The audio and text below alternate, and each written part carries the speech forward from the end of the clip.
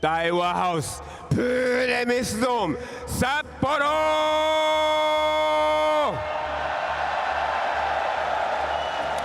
本日は円周落となります。ファイナルデーがやってまいりまして、最後の20チームが戦います。Hello everyone and welcome. I'm Ryan Hart and it is Championship Sunday. We have whittled down to the last 20 teams that will battle it out for the ALGS Championship Trophy.ALGS がアジアで開催されるのはいずれ行う運命でしたが、本日どちらのチームの夢が叶うことになるのでしょうか。運命のお呼びでございます。ぜひお見逃しなく ALGS Championship Finals をお楽しみください。ALGS coming to Asia was always a part of destiny, and now it is forever etched into ALGS history, much like the dreams of one team here on Finals Day. But who is going to answer their call of fate? 札幌の皆様、本日これから行う試合、お楽しみなのでしょうか。もう一回行きましょう。One more time。ここにいる皆様、これから行う本日の決勝の試合、お楽しみなのでしょうか。この10年に入って以来、偉大な伝説と競争の頂点が作られたリーグが誕生しました。Since the turn of a decade, a league was born, which built the pinnacle of competition and legend. 選手たちが競い合い、王者が生まれ、闘技場が誕生したのです。Players have battled, champions were forged, and an arena was born. More tournaments have been won than mere mortals will ever enter. Walk with us through the competitive history of Apex Legends.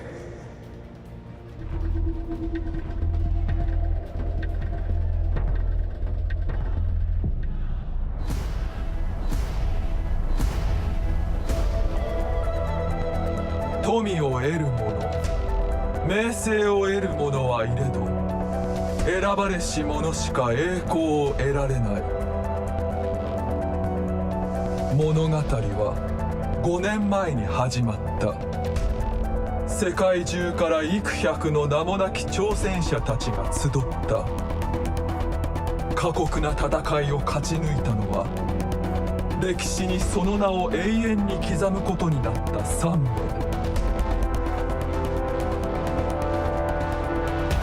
立ち向かえる者は誰もいなかった。無敵な彼らの時代が始まった。It's going to be a big setback there, but MVP is not the one we're worried about. Is there just a setback here for TSM? Who is going to do it? TSM, you're your champions. しかし、世界は闇に包まれ、戦いは分散した。そしてそれぞれの国で新たな勇者が生まれた。5名の勇者が勝利の旗を掲げたが、王たちは王冠を譲らなかった。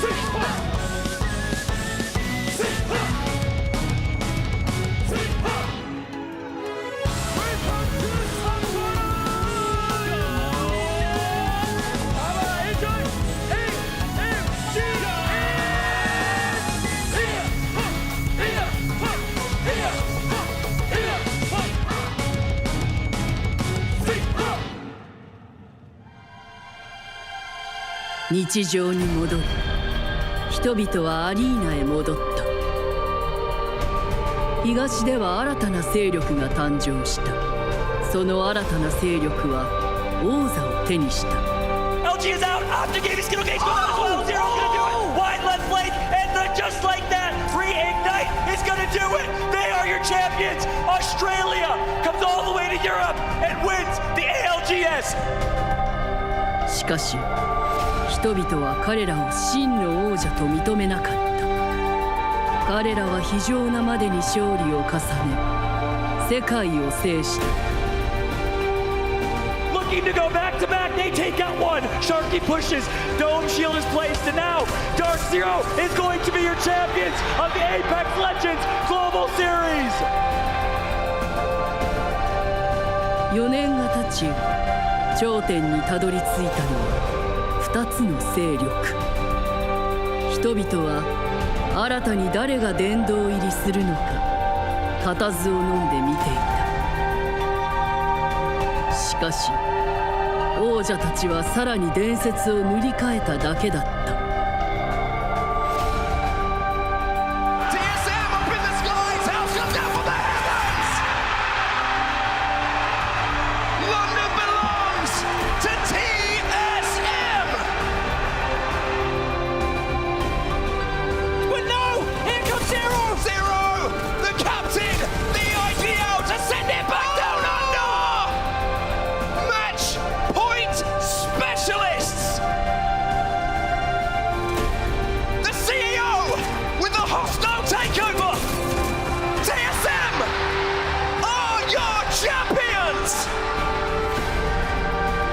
Legacy to a dynasty.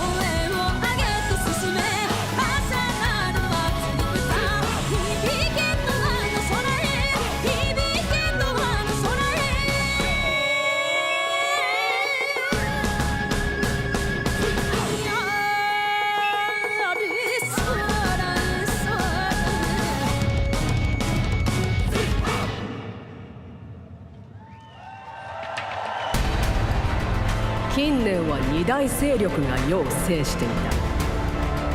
隙がない彼らを下ろせるのか。人々はそう疑問に思った。あまたの挑戦者が立ち上がったが、人々は歴史が変わらないと思っていた。思いがけない英雄が現れるまでは。It's a massive moment for Apex! It's a huge moment for Apex North! As Rejectwinity will be your champions! この勝利を皮切りに二大勢力の終焉が始まった。新しい同盟が組まれ、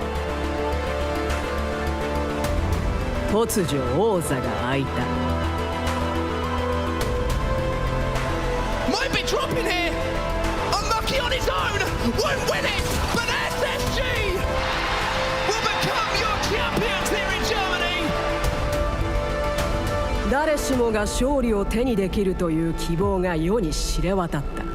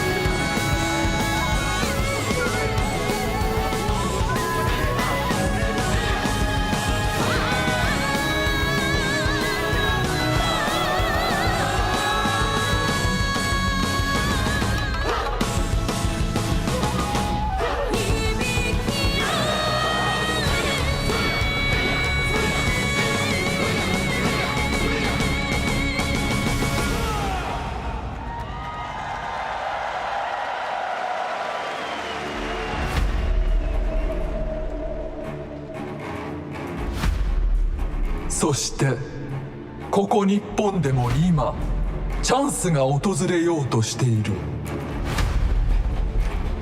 新たな挑戦者は現れるのか。近年の覇者たちはさらなる伝説を紡ぎ王者に近づけるのか。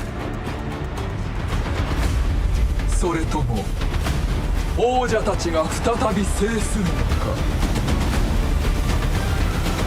全てのチームへ運命が呼んでいる。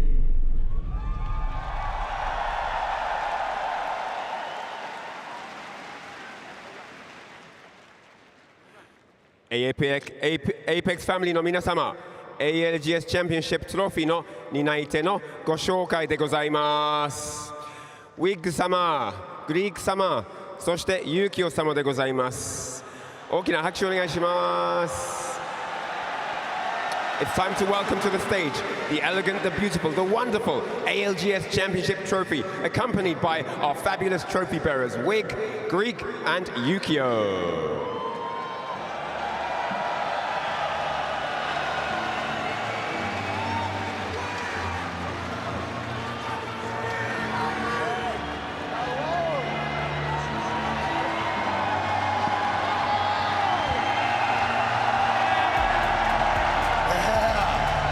That's what we talk about.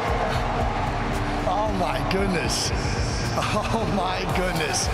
Sapporo Daisuke!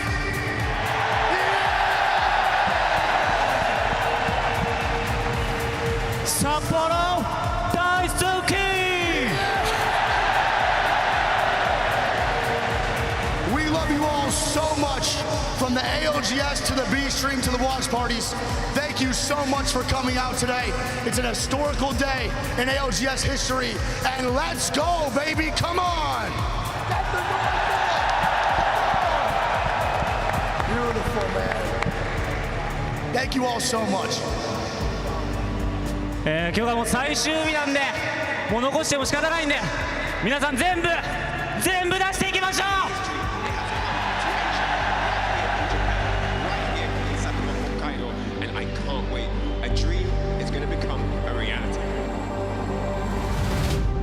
After split 2, not a single North American team wanted to take a chance on me. I know that I can prove to be on the stage again. 첫날부터 꽉 차 있어 좀 많이 긴장됐고요. 파이널 있는데 더 찰 거 생각하니까 기대되고 설렙니다. Me and the boys just want to prove that we're the best team in the world right now.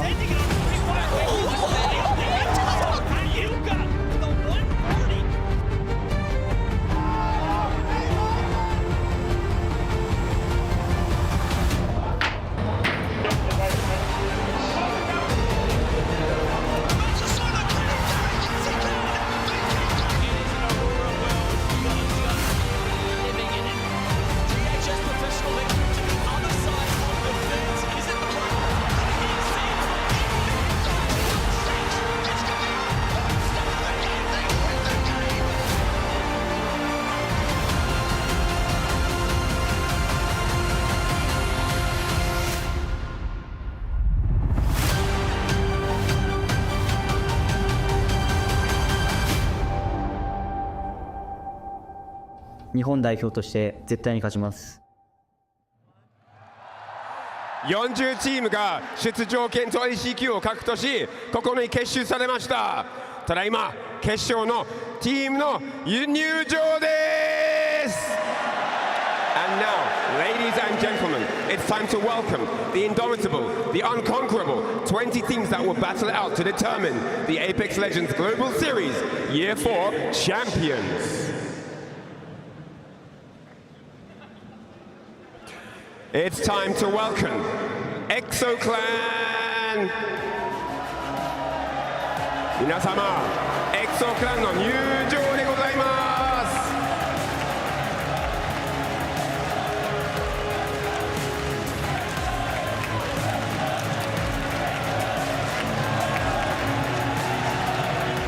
す。そしてその次、Gaming Gladiators!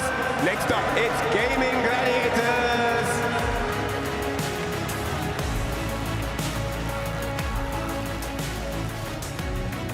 そそして BK ゲーミングの入場です。 Next up is BK ゲーミング。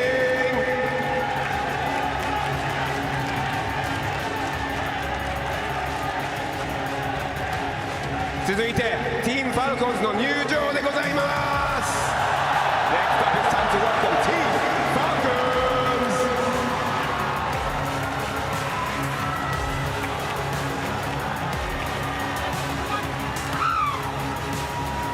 続いてティームノクテムの入場です。 Welcoming to the stage Team Nocturne。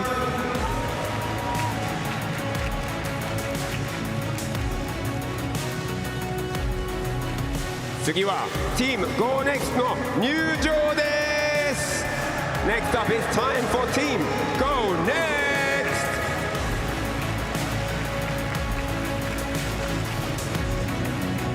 続いて次は Shopify Rebellion の入場です。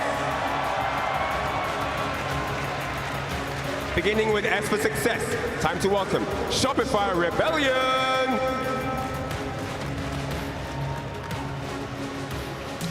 続いてチームフュリアの入場です。 To the stage it's time for Team Furia。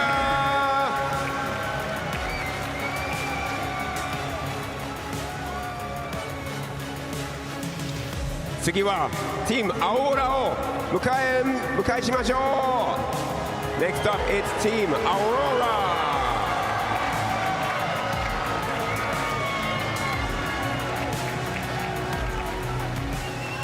次はティームギルドを迎えしましょう。 Heading to the stage it's Team Guild。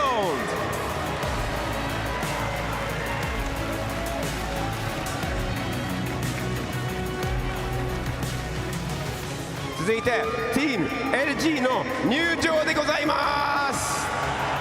Let's go because it's time for LG。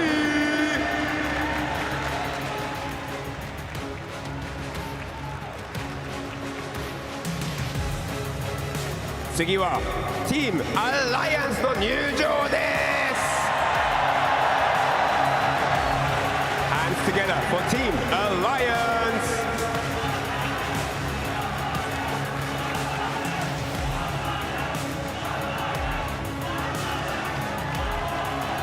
さあ次はチーム TSM の入場です。 Heading to the stage is TSM。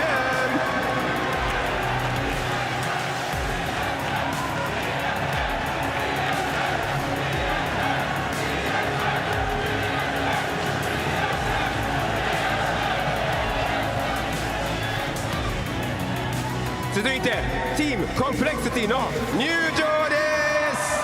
Next up it's time to welcome Team Complexity。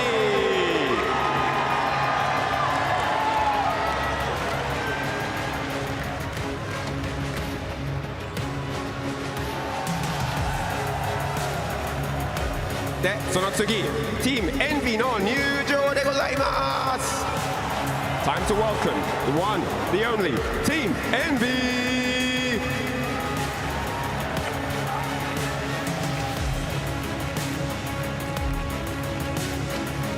次は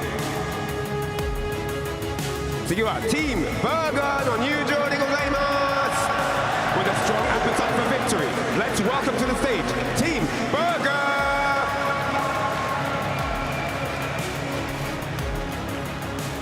次は Team Virtus Pro の入場でございます。 Next up coming to the stage is Team Virtus Pro。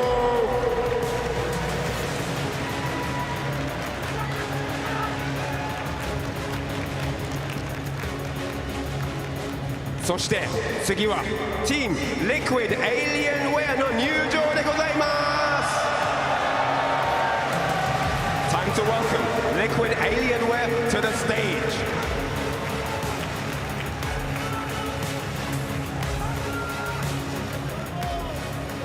次は準備よろしいでしょうか。 Enter Force 36の入場。 Time to welcome to the stage the one, the only Enter Force 36。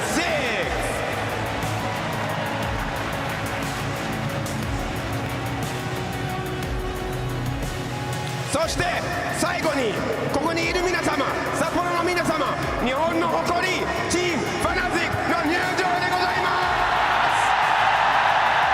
It's time to welcome the one and only Team Fanatic.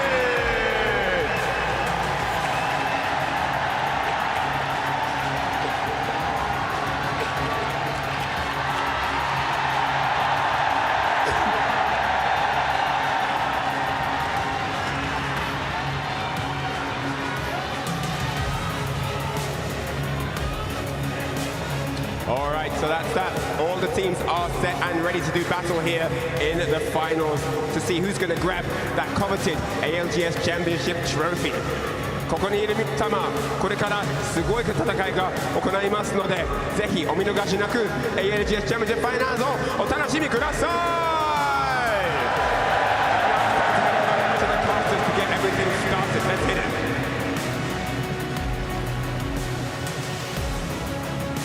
It's moments like this that you spend years waiting for, sometimes lifetimes. All the people in Sapporo knew there was something pulsating in the air today. A champion would be born, and they would rush to Daiwa House to see it. Over 13,000 people in attendance, by far the biggest event in ALGS history. Year 4, Match Point Finals, Championship Sunday is about to begin.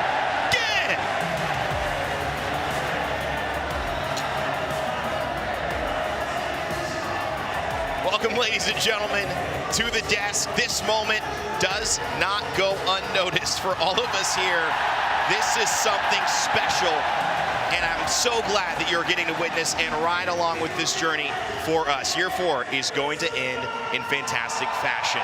I am your host, Rain Day, and I am joined on this desk by some of the best people in the world, some of my dear friends, and of course, amazing peers and colleagues to talk about this game. Lauren Glitter, Explosion, Snipe Down, and of course, Jamerson. Guys, this is what it's all for. An entire year has passed for this moment today.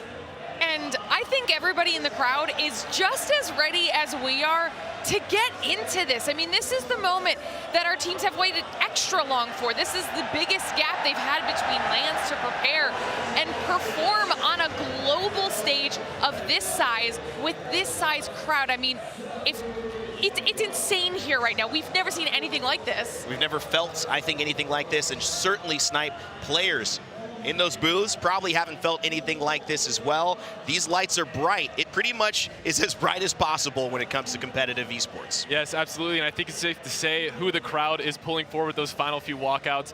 Honestly, at this moment, you could see with some of the players who's been here before, some people that might not have been, but this is the moment you sit down, you take it all in, and you focus on all the work that you put forward this weekend, the months and months of prep that went into it, and this is the moment to lay it out on the table. There is no excuses, nothing left but the championship. Championships are not given, they are earned, Jamerson. This moment, you cannot let it slip by.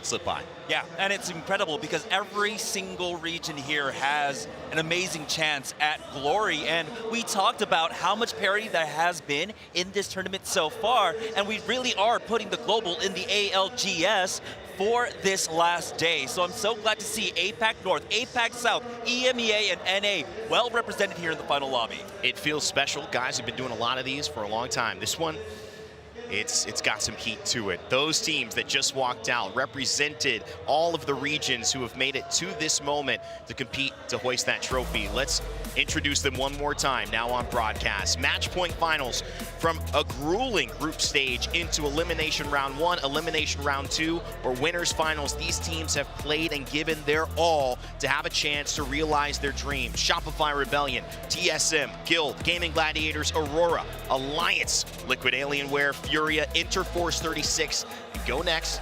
10 teams from our winners round that are sitting in the better position in terms of some of their picks. From Elimination Round 2, however, you saw teams like Falcons fall down but rise back up to the occasion, as well as Complexity, Virtus Pro, Envy, Noctum, Team Burger, LG, VK Gaming, Fnatic, and ExoClan. And this is what they're playing for. $600,000, Lauren.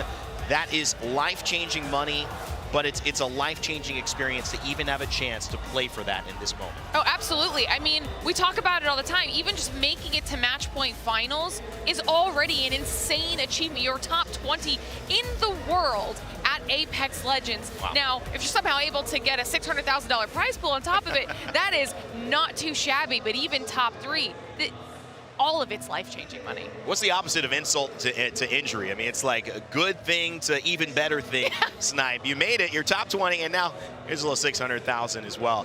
Guys, let's start breaking it down because these teams are ready to play. The crowd is hype. I want to get right into it. EMEA, this is a region that has lifted a trophy this year for the first time, Jamerson.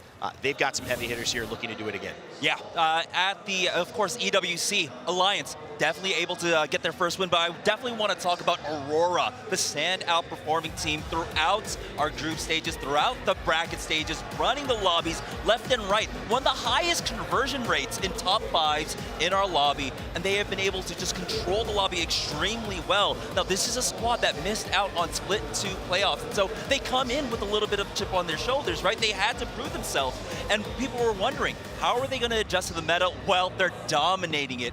But that's not to be outdone because we have so many other squads well represented by EMEA. And like you had mentioned, Alliance come in. Hawkis, one of the best IGLs in Apex Legends history, always missing out on a LAN win until this year. EWC, he's finally able to hoist that trophy up high. He's done it with so many different rosters to get here, and he finally gets it, and they are getting better and better as they go on. But of course, one last team we have to mention from EMEA, the dark horse of this group, I would say overall. Really knocked it out of the park throughout the group stages. I think they surprised everyone with their E-District performance so far. And this was a surprising one. And we knew that E-District would throw a wrench in the works for a lot of teams, and it was gonna be Noctum that picked that wrench up and started smashing the machine and really breaking it all down. I love it. And you know, you could say they knocked them out of the park. That's, you're almost there. You're almost there. But great shout out at EMEA, a region that has certainly seen success this year, bigger than any other moment. Can they continue that on and start conversations of a dynasty? A third place, a first place, and another first place? That's pretty close to what TSM did just about a year ago. Now, Snipe, speaking of TSM, speaking of North America, there are juggernauts here. One making it into a limb round 2, one who's made it through winners, and another one we just have to keep our eyes on at all times. I want you to break down who you've got your focus on from North America today. Yeah, I mean, there really is the main team to focus on, and we showed it in the losers bracket, is Team Falcons. They finally got their shit together, going into it with a first, a second, and a first to close it out. I don't know about momentum, but I mean, if there is a thing, then they're gonna hopefully carry that forward. We have 2 players in Hal and Zero who decided to combine their forces and try and win, and they just have fallen short so far. Walty fell into the losers bracket for the first time ever, so I know this team who has won before, has been here before, they can come out and perform, and we'll see what happens. Another team that we're gonna focus on is Shopify. This is the kind of, we have the old and the new. You have Zainu and Koifel, who are the new young guns that have clearly shown how dominant they are. They've now won with 1 IGL, they swapped IGLs. We're gonna see if it pays off here in the grand finals with MT. And you know, these 2 players, Koifel was a kill leader for one point. Everyone's talked about him being one of the best controller players. It's so cool to see these teams in kind of the history in North America, because North America used to be the best region. Now it's kind of up in the air on where it's at. Another team that you cannot leave out here is going to be TSM. I played for them. I know these players so well. Reps and Verhulst, I mean, the whole losing Hal to another team has fired them up more than they ever were before. They decided to take a risk on Zapto, who was a relatively new player, gave him the IGL powers. I can't imagine the confidence that he felt having 2 legends in both Reps and Verhulst on that team. And one thing I want to point out with all 3 of these teams is that all of them only have 2 of 3 players that have won a LAN. So if any of them win, they will be a fully combined team with all LAN winners. It'll be curious to see what happens. I love the story you set up there. The Falcons experiment. Was it worth it after all to spend a year and not lift 1 LAN trophy? That's what happens if they don't get the W today. And can Reps and Verhulst, I saw Reps' parents, Don and Tanya, earlier on, thanked for all the support that's been given to them over the years.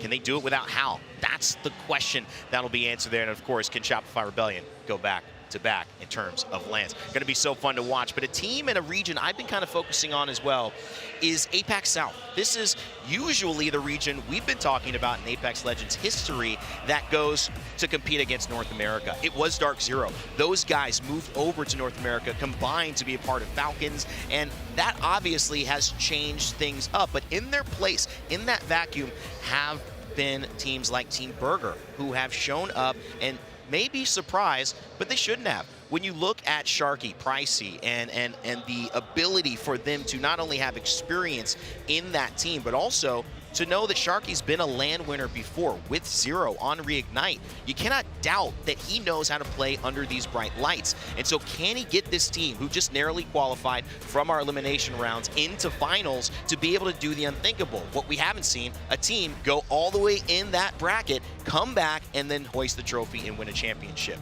Another team that I've kept my eye on a lot because it was befunneling. It was crazy if you came in. Guild Esports. These guys were comprised of an APAC South region, and they took on a lonely North American guy. The only problem was that guy wasn't so lonely. He had a trophy by his bedside. He had just won, of course, in Phony. Jesco and Legacy have now put together a performance that is outpacing Shopify Rebellion, his former teammates of Zainu and Koiful, who swapped him out for MT from APAC South. So can Phony carry this team in a new situation from a new region back to the top? It would end any doubt and any questions of his ability, and it would also make us look at, I think what happened after that Split 2 playoff with some more questions as to maybe they didn't make the right decision. Of course, there's still one more region, and it's the loudest region. It's the region we're in right now, Lauren, and we want to end with you.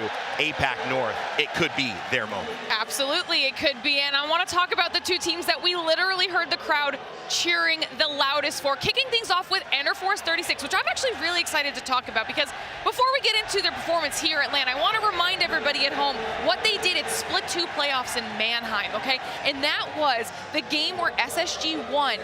They had a fantastic position. Enterforce 36 could have won that match. They decide to drop off of their God spot, spoil TSM's chances at winning, essentially give the match to SSG, but they did it to solidify their chances of being here at Champs. They needed it to end then so that they could play on this stage. That has been worth its weight in gold, okay? Because not only have they had an okay group performance, but then got better from groups in arguably the hardest bracket of the entire competition. So consistent in winners, and now a terrifying trio to be sure. But of course, the other APAC North squad we have to touch on is the legendary Fnatic themselves. Yuka, Laika, Meltsera, the crowd has been behind them since day one. This is the team that everyone wants to be winning, and they've obviously had a fantastic run so far. They are a team, the Fnatic brand has not missed a match point finals since Champs in 2022. They've been at every LAN match point final since. This is an experienced squad. They know how to handle the pressure of it, and we saw them do that in groups. They were dominant. Fell off a little bit in the bracket stage, and it took a pretty sloppy fight that we talked about with 100 Thieves to kind of get them back in that groove. After that, they started to pick it up. They get the win in that match, and they start looking like the Fnatic we know can go home with a dub here at Champs. What an exciting thing that would be. This place, Daiwa House, would erupt. I'm not sure if the floor would be stable to walk on if Fnatic ended up lifting a trophy here, but we're about to find out. We had some talent predictions like you do as well back at home. Fan favorites, maybe intuitions of who you think is going to win today. I went with TSM. One of the reasons why is Verholz was the first player I saw. He was working out in the gym really early in the morning. Then I saw Reps' family, and I just thought, wow, and I was given a TSM bracelet yesterday. So I literally felt, I mean, the gods are telling me maybe this could happen. Everyone else obviously feeling Fnatic, Aurora, Alliance, Guild. These are great picks. Reddit says Falcons. Wow, so many opportunities. Either way, one thing I know, we're going to make some history today in Sapporo. Thank you so much for watching and being a part of this ALGS family. It is time for the moment we've been waiting for, the end of the year, the beginning of our championship Sunday, and I don't know two better people to toss it over to. My dear friends, Mark and Dan. We feel blessed. I've got to be honest with you. We feel absolutely blessed to be able to open our match point finals today on set in Gaskin. Dan, it doesn't get any bigger than this. This is a year's worth of work going into one day of action. I think it's one of those moments, it's an I was here moment. It doesn't matter how many years down the line, every single person in this building will remember this moment. But it will be even better for one team on that stage, but we have to get there first. It is going to be a slog here. There are so many good teams in this lobby. It is very difficult to predict. I mean, we see the talent predictions. We, of course, sometimes we hedge our bets here and there, but it is a scenario where, realistically, anyone on this main stage could be lifting that trophy, and that is something that will produce something spectacular. Well, E-District is going to be the first map that we see in our match point finals, and at some point today, one of the teams who hits match point will have to win that game to lift that trophy. You saw it brought out onto our main stage. You saw the introduction to today, the beautiful dance that we saw down on our main stage, but now it's time for us to almost get underway. Talk us through the POI draft, Dan, because this had huge implications. We saw a lot of early Storm Point picks, but the first team that went to E-District was Gaming Gladiators from pick 9 in that POI draft. So we'll definitely be looking at them and how they produce some results from heights right from that northeast side. If we see the zone shift that way, Heights is such a commanding POI to have, just the pure high ground you have. Well, here we go then. This is the moment we've been waiting for. It's been 4 days of action that all lead up to one day. Fate is calling. That trophy is what it's all about. And match number 1 and 60 players in our lobby, they know it better than anyone. It's match point finals here in Sapporo, and it's time to get the action underway. And I have a feeling this crowd is going to be particularly excited for E-District. One reason why, enter Force 36. They are our best performing team on this map so far this tournament, and I cannot wait to see what they do here in the match point finals. I've got chills. I have got chills. I had tears in my eyes earlier when we saw the history of the ALGS being played out in front of us, but that's history, and it's time to create some more. And no surprise, we are jumping on with the hometown heroes. The roar that came through in the Sapporo Dome when Fnatic walked out earlier was deafening. The support is here for them, but the question will always remain, can they win here in Japan and call themselves champions? E-District has not been their map, but that being said, they've still been able to find a consistent amount of points to find themselves here in the match point finals. I think a big thing was the difference we saw from group stage Fnatic to then bracket stage Fnatic. They were not the same squad. They weren't playing with that same confidence, but if they can find that early stages here, they could run away with this whole darn thing. Now, speaking of run away, where are you going to be running to in the zone? We're going to be heading to the northwest, up to Resort, and between there and City Hall.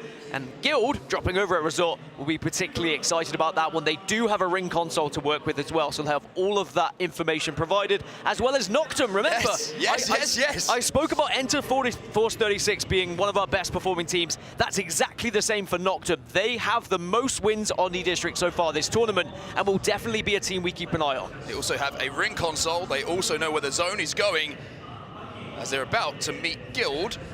Maybe looking for a god spot themselves. A little bit of an Evo Harvester going to be picked up by them, but I mean, it's the perfect start for the team who has almost felt perfect every time we've seen them on E-District. Elsewhere though, a little bit of potential interaction happening around the map, and one of those teams is going to be Guild. This was what kind of the potential battle we were talking about, where you saw Noctum and Guild just kind of having a look at each other, maybe trying to play for a spot, maybe just going for that Evo Harvester. But I think one thing we can guarantee in these early moments of our early games today, Dan, there is going to be nerves. There is going to be some trepidation. Even though the adrenaline will be flowing through the bodies of these players and teams, you've got to make sure that when that engagement comes your way, you're as cold as you've ever been. The real question is, do those nerves lead to a mistake? Do they lead to making a poor decision and taking a fight that perhaps you wouldn't? Does taking a fight help ease those nerves? Because there are teams who prefer to just get that one out of the way and start to feel confident in their ability to take those fights as well. So I'm interested to see who is that first team to find themselves in an engagement. Now, Alliance, another squad who have been able to move extremely quickly over to the northwest side of this map. Shopify Rebellion also moving. And then speaking of first fights, Monsoon and the rest of the Complexity squad just being tickled by Aurora right now, but it is not going to be a proper engagement. Those two teams, great friends outside of the game, but in the game, Unfortunately, I'm sure for their friendship, bitter enemies for now. Care package going to be dropping pretty near to Aurora as well. They'll be hoping there's Evo cash in there so they can get at least up to a purple shield on one of their players, and hopefully for them, anyway, maybe not for the rest of the lobby, there's a cheeky little weapon they can use to do some damage. So it's going to be Fnatic, Complexity, and Aurora all around Blossom Drive in Neon Square, and Complexity have run into Fnatic a lot this tournament and pretty much lost out the majority of time, so I'm sure they want to avoid them if they knew who it was. TSM also being pressured by Enter Force 36 here. All on Grays, may I add. And maybe E36 getting that information. Do they want to fight this? Because they are certainly closing in on them. So TSM, like you say, not looking great when it comes to armors. Haven't really had the opportunity to leave down the southern side of the map at Shipyard Arcade, because E36 are running them down. Yeah, now, they want E36, no surprise that they want it. They probably got some armor checks. We saw some damage onto TSM. They know they've got blues. They know that TSM don't. If they play this well, there's no reason they shouldn't be able to pick up some KP here. Well, think back to that Storm Point game yesterday. Enter Force 36 absolutely obliterated the lobby. And TSM need to be careful. To be careful, Bubble's going to go down. Zap has to play the back of that bubble just to pop that cell. See that? He's going to go in. He's going to wreck Verholz. TSM, not the start they would have wanted. Illy with the first one. Sinam looking for the second. And unfortunately, the armor disadvantage for TSM might be too much here. Reps left on his own. Can he escape somehow here for TSM? I think that has to be the aim. We've seen Reps get away from fights before, but you've got to run as fast as you can and hope and pray you don't get shot. But it can be so difficult, especially with the weapons that are in the meta right now. The Nemesis, the Scout, you can absolutely destroy someone who's trying to escape. And Sinam is on the hunt. And TSM are so close to being our first team eliminated. I think Reps knows that this is done. That is behind the hot food counter, where we're going to see E36 heat up early here. TSM, the first team out of the lobby in our match point finals. I mean, if there is one team you do not want to allow to heat up in the early stages, it would be Enter Force 36. If you have not seen that Storm Point game I'm referring to, I really encourage you to go back, watch those VODs, and see one of the most historic games we've witnessed in ALGS and how they performed. It was just the amount of fights they were able to win, even when you thought they were down. Now elsewhere, Fnatic will continue on their rotation on the western side. They're probably going to try and skirt the edges and get up towards Boardwalk. I think there is one team up there, but they should be okay for now. One thing I love about this zone as well, this is more of a typical E-District zone. This is one where you see a lot of buildings that can be played up to Zone 3, Zone 4, where everybody has a place to play. And this is going to be a real test of, I think, the nervousness that's in the camp of each of these teams. Because when we've got everybody stacked up, if you've watched Apex Legends before, you'll know that it comes down to those micro-rotates, the micro-decisions that you have to make towards the end game to find a space, a third-party opportunity, some way to progress in those leaderboards, get those placement points, and let the kills come to you. Falcons also trying to get to the western side of the map, arguably to hit the ring console just below Blossom Drive, but let's see where this zone is going to be going. Continues to pull a little bit further north, as expected from everyone who had already found themselves in this area. They are going to be comfortable in the buildings they previously found. A couple of teams just keeping an eye on. Enter Force 36, of course, who dispatched TSM a little bit earlier over at Shipyard Arcade, just working their way through zone. This is something they've done quite a lot, actually, here on E-District. They've kind of taken an early fight, and then with the Valkyrie in the composition, looked for a late hit on ring console, and then taken to the skies to play the side of zone that looks a little bit quieter. It's worked for them so far to get to match point finals. The question is, will it work here in our match point finals? I think this might be the most Valkyries we've seen in a lobby, certainly that I can remember anyway. Only a couple of catalysts alongside it, and then we're seeing the tried and tested Newcastle, Gibraltar, and Rampart, which has been the most popular one. But we also have a Loba in the lobby from ExoClan. They've been running that throughout the tournament. And, of course, I can't not mention it, we have the Mirage on Aurora. Could we see the first ever LAN victory and first ever trophy picked up by a Mirage team? So third beacon information has been gathered here by Shopify Rebellion. That's why you see that green circle in the top left of your screen on the map overhead, and they are going to play this position and be here for quite some time. Spoke to Slayer's from ExoClan a little bit earlier outside the hotel before we arrived here at the venue, and he kind of questioned him on the Loba pick, and he was like, we just want to loot up as quickly as possible. We drop the Loba roll, we get 2 guns, we'll worry about the loot later. The black market availability means that they'll be good for cells, ammo, whatever it is, and when teams die around them, everything as far as gunfire, attachments, weaponry could be brought to them.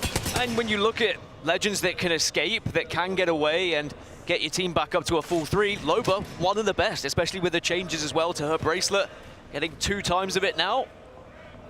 But ExoClan would rather not have to run away from fights, but they find themselves in yet another finals lobby. Somehow, some way, they just keep getting here. An incredible team. When they get in those fights, when they get down and dirty, they just seem to find the points. Only 3 teams outside of the zone at the moment. E36, Aurora, VK Gaming, Virtus Pro? Did I say 3? Maybe 4. Virtus Pro pretty close to the northern side of the zone at the moment, though, so they haven't got too far to go. Fnatic are sort of entering zone at the moment, down to the southern side. Furia pretty close to them, but not close enough for an engagement to break out. All those teams, of course, will be looking to level up that Evo, hit a couple of Harvesters on their way to zone to make sure they've at least got purples, as they will have to fight their way in a little bit later. And this was the Virtus Pro squad you were talking about. VK Gaming on the other side of this down south. So if Virtus Pro don't feel like going through the choke on the north, they might run into VK, but I imagine that they will just try and reposition, get the ring console, and wait for that information. So that's going to be the play indeed. Ring console is going to be high priority for VP. Elsewhere, Aurora, I've just found a solo member of VK Gaming, and I think they might have just been scared away by the presence. I mean, it's smart from Aurora, right? It also shows maybe a little bit of nervousness, because they see one player, they're like, oh, why is someone in zone? If we go down here, or there's a full team above us, this is a difficult fight to take. They back down smartly. VK kind of get away with things here, and you can see like deep in zone on that right-hand side of your screen. This is what we're talking about. Yeah, we always have the extra ability to, see the map overhead, but you can understand why these decisions are made. Similar to yesterday when LG didn't go up the zip, for example, even though we knew no one was there. They made the right play.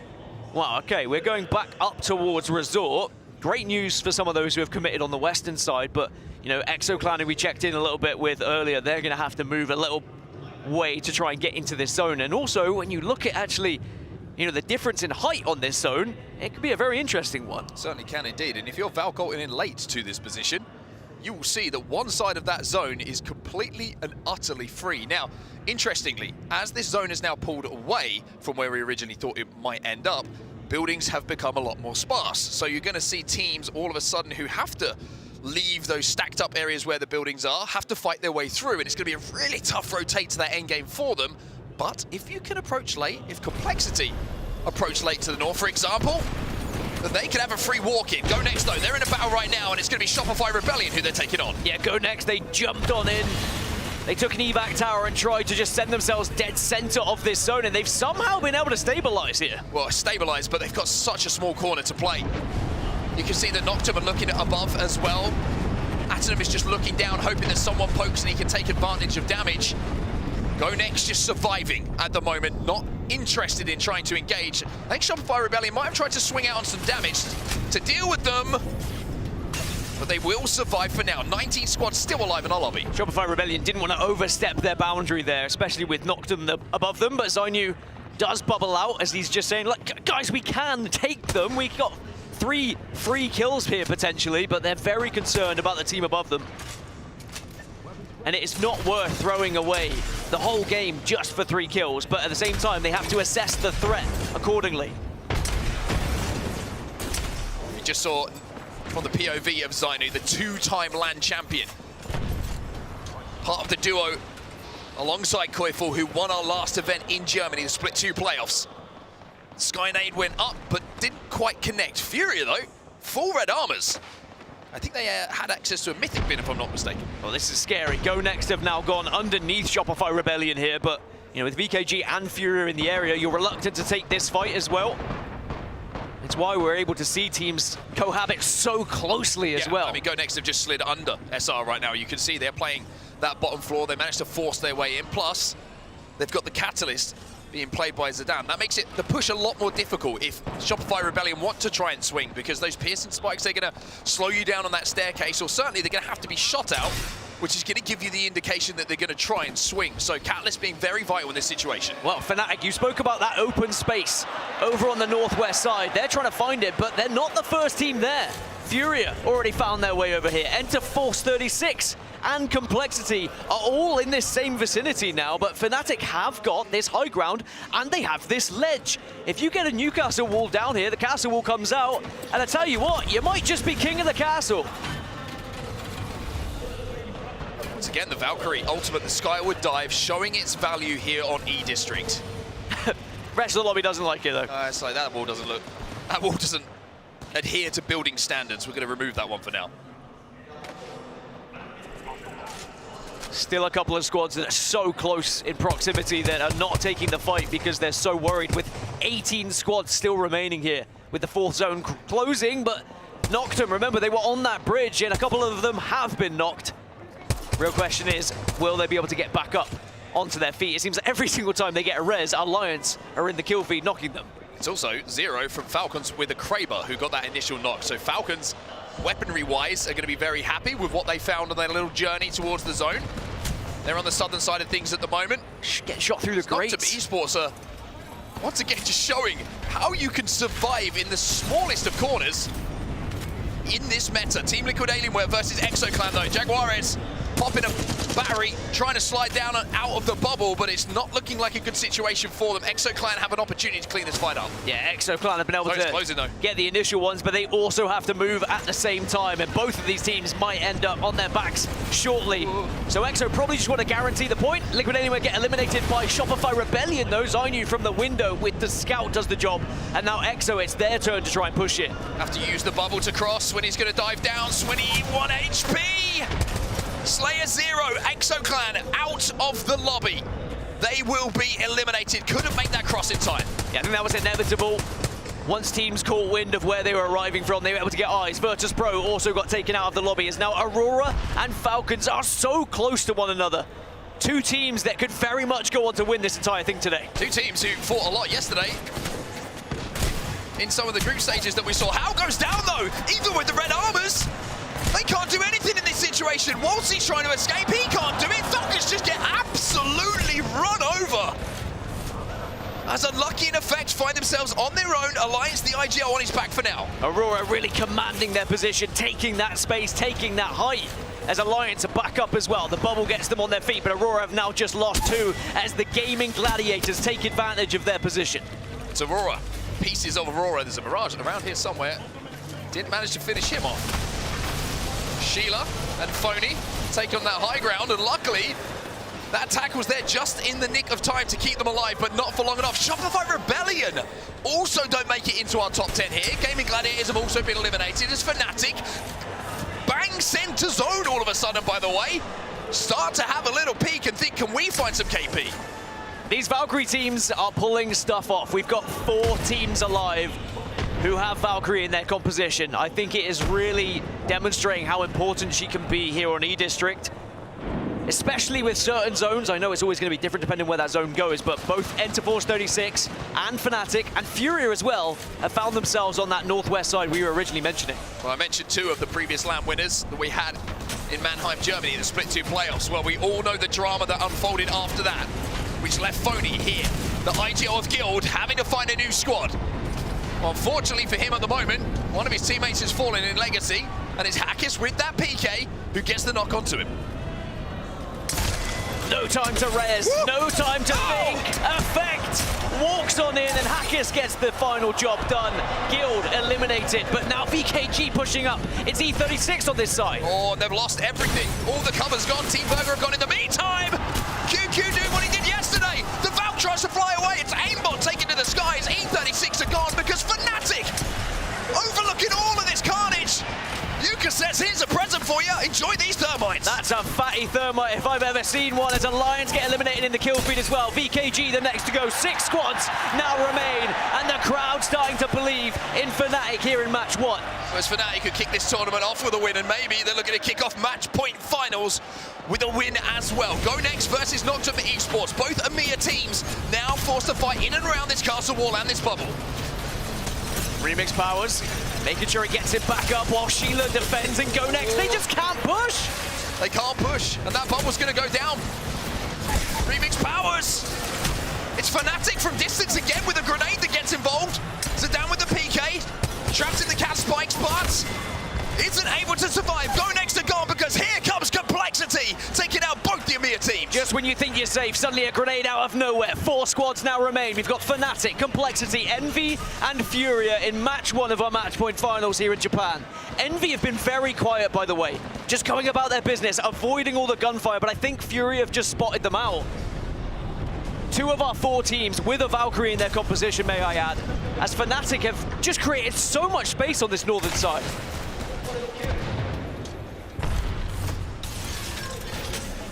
You mentioned Envy. Well, across from them, staring them in the whites of the eyes, is going to be Furia. The slam and the counter slam. The wall will belong to Envy here, which will force Furia away. By the way, Complexity have been able to just manipulate this map in a way where they found themselves on the southern side, and if they can kind of force everyone else to engage here on the north, there is a real chance Complexity can walk away with it. Well, Envy, they're going to poke out Vaxelon. He's dealt with. Complexity also from distance getting involved with it. So Furia, even the full red armors can't save them. They will fall out in 4th place as we are now into our top 3. What an opportunity this is to score big points for all 3 of these squads who remain in this final circle. Fnatic and Envy are the closest, but look at the coverage. Envy getting absolutely ripped though. Envy are gone. It's a 3v3, Complexity versus Fnatic. Leica trying to survive. Complexity move forward.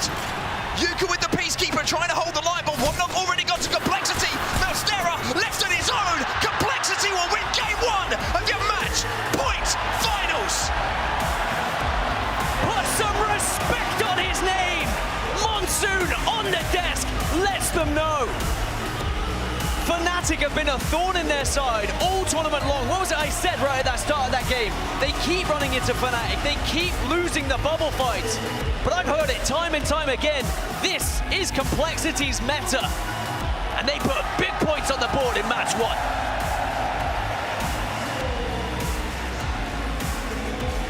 So it is North America who strike first here in Sapporo. You mentioned it. Everybody's saying when the patch came out, this is a Complexity meta. Well, maybe, just maybe, they're about to prove us right. Complexity, 21 points on the board, 12 points for first place, 9 KP as well. And remember, in our match point finals, it's all about, first of all, hitting 50 points and then winning a game to become champions. Complexity almost halfway there. What a feeling that must be for Complexity.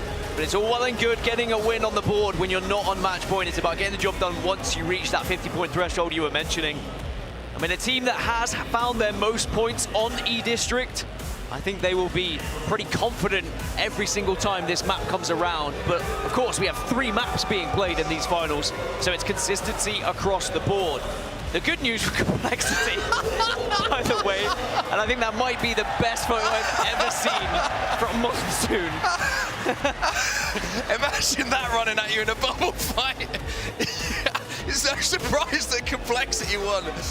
Well, Fnatic do still pick up 17 points. The hometown heroes putting up a big number to ensure that they stay in this race for match point as well. Absolutely unbelievable. Absolutely unbelievable. Well, with game 1 done. Excuse me, sorry, I'm still flummoxed from the Monsoon picture. We're actually going over to Ryan on the floor because he, I believe, is with a very special guest. 札幌の皆様、特別なゲストがいらっしゃってますので、勝弘秋元様でございます。盛大な拍手をお願いします。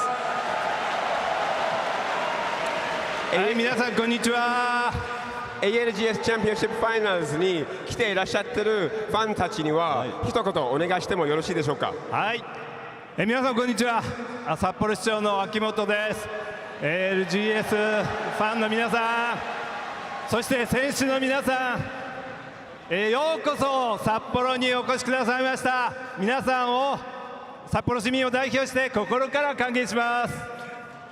So I asked if he had any kind words for the fans here in the Dome, and he just said that he's very happy to welcome everyone here, and of course he appreciates each and every person in attendance, and he's over the moon about this happening right here in Sapporo. On to my second question. I'm going to ask him, you know, what does it mean for him to have a massive event like this happen in Sapporo?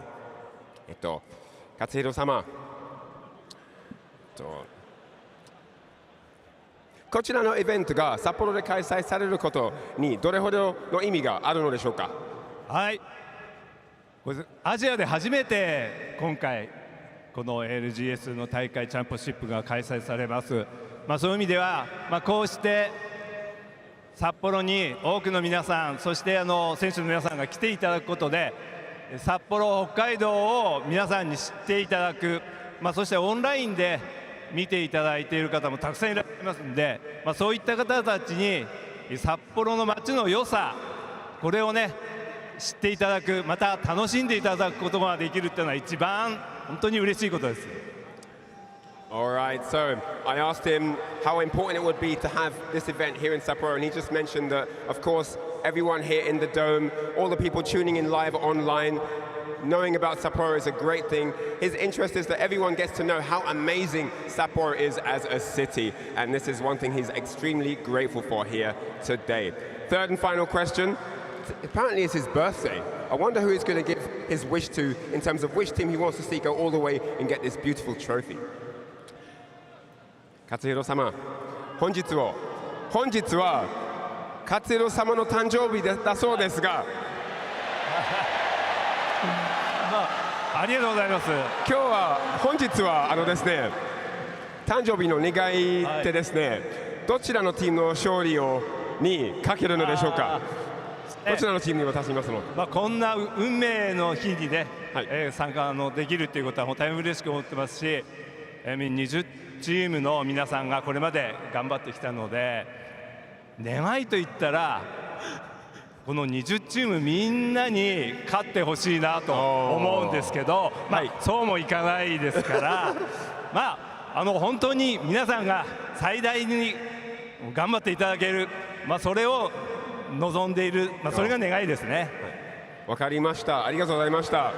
So I asked him who he would give his birthday wish to, and he replied that all 20 teams have worked very hard to be here and all are equally deserving of the title. So he's just really happy that people are here enjoying the event and histories are being made at the ALGS Championship. 皆様、勝弘様、大きな拍手をお願いします。はい、どうもありがとうございます。All right, that's it from me here and the mayor of Sapporo. Take it away. Thank you so much. I mean, what can you say? This has been such a big event when you've got the mayor of Sapporo here showing his support for what is, such a landmark event, not just for Sapporo, but also for the ALGS. Look at how many people are in here. I've got a couple of friends, and one of them said that he was queuing for so long to get in, and understandably so. I mean, look at the amount of seats that aren't filled.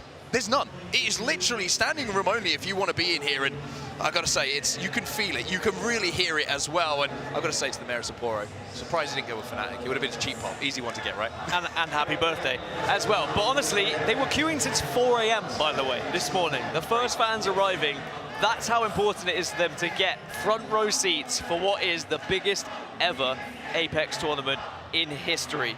ALGS has grown so much throughout when we've been involved ever since the very beginning on set, and it is honestly so magical to be here. I mean, everyone forgets as well, we worked through the pandemic as well. 2 years of online competition, everyone was waiting for that opportunity to get back on LAN, and the first ALGS Championships in Raleigh, North Carolina was that moment, and it felt more than just a tournament, that one. It really did feel like finally a community that had built itself had the opportunity to get in one place and support these players and these teams that you see on this stage. And a couple of years later, I mean, look at this main stage, look at the amount of people that are here in attendance, and look where we are.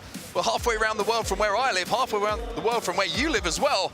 Here in Sapporo, Japan, it certainly has been an experience for everybody, to say the least. But back to the action then, back to our match point finals, and Complexity with that win in game number 1 will be extremely happy with how E-District went. But now we change things up. We move over to Storm Point, where a lot of teams prioritize that POI draft that you saw briefly on your screen there.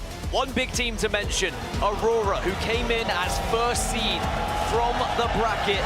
They average about 11.2 points on Storm Point. If they can find that kind of form, boy, you better believe they'll be catching up Complexity and Fnatic. And keep that number in the back of your minds. If you're here in the arena in Sapporo, if you're sat at home, wherever you're watching and being a part of the ALGS match point finals here, 50 points is what needs to be hit for one of these teams to hit match point. Aurora, TSM, Team Falcons, three of our heavy hitters when it comes to consistency across Storm Point. I can't quite explain it enough. Averaging over 10 points on a map is insane. It's all well and good getting a one-off and getting a 15, a 16, and whatever, but to consistently do it, 10 points plus, time and time again when you are on this map, just shows that you are a real threat in this lobby, because so many of these games have been decided by Storm Point. So much priority has been sent into this map for the Tridents, the importance of having that vehicle to get into a position. And if you can be one of those teams that is game in, game out on Storm Point, getting points on the board, it will give you such a good chance of reaching that 50-point threshold. Well, let's talk about zone here on Storm Point. Let's talk about where we're going. Let's talk about the difference between the last zone that we saw on E District and what we're about to see now. Historically, Storm Point end zones usually a little bit more open than what we see on the likes of E Districts, even World's Edge as well. And this one could not be more open. It looks like potentially a bean zone, one that's finishing in and around the Godrock as well. And, you know, you're looking at Guild at the moment. They're heading out towards Godrock already. Aurora do have a ring console, if I'm not mistaken, there at Cenote Cave. So they're going to have a really good idea of where this is going. And Noctum Esports, who have been one of the quickest rotators when it comes to finding an endgame spot, well, they're already bang center zone. Honestly, tough to tell whether Aurora have a ring console or a survey beacon there. But maybe it's only a beacon. It's tough for them if it is the case. Now, Exo Clan have already moved in. Noctum find themselves center zone. Go Next moving very quickly as well. And you mentioned there is a lot of open space, but not much playable area. And I think that's what's going to be quite scary for all of these teams on the edge that are going to arrive late here. It's about timing it perfectly. If you are one of the teams that is playing Valkyrie, for example, do you try and land as the zone's about to shift, because maybe you can catch people moving out of some of these areas. Maybe you can catch people as they're fighting. There's going to be a lot of decisions to be made. Yeah, just the note on Aurora and if they do have a ring console or not. If you're wondering why we're not sure, it's because there's a support bin and an assault bin on our mini-map right over the top of the icon that will tell us. So we'll get that information to you as soon as we can. But Envy, for them, it's all about collecting Evo, a very different path for them towards this zone. Wow, Fnatic already pushing, and it's TSM under fire yet again. It's a different APAC North team chasing them, though. Well, the difference is here, TSM are the ones with blues, and it's Fnatic who have the white when it comes to armor. Reps goes for the slam, but here is the counter slam from Yuka that forces Reps and TSM off of this high ground. Yeah, this is a big fight for TSM. They can't afford to go down early in 2 games in a row, but Verholst has Sheila singing. Zap gets one, Reps gets the second, and Yuka's going to be left on his own. Not going to be able to do enough. TSM this time around will be the team to eliminate someone versus Falcons. They might have found someone who's just perusing in the spider caves. That was a must-win for TSM. It's Shopify Rebellion on the receiving end of this, by the way. Giants colliding right now as one knocked on either side. No, make it 2 knocked for Shopify Rebellion, so Falcons have the advantage, and Shopify will try and escape. Falcons, we mentioned how one team fight can change the confidence, the swagger, like I mentioned yesterday, of this team. And if there's anyone, I think, with all due respect to the rest of the lobby, they would love to take down in a 3v3, it's Shopify Rebellion, 2 members of which, of course, the champions of the previous tournament. Got to remember as well, Falcons playing out of Command Center, or maybe you don't remember, you might not have seen that POI draft. They are playing for Command Center, and not a usual position you would see Falcons playing from, but it's as close to Lightning Rod as you can get, really, without being at Zeus Station, which was also taken by someone else. And Falcons decide to move up north, and then they catch Shopify Rebellion on their rotation. Yeah, a little bit of a counter-rotate coming in from Falcons. I think they probably did that because of where this zone is going, and it's all about prioritizing Evo for them to make sure they've got the armors, and Shopify Rebellion, quite simply, by the looks of things, didn't really expect it. They were expecting a little serene walk through the spider tunnel, which is a terrifying sentence to say. but it certainly wasn't for them. Noctum Esports will deal with Team Burger. They will go out next. Very comfortable fight for them. And just to go back to that TSM Fnatic fight, by the way, considering it is Fnatic, one of our best fighting teams in this lobby, I cannot state how important it was for TSM to find a victory. Had they gone down 2 maps in a row, right at the start with 0 points, it is so tough to try and come back from that. They're after him. Shopify Rebellion, goodbye. They will chase him down. There's a few extra bullets. There's a cheeky little smile on the face of Voltsy as well. You get the feeling they knew that was Shopify rebelling, and they are trying to get in their heads. It's all about mind games, something that goes a little bit underrated, I would say, throughout Apex Legends. If you can get in the head of some of your opponents nearby on the POIs, that could encourage or discourage some rotates. It could discourage them from pushing a certain way. TSM. They avoid it! They hit the handbrake hard, very hard, on that Trident, and managed to just avoid a terrifying... Oh, I was going to say, look and see that molded an Arcstar, but it's going to be Illy who gets the knock onto Verhulst. Are they able to get back up, though? It's Enter Force 36 again being a pain in the backside for TSM. It's Newcastle that was up, though. Newcastle wasn't knocked. It was Verhulst on the Sheila, so they should be able to drag him back to his feet. Yeah, they've dragged, and they are trying to escape here. E36 only on the blue, so if TSM do get the chance to reset, they probably would fancy that fight, but they can just continue on their journey. They have been able to escape, even though Aurora also overlooking all of this commotion. Just the 4 points for Aurora in game number 1 on E-District. Playing the height here at Barometer, looking for essentially easy pickings on teams who might be rotating through that POI towards where this zone is going to be going. And speaking of which, here is your map overhead, and that is where the zone is going to be pulling. Now, sometimes we see it finish in and around the kind of rock formations where Complexity, the winners of our game 1, have positioned themselves. So Complexity in a really, really strong spot here. And just from the position of Aurora, I would like to confirm that Sonota Cave didn't have a ring console, because they did go down to Barometer to ensure that they could get that information.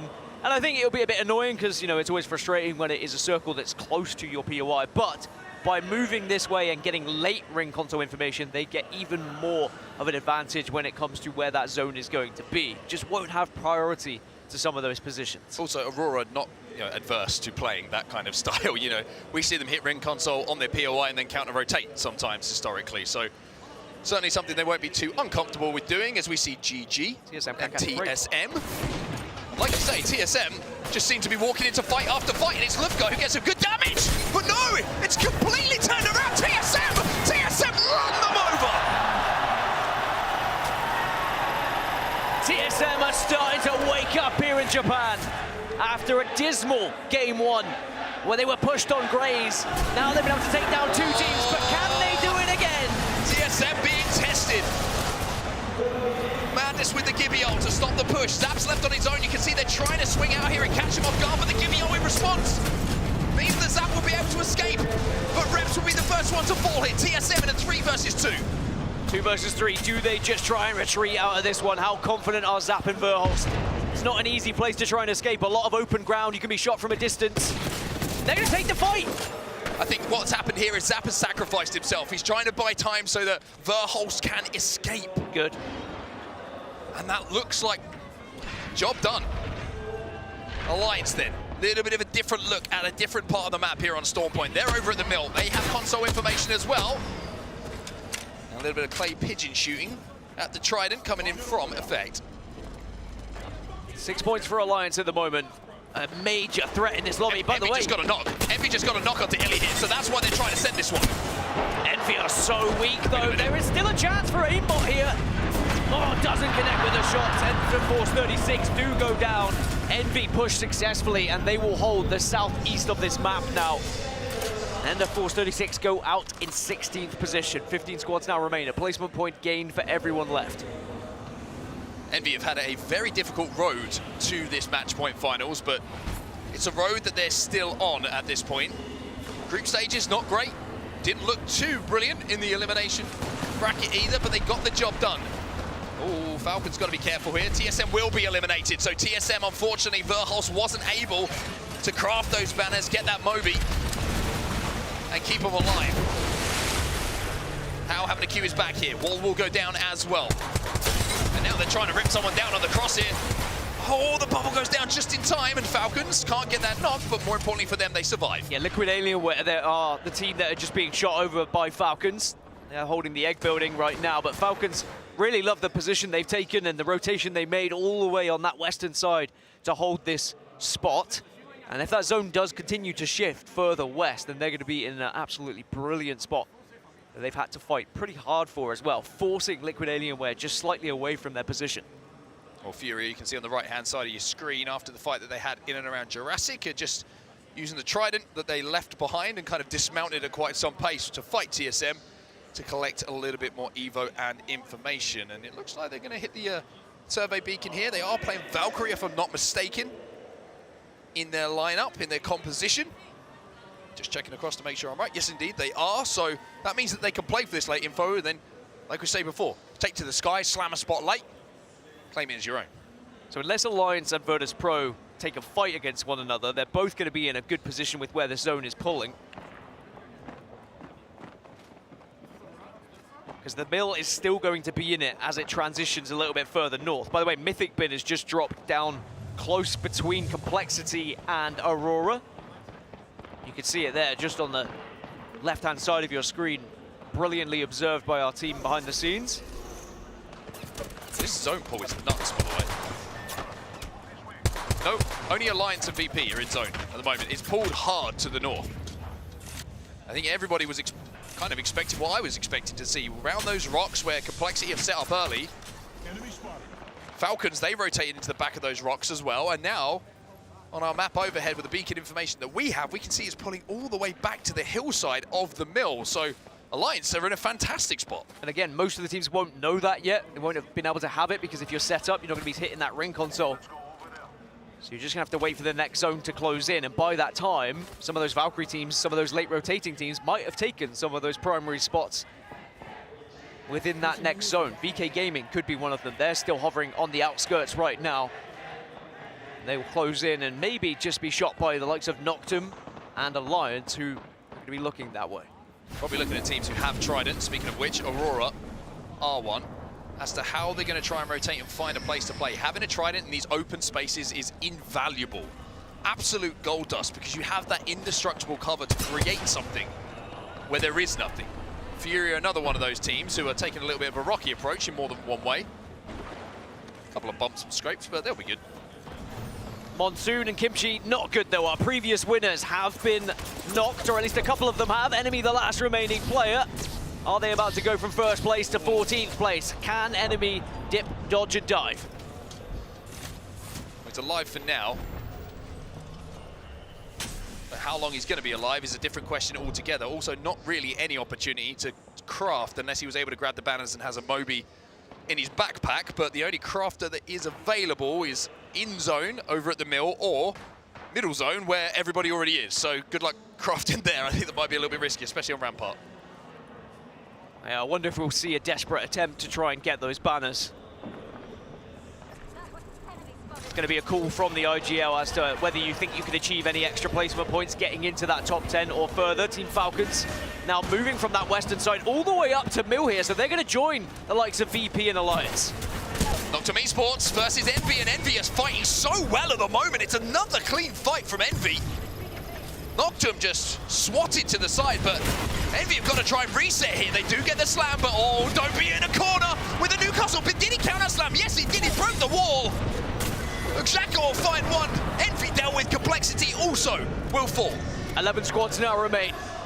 It's Alliance, Virtus Pro, and Team Falcons who are the teams closest to where this next zone's going to be pulling, but definitely some threats in the area. Falcons and VP are not fighting. It's actually Falcons being shot by Liquid Alienware, I believe, who they were, of course, posturing up against earlier. Where do Aurora go from here? They have that Trident to work with just to create some extra cover. Will this even work here on the south side? I guess as long as they can watch the western side and make sure no one walks up on them. The bullets. That Trident is made of something, let me tell you. Wondering whether they try and reposition this slightly, because it didn't seem comfortable, especially as Guild right above them on the God Rock too. But surely when this zone closes, we've got 6 teams or so outside of the next zone, all gonna have to move. Go next, making their try to play. Flying in, and this is a cheeky little corner. They do have to be aware of the God Rock, and hey, look, surprise, surprise, the Trident meta. Forget about the support meta. It's being shown again, this time by Liquid Alienware. Sentinel charged up as well here for Niazul. Yeah, if you are wondering why teams are choosing POIs with the Trident available to them, I think you can see on your screen how important they can be. Furia trying to avoid the damage from Team Falcons as well, but there's only 2 of them here.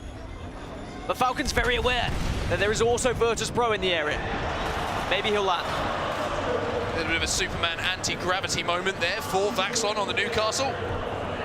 But what it does do is stop the potential wrap coming in behind Team Falcons. Sheila's winding up here for Walty. You see the kill feed starting to light up a little bit. ExoClan in it.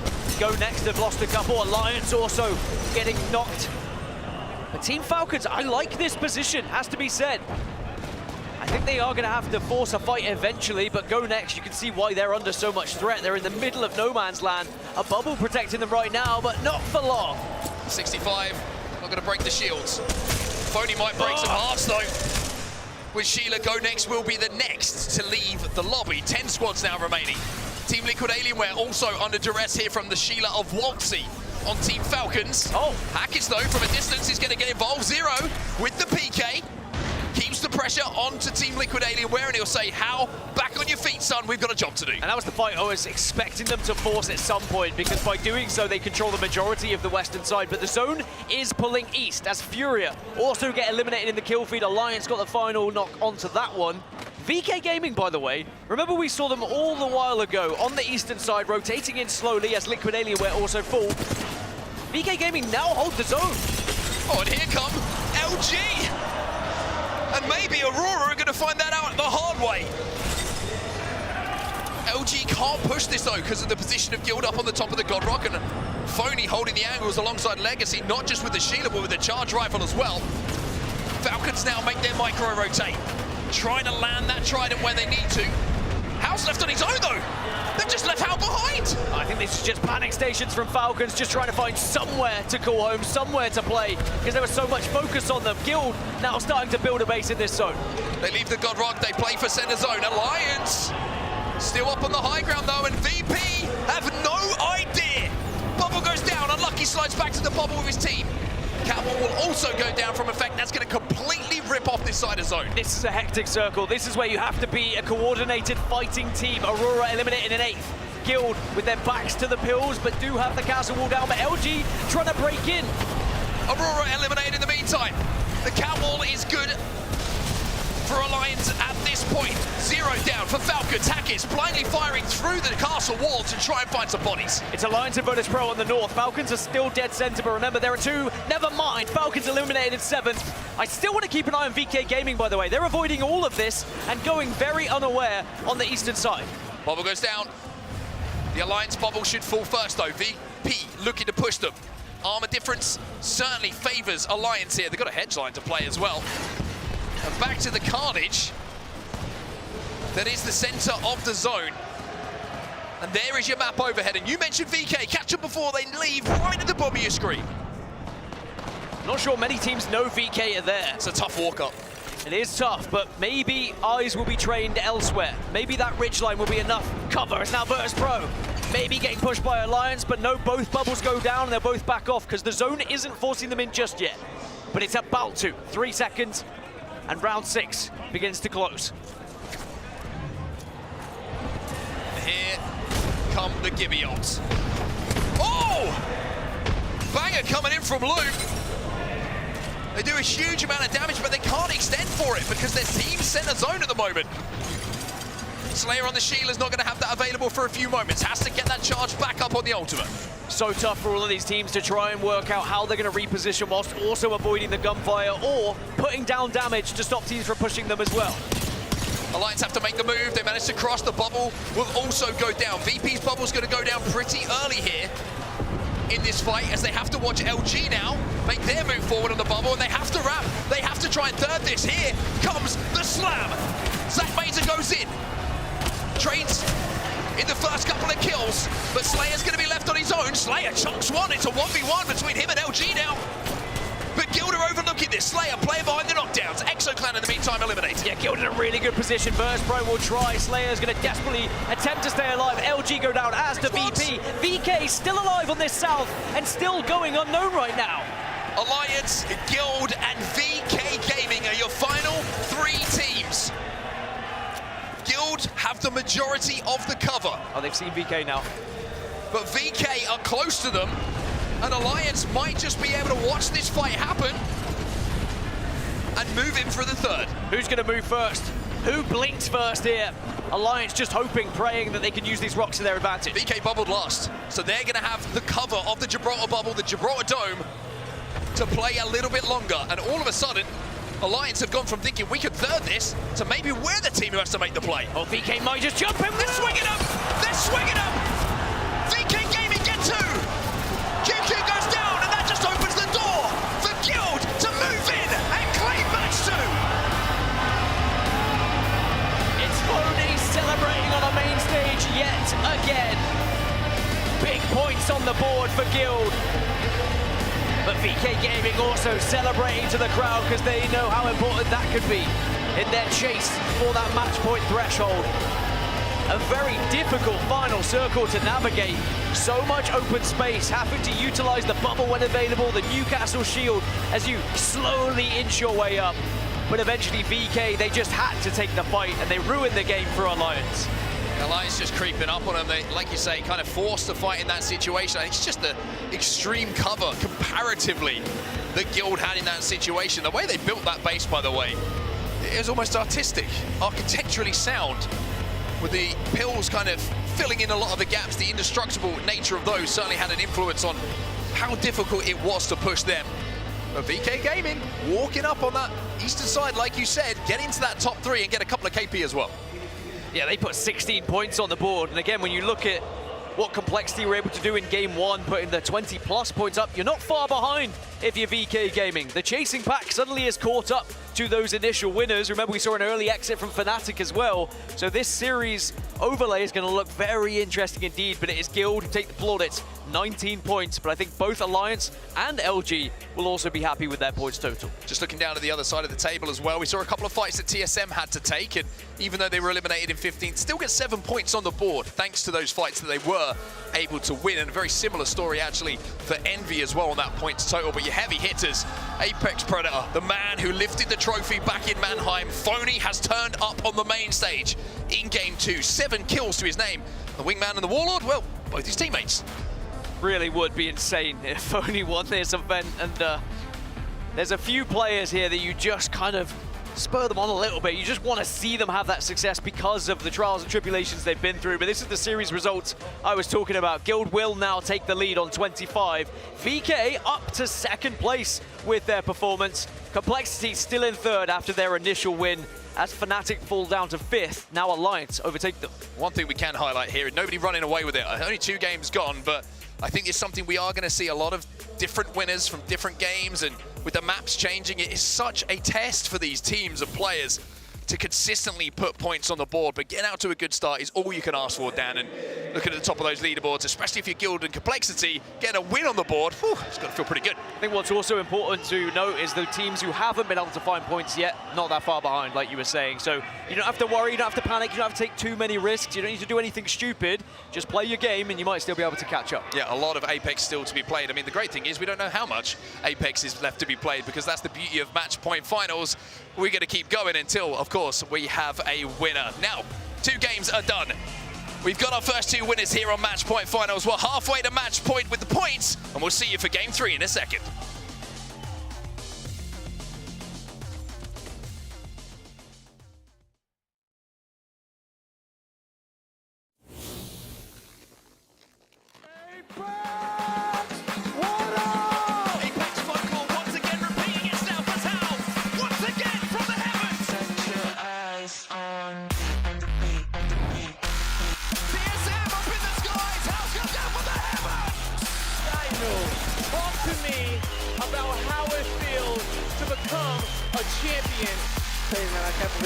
Never thought I'd be here, you know.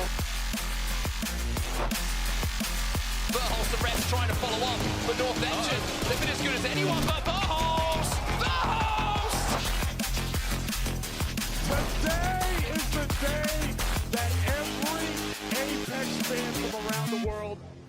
been waiting, all right? Sony In Zone, the official monitor of the Apex Legends Global Series.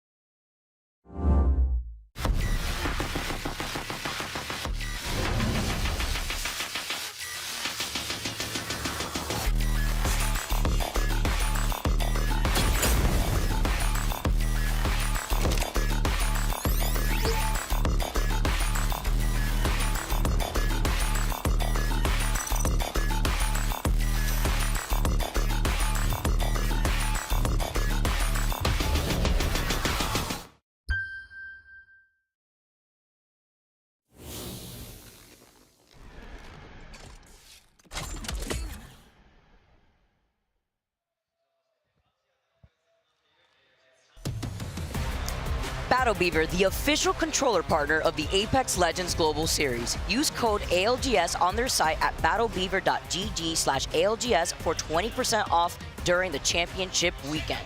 Go directly to battlebeaver.gg/ALGS to automatically apply the 20% off ALGS code.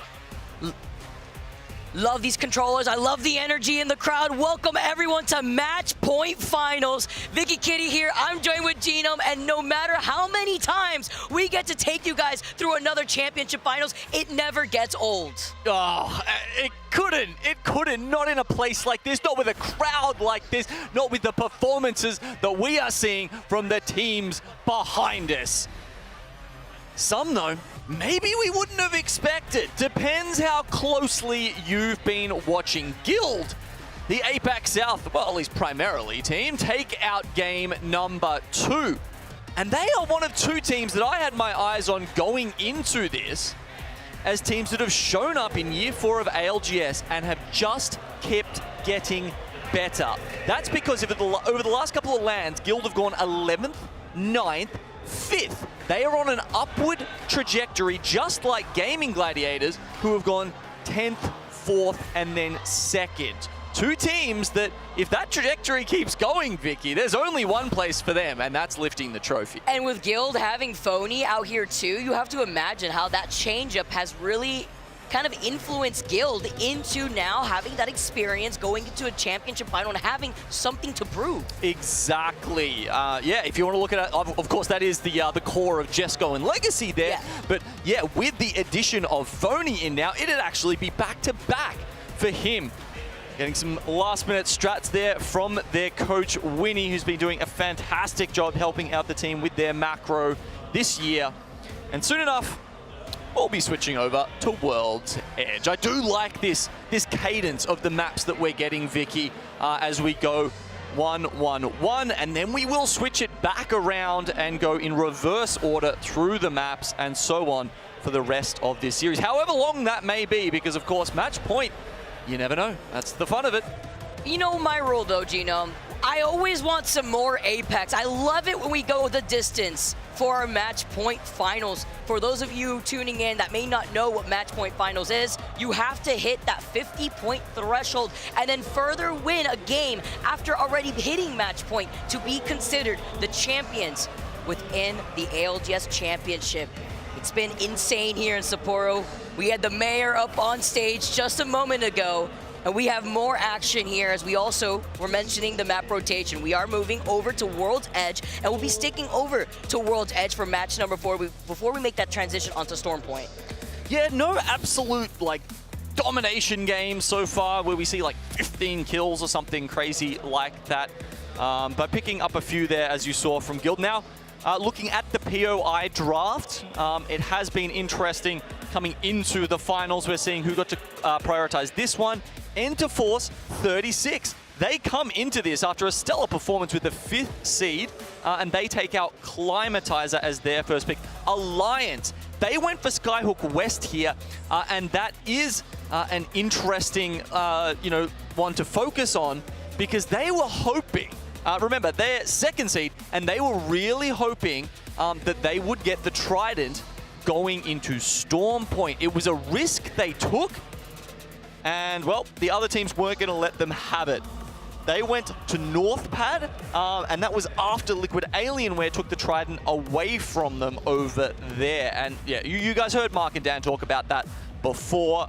Tridents will just be an ongoing sort of discussion point in this series, regardless of which map it is, because of course the flow-on effects from picking those most high-priority POIs out of all three maps flows onto World's Edge, flows onto E-District, because it pushes your drafts into that second and third round. You can use that to your advantage too, to carry some of that momentum as we make those transitions into these different maps. And by the way, everyone, thank you so much for your patience. While we do get ready for World's Edge, I did get word that there is a player on stage that is dealing with a nosebleed. You know, sometimes the excitement, the nerves could get to you. No shot. Also, just making sure that there's not a mess here. Everyone's ready to go on even ground here. And when you're sitting on a stage like this, when you're looking at this audience, everyone watching from home, there's over 11,500 people in this arena. It's gotten fuller and fuller as the days have progressed. Look at this. The fans, you could hear them from like a mile away from the arena. The line that I saw snaking to get in here has just been insane. I love the fans. I love the dedication that we've been able to witness in Sapporo.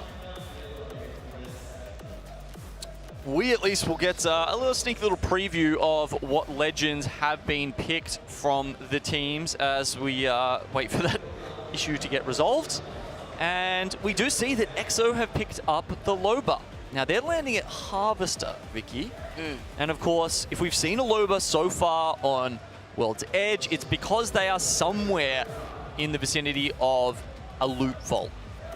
So this means, of course, I mean, typically we've seen it more from Landslide, but with Guild over there, not running the Loba, that does mean EXO Clan can use the Loba and grab that black market loot ASAP. You know, aside from the Loba though, Genome, another legend we've been seeing a huge uptick on for today has been the Valkyrie. Something that I'm actually really surprised to see, but also at the same time, with that level 3 purple perk, being able to scan those survey beacons to see where a lot of these teams are trying to prioritize their positioning in that next zone, it really helps allow these teams figure out where they want to find an open space, since they have basically the hacks to look at where everybody's already sitting in those buildings. Yeah, so we saw Fnatic pick that up on E-District. That was the first time they had played Valkyrie in this entire tournament. And the reason we're seeing more teams pick this up is actually quite different to how Valkyrie used to be used. If you've seen it in times past, it was more of a quick rotational tool. And then, you know, yeah, once you get your Skyward Dive back, you are going to use it towards the end of the game, but it was more getting there quickly. We're seeing it used differently here at Year 4 Champs. We're seeing teams wait, get that third beacon, grabs the ring console, also grabs some survey beacons, and then because of that perk you mentioned, where you can see everyone, you do need to be purple, you need to be level 3 first, but once you've got that, you get essentially all the information about where teams are below you, and it's a lot easier to slam those end game positions. The last bit, of course, is that you've got 2 support characters on your team, and they'll res you even if you get shot out of the sky. While we're resolving the nosebleed up on stage, everyone, I want to throw it over to a beautiful content piece while we take a look at this audience, while we take a look at the community, a love letter to Apex.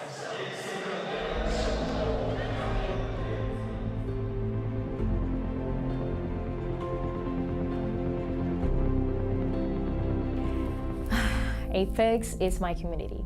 It is the best and most competitive battle royale that exists. Apex といえばドーパミンブシャーみたいな。I've spent years playing this game and meeting different people. It's just become such a big part of my life.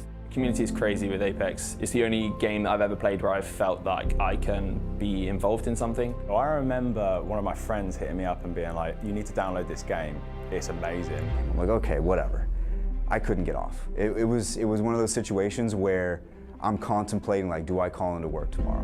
Apex almost feels like it's my life now because I've done so much with content. I've met some of my closest friends through Apex. I'm autistic, and part of my life I was kind of lonely. I found my community there in Apex Legends, and I made a lot of friends along the way.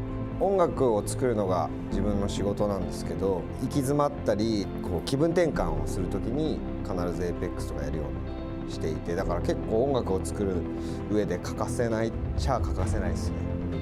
APEX has changed my life in so many different ways, from meeting people at LANs to meeting people in communities. I know that there's a very loud voice on the internet, but there's a lot of people that care and play and love the game, and I know that because I talk to all of them. もっといろんな人と一緒にパーティー組んだりとかするようになって、だから普段だったら知り合わないような人たちと一緒にこうゲームができるっていうのはめちゃくちゃ APEX のおかげでこう開けたっていうか、はい、それはあります。I think the positivity comes in a different way. You're never going to see me tweet out, 1,000 times like, oh, this game is great. But what you will see me do is put out 2 episodes a week about Apex Legends for 5 years. Everything's produced for a reason. Nothing is just randomly added to the game because they wanted to. They make the game feel a safe space for us to play in. And it doesn't matter what language you speak, it doesn't matter where you're from, everything is left at the door and everybody's a family as soon as you come through those doors. I hope the developers see there's a whole stadium full of people. I feel like we're in a very great time with this game being here. I think this competitive scene has the legs to stand for years and years and years. Apex Legends has changed my life. Apex Legends has changed my life. Apex Legends has changed my life. Apex Legends has changed my life. Apex Legends have changed my life. APEX は俺の人生を変えてくれたゲームです。Crowd shot. And Apex Legends has changed my life, has changed all of our lives. It's about the community, it's about the friends that you've made along the way as we gather together to get into game number 3. We're ready to go. Let's get started on World's Edge.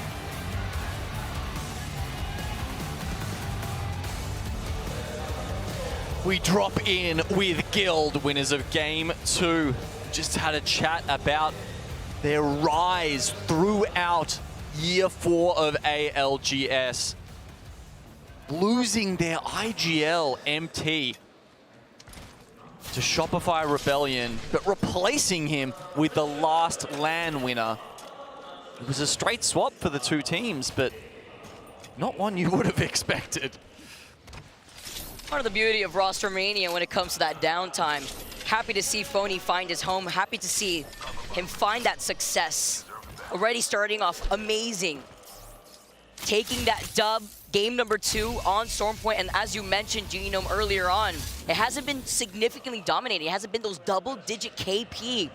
As we see where the zone is going to be pulling, as our squads are going to be able to scan that circle beacon at their POI, and Aurora being over by Skyhook East, Weta Transcend over, going to be able to split loot those buildings. Same thing could be said about Alliance, who actually have that ring console. There's something that Aurora do not have on their side of Skyhook.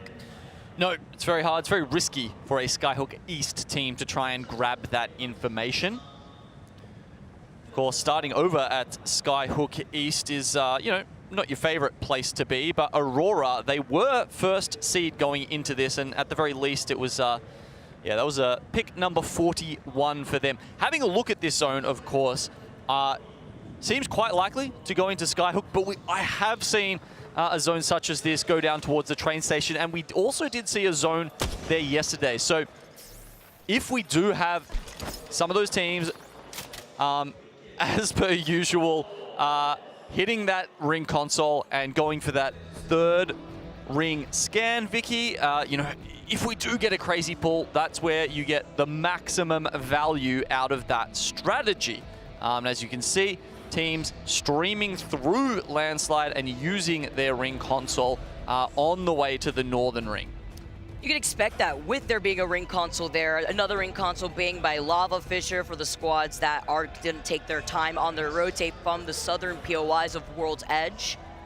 And if it does end up pulling towards Skyhook, something that we've seen plenty of times in the history of ALGS, we know that this is a POI where a lot of these teams could coexist in these buildings. You could expect an end zone to have a lot of these squads left in the lobby to find some of these buildings, to find some space here in a very chaotic composition where we have double support cycling through that utility. As you mentioned already here with Team Falcons already on their move trying to get over to Skyhook West. All right, sounds like we've had one player DC from the lobby, so we will be getting them back in. In the meantime, let's just have a quick look at the highlights from Game 2. Of course, we went over to Storm Point for the first time in our match point finals, and Fnatic giving the crowd something to cheer about in Game 1. It was a little tougher for them in Game 2. I love the energy, though, from the crowd once you saw that first game kind of start things off for Fnatic. Missing out, by the way, on that Arc Star stick. I mean, yeah, we keep talking about Tridents. They're so important, and that also makes teams taking Tridents away from people also so important. So you will see teams continually. They'll try and work out what those paths are. They'll rat them, and they will wait their Arc Star in hand and say, hey, if we can't draft a Trident, we'll just steal one away from you. Literally Grand Theft Apex out here. Can't trust nobody. Falcons too, with the way that they were able to try to take some of those fights over by that side by Mill, finding themselves in that next zone. Look at the cover that Guild were able to build up for themselves, but it was Guild in the end to take that second game.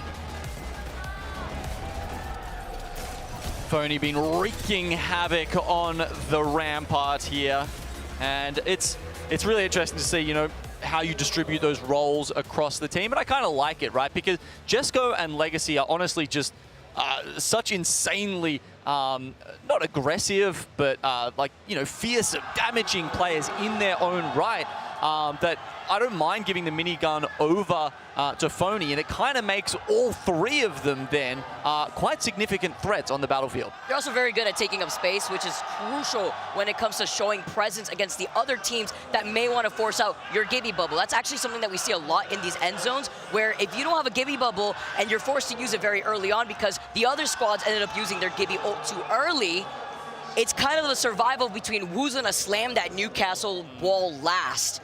It's usually the squad that ends up taking up that space rather early. You have the energized wall to help you out if any of these teams try to bombard you with nades and you don't have your dome to protect you. Same thing with the mobile shield and why we've been seeing so many thermites as it explodes and it creates that space behind and pressure behind these enemy squads. Yeah, one of the other interesting things we saw when we were looking into those nade stats, as you said, you know, Thermite's more explosive than ever, was the switch from Arc Stars being more important to frags being more important over the last, say, 18 months in Apex. And I think part of that were some of the nerfs we saw to Arc Stars. I mean, over the years, I think they've reduced the damage, they've reduced the amount of time it takes once stuck to explode.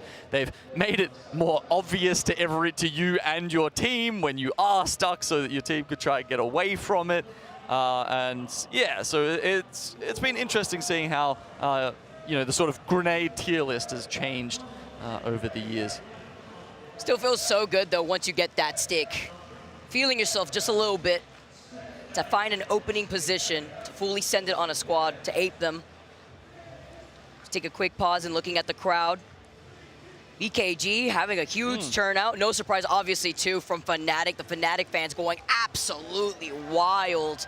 EXO always showing up no matter what land, no matter where we go, here in the crowd to show their support. Yeah, pretty great start from VKG, huh? I mean, they pick out their 18th seed. They're starting at Overlook this time. They did get the ring console there. If it does end up being a Skyhook zone, priority matters less because there are so many buildings available to you. And that means that they hopefully can find their way in. Of course, VKG have been one of the teams pioneering this new form of Valkyrie. It hasn't always been, you know, that kind of pick, as we were mentioning before, but in this tournament here, we've seen them, yeah, really find some success. I think there was another World's Edge game yesterday where they, you know, they hit the ditch in between Lava Siphon and the North building, and were able to pick up quite a few placement points from it.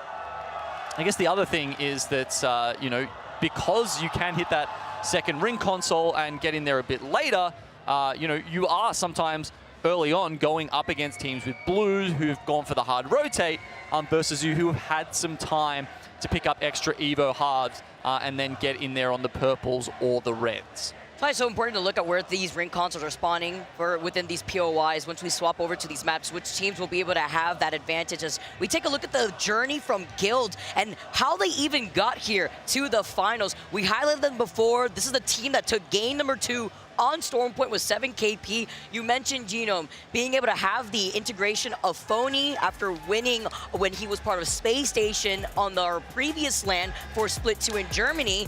Now looking at a different spot, a completely different look, and the way that they've been able to try to cycle through the way they want to approach comms as well. Yeah, I mean, Guild have managed to pick up some wins on World's Edge so far. It's only the one, and they've got one on E-District as well. But honestly, at this point, it's actually less about the wins, and it's more about getting to that 50 points first, right? You can worry about grabbing that dub and lifting the trophy a little later. And look, honestly, 2 games in, it's been, I want to say, like one of the more even, one of the slowest starts to a series. And that, of course, does lend itself to being a longer match point series overall. We haven't seen anyone really take over both games and jump that far ahead of the pack. I ain't complaining. Again, I'm always in it for the long run when it comes to our match point finals. And when we highlight Guild, this is a team that ended in that winner's top bracket in 3rd place. Really showing up, but right behind Enter Force 36. We saw what Aurora did too in that lobby. It was actually insane, like what, 96 or so points? It was solid. I actually went through and had a look at winners brackets over previous LANs, and it wasn't the best, but it was an above average performance in terms of points per game. I think it was something like over 11 points per game on average for Aurora. The best to ever do it in that situation was actually Fnatic, who hitting like a 14 plus in the winners bracket at one point. And obviously it was a slightly different route for them into this one, but because of their great group stage performance, and the same kind of goes for Falcons, right? Where they picked up Falcons 11th and Fnatic the 13th seed coming in. And it almost meant for those teams, it didn't matter too much where they ended up in that top 10 in the elimination round 2. They just needed to get through because they already had that big piggy bank of points that they smashed the other teams with in the group stage. It's one of the good changes I think we've had in the rule sets this year with the introduction of the POI draft was, group stage now matters because those points do go towards your POI drafting for the rest of the LAN. So many changes we've seen within the history of ALGS. Between the POI drafts, seeing our teams choose where they want to go here too. I like that there's smiles coming out of the Falcons there. That's good news. That's a good sign. It is, because we all know they, it can be a bad game into the crash out, or it can be a dominating game into domination of the lobby. Say crash out, I was gonna say. That's sometimes what we see from teams that end up getting a little too quiet on their comms and they feel a little tilted. All right. So while everybody's waiting, thank you again so much for your patience. There is going to be a lobby restart. There have been no kills. So once we get that done and settled, we're gonna be able to reload into our next game. While we wait, why don't we take a look at the upcoming season 24 to see what's in store for us.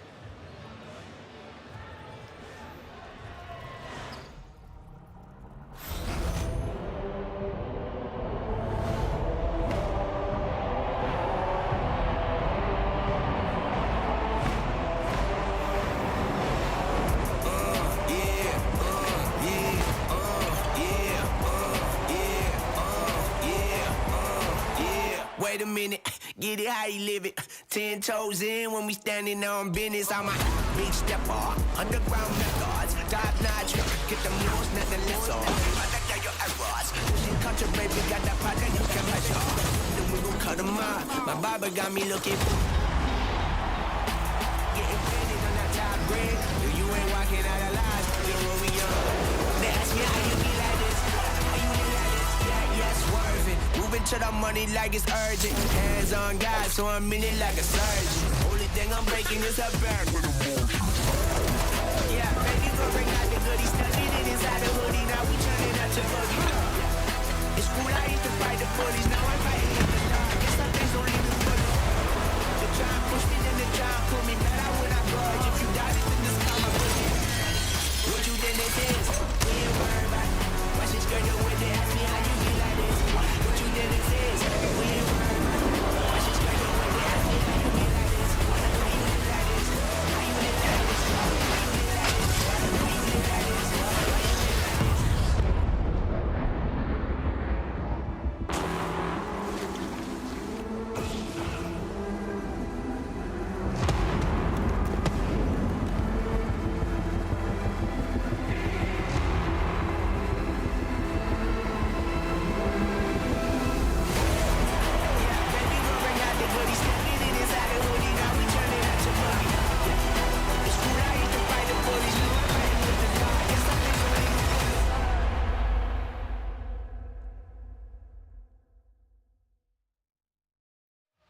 Getting goosebumps. That video really showcases what Apex Legends is all about.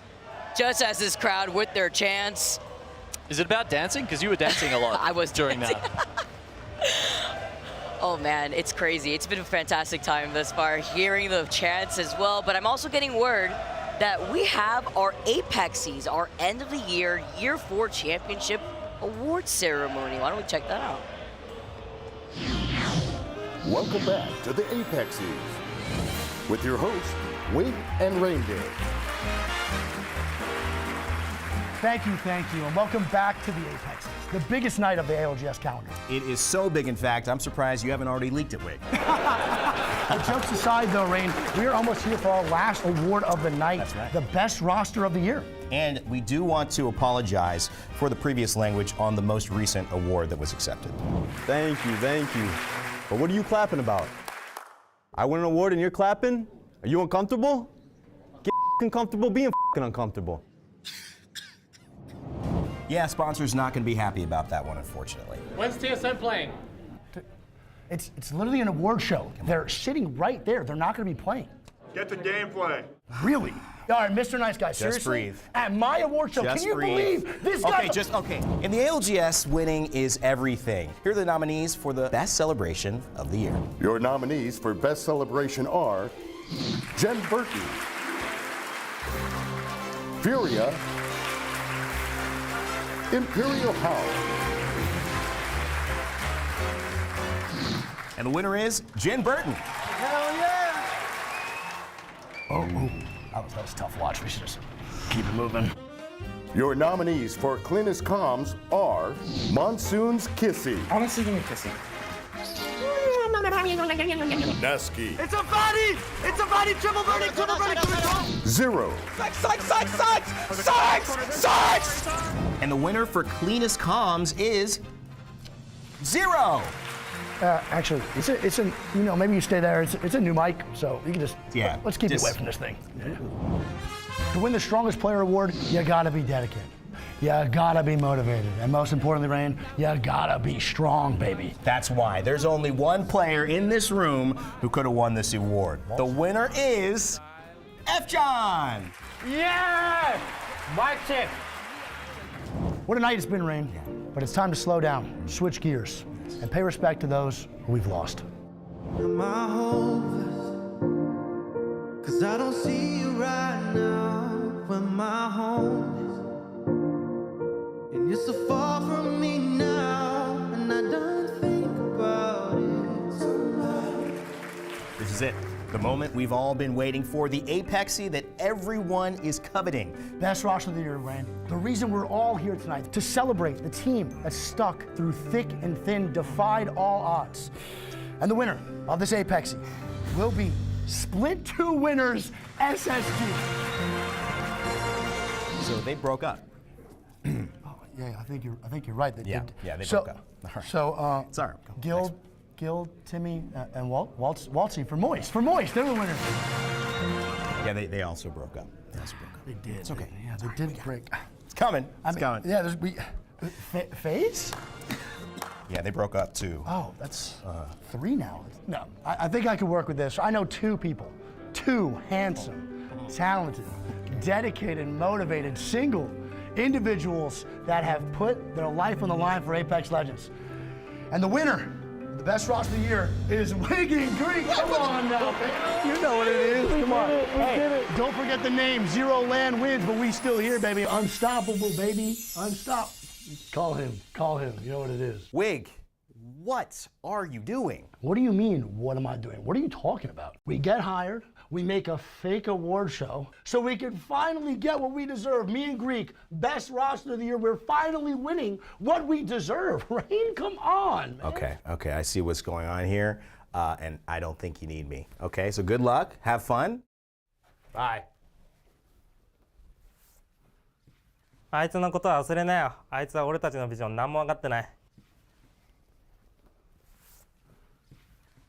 We're gonna be stars. Yeah, we are.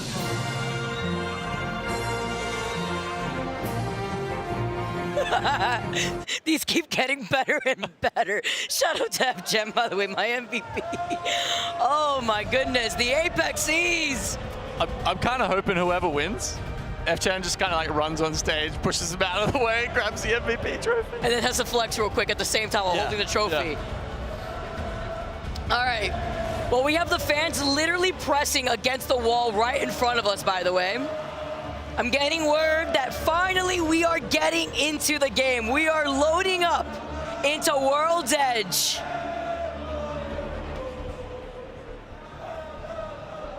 The EXO fans always do this, Gino. They always ring loud in our ears. I can hear him. I can hear him loud and clear. I don't know if you guys can on the crowd mics as well. Oh man, everyone's bringing their A game for their signs today as well. Unlucky effect. Lots of love for Alliance, as there should be. 4th place at the moment. Some of the best Apex and fans in the audience. EXO, of course, also always showing up in the crowd. We love to see them, and they love to see their guys in the finals again and again. I mean, it's been, I think, 4 in a row now, actually, finals appearances for EXO. Can I just say, Monsoon in the camera that we just saw right now, listening to the comms, that was such a throwback in the APEXEs. I've completely forgotten about that, but he hasn't changed. That's the thing. Like, Monsoon is still Monsoon. Amazing personality from every member of that team. They're ready to go. The audience is ready. I'm ready. Our players are ready to load in. Ratty is ready. Ratty is ready. I like that. Back to back.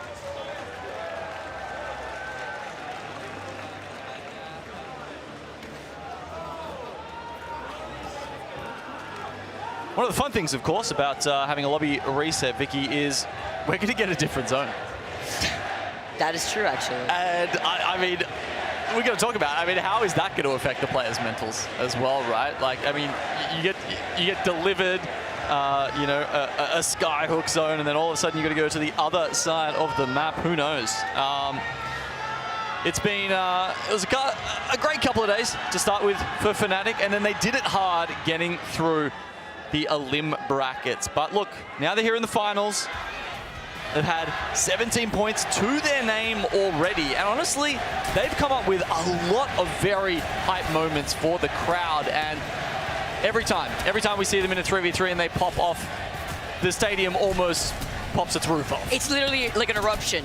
You know it's Fnatic. Like if you take a quick break to go to the bathroom for whatever reason and then the floor just starts shaking, just best believe it's because Fnatic is on the screen popping off. That's what I heard for game number 1 when they came in 2nd place.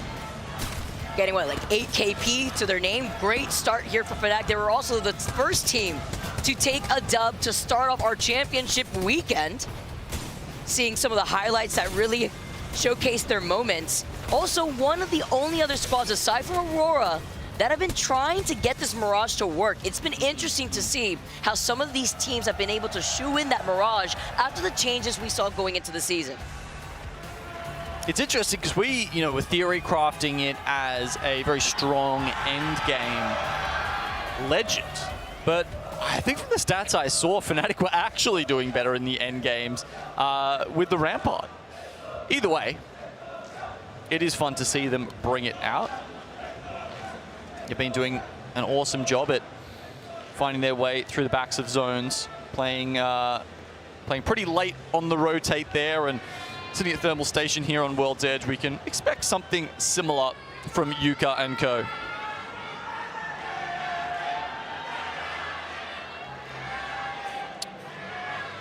And of course, 36, another home crowd favorite. Insane what they did in the winners bracket final. I think they were probably, one of, if not the most surprising team we saw here. Coming off a disappointing end to the last LAN, where they copped a lot of flack. They've said, well, we need to give them something else to remember us by, and there was a performance to remember in that winners bracket. I mean, especially that one game where, what was it, like 20 kills? I don't know. It was something nuts. They just won 3v3 after 3v3, clean wins, and cemented themselves from almost out of nowhere as one of the best fighting teams that we've got in our arena. Literally aping every squad in the lobby.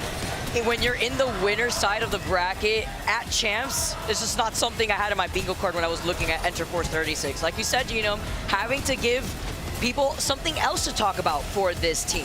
Well, they've been consistent in the past, right? But not necessarily in the way you would like to be. They've made it into finals lobbies, but they went 18th, 20th, and 18th. So they've barely made a dent when it comes to Championship Sunday. But with the way they were playing in the winners bracket, now it's not the same, but it's similar to the lobby that we've got on our hands here. I'm expecting a much different result. It's not going to be that hard for them to beat their previous high of 18th, and I'm expecting them to do it here today. Also opting to go to Climatizer on World's Edge. A lot of loot here, a lot of split looting. Also the way that they're going to be able to try to rotate from that northern side of World's Edge specifically for this Game 3. Not going to be much longer now, everyone. Thank you again for your patience, but looking at our legends ready to go. Laughing a little bit, looking at the chat from the players. A little cold, by the way. That's what the players are talking about. You got to get those -2 degrees right now, mate. I mean, it's cold, but even in an arena full of people, you still feel the chill. And you have to keep your hands cold. Once you take a little bit of a break, you come back, you're ready to go.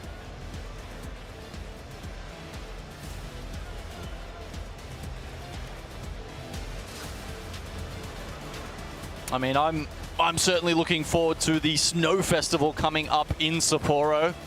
And as just a sort of a little taste of what's going on there and around the, I was about to say like the birthplace of snow, but that's probably not geographically accurate. I don't think I've got the data to make that assumption. But here is some of the cool ice sculptures that we've got just outside the arena. Nice little time lapse here.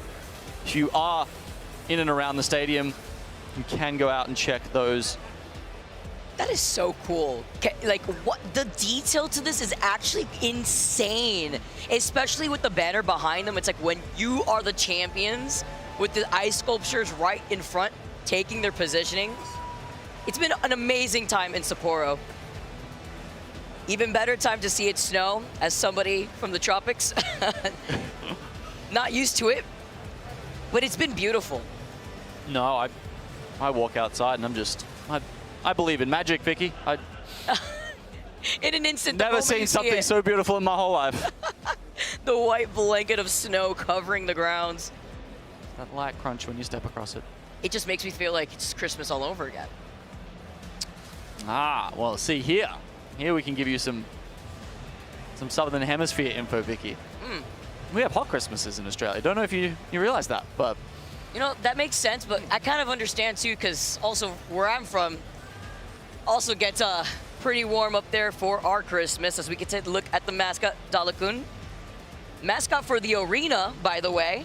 Oh my God, I'm surprised that guy didn't get pounded into the ground after he got the high five there. How big his wing is. From the big hands. Trying to throw these hands with the way the competition's been shaping out. That guy doesn't need a baseball mitt, that's for sure. Now watch out with the beak too, may poke out your eye. Just catches the ball and crushes it in his hand. Reminds me of what Waltzy would do if he was the one with the ball instead. Someone throw me a baseball right now. No, don't, because Okay, all right. with my luck, it's going to end up hitting me, and I don't have the proper hand-eye coordination to retaliate, so let's not. I got it. I'm ready. You're ready. That's because you're so used to it. Even though it's a little deceiving right now, it could seem like maybe Tall Genome and Vicky are like right there aligned. Unfortunately not. I am on top of an apple box. I've been able to get strapped down on the box so that way I don't fall off. Otherwise, then it'd look like this. You know what we need? Oh no, they know the truth. They know the truth. You can't deceive them.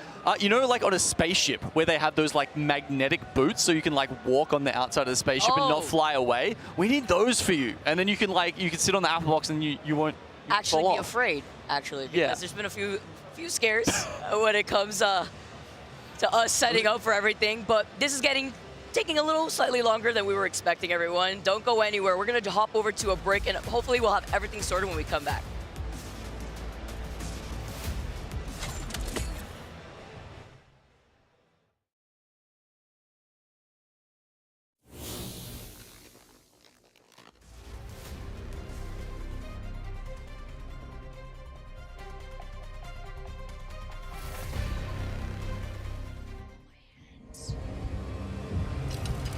Now some of it is yours.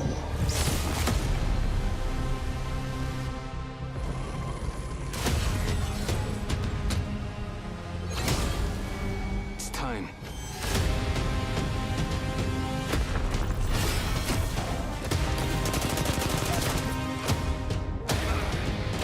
This is where it ends. I love a dying world.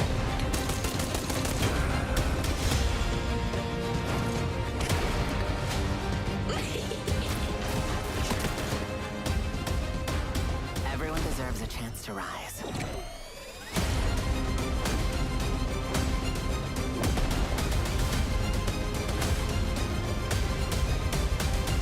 The truth will be known to all. Bigger the sword, greater the ruin.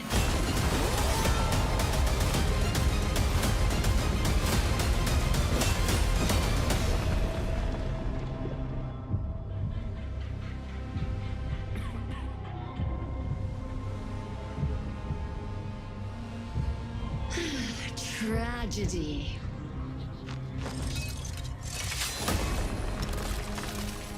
It brings out your real character.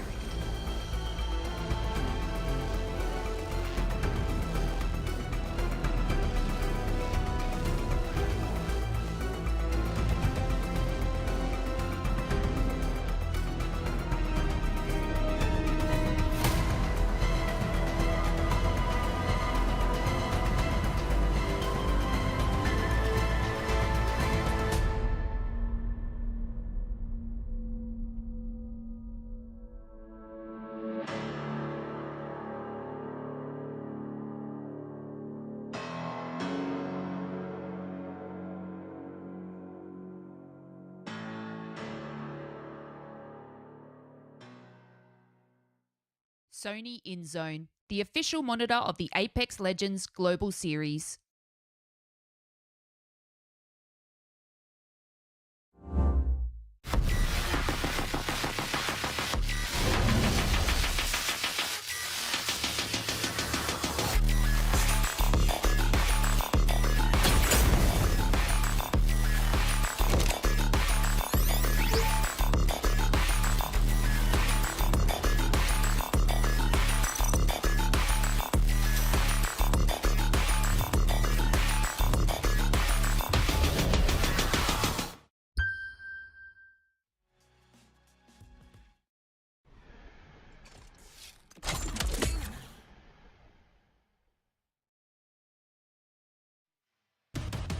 Welcome back, everyone. The crowd is ready to go. And what I love to see that's been integrated into this lovely few days of champs has been the cool stats that we've been provided, thanks to Hugo. Shout out to Hugo, working extra hard in the back. Big fan of Hugo. He's been plugging away at Apex status for quite some time. Just started off as a way to say, are the Apex servers down? And then evolved into so much more, and now becoming an integral part of the back end that shows us all these wonderful stats and helps us keep on track of who's performing. And it looks like Phony is so far this tournament. Oof. Of course, Guild threw scot-free into the winner's bracket. Obviously, partly in give some of that credit to Phony there.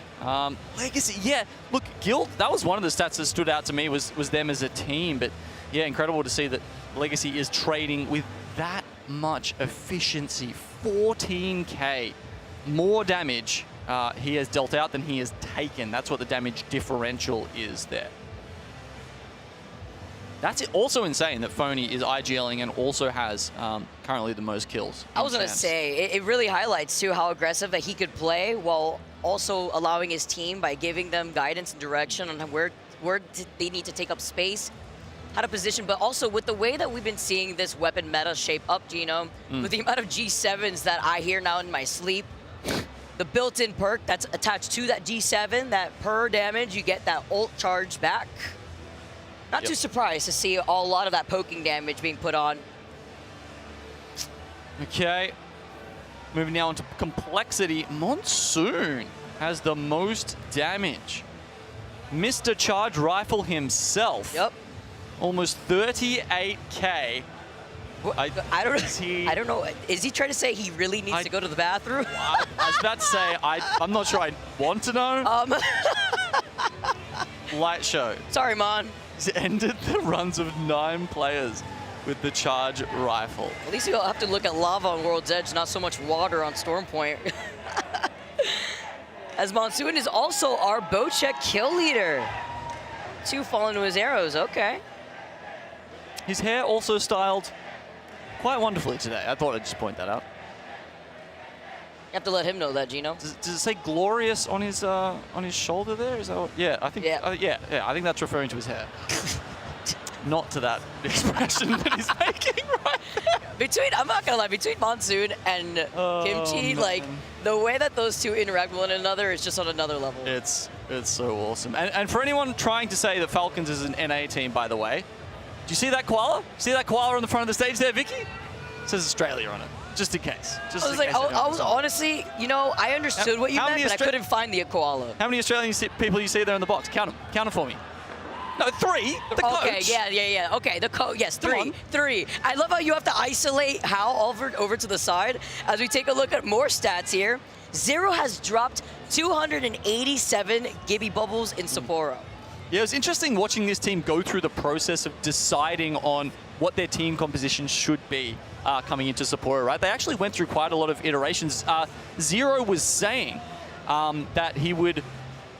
I guess this is before Rampart came into it, and they were saying, you know, it's easier to tell someone else what to do with Gibby, but unfortunately, the margin of error and the speed with which you really need to lay down those Gibby bubbles, you need to have like complete trust in the other person.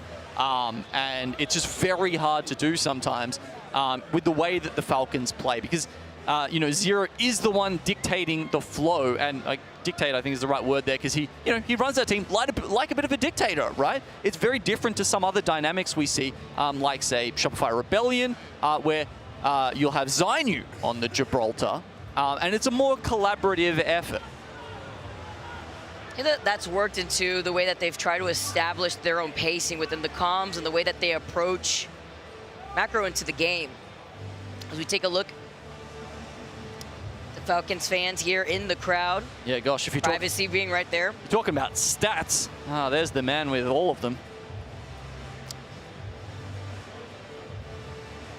Falcons have repeatedly talked about how much of a great impact he's had on their team, especially back in the days of contests. There were some pretty insane stats he was pulling out, you know, down to the level of a weapon is more likely to spawn on this tarp or in this bin, and therefore that's where we need to land to get the better of the other teams. Now that we're into the POI draft, part of the ALGS history, not so much of an issue anymore.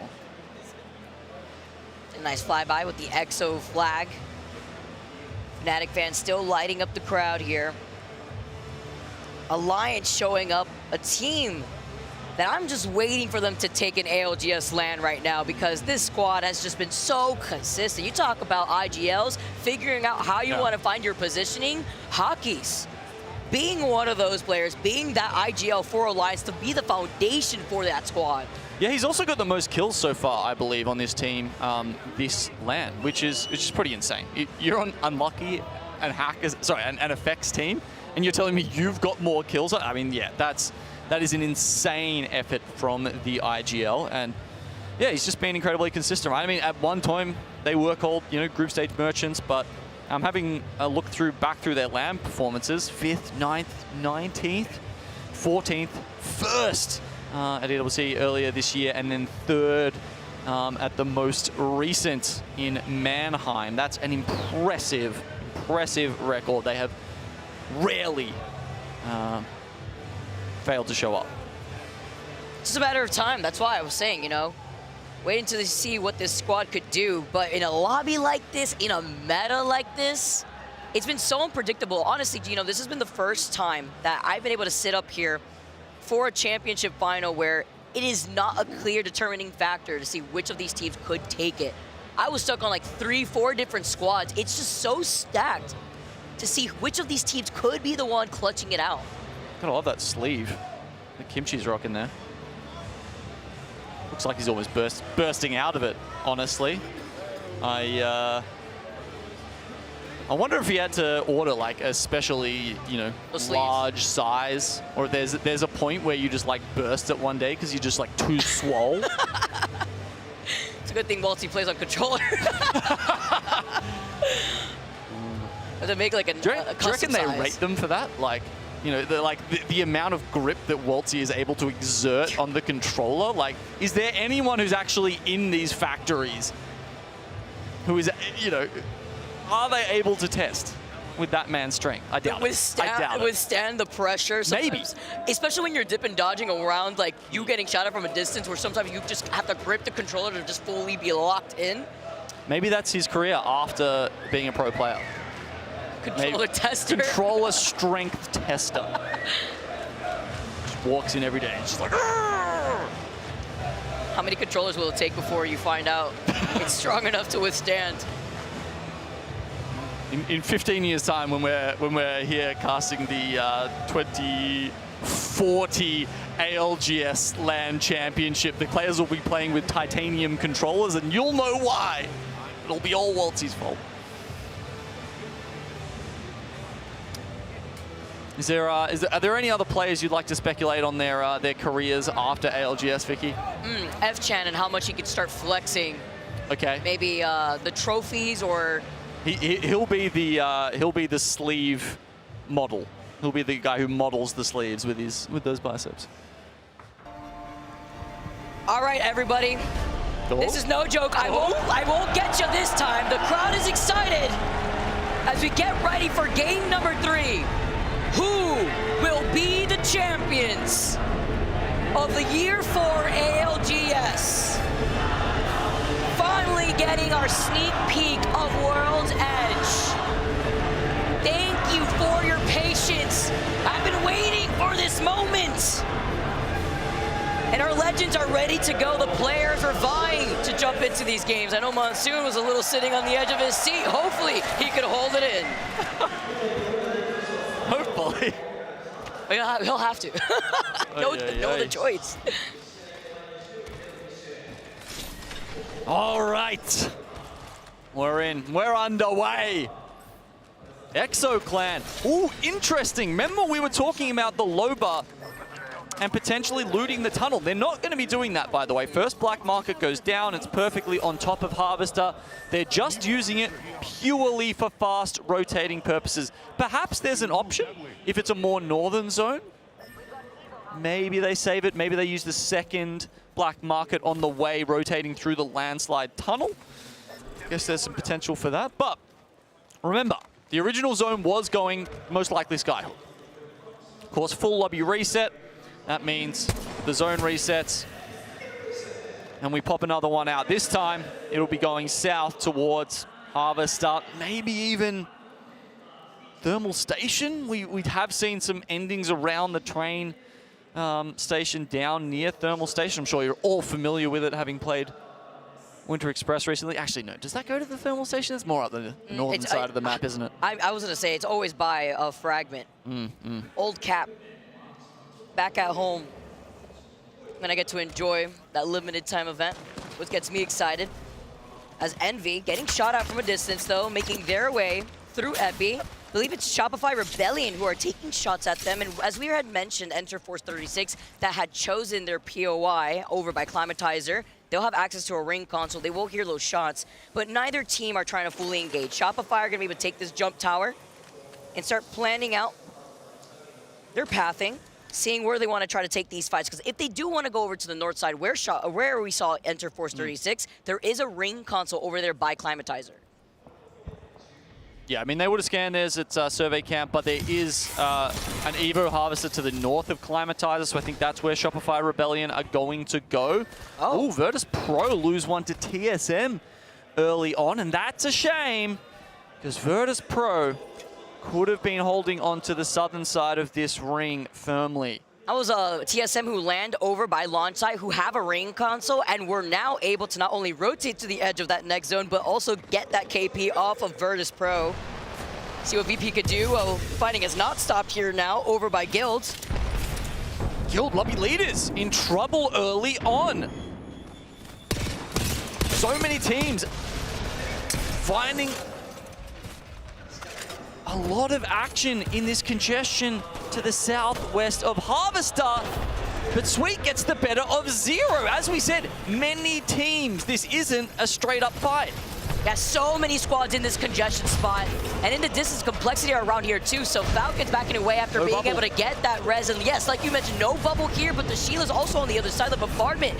Forces out LG to use their bubble here, dropping down from the high ground. They were able to get the knock though on Zero again. Yeah, they're taking huge damage. As you can see, Zero, without the bubble, could not save himself from that. Luckily, Hal's still up, and they do get back in. The support perk making these, well, passive, I suppose, making these resets so much more possible than they used to be. Forcing out the bubble again from Zero. And he's so split. Yeah, and because of that bombardment kind of cutting them off, but at least they were able to back away. But you saw that pressure, you saw the aggression from LG over by that no-name house as Fnatic eat out these names over to TSM, who have found themselves up on the second floor. They're trying to engage on this fight. Huge nade, getting that crack. Send another one. The nade gets in there just before they get the amped cover up, and that means they do get the crack. You can see Verhulst with only a skerrick of health left. And utilizing Newcastle wall right through the dome here too. They have left TSM stuck in a corner. Verhulst, one shot here. He's able to pop the bat.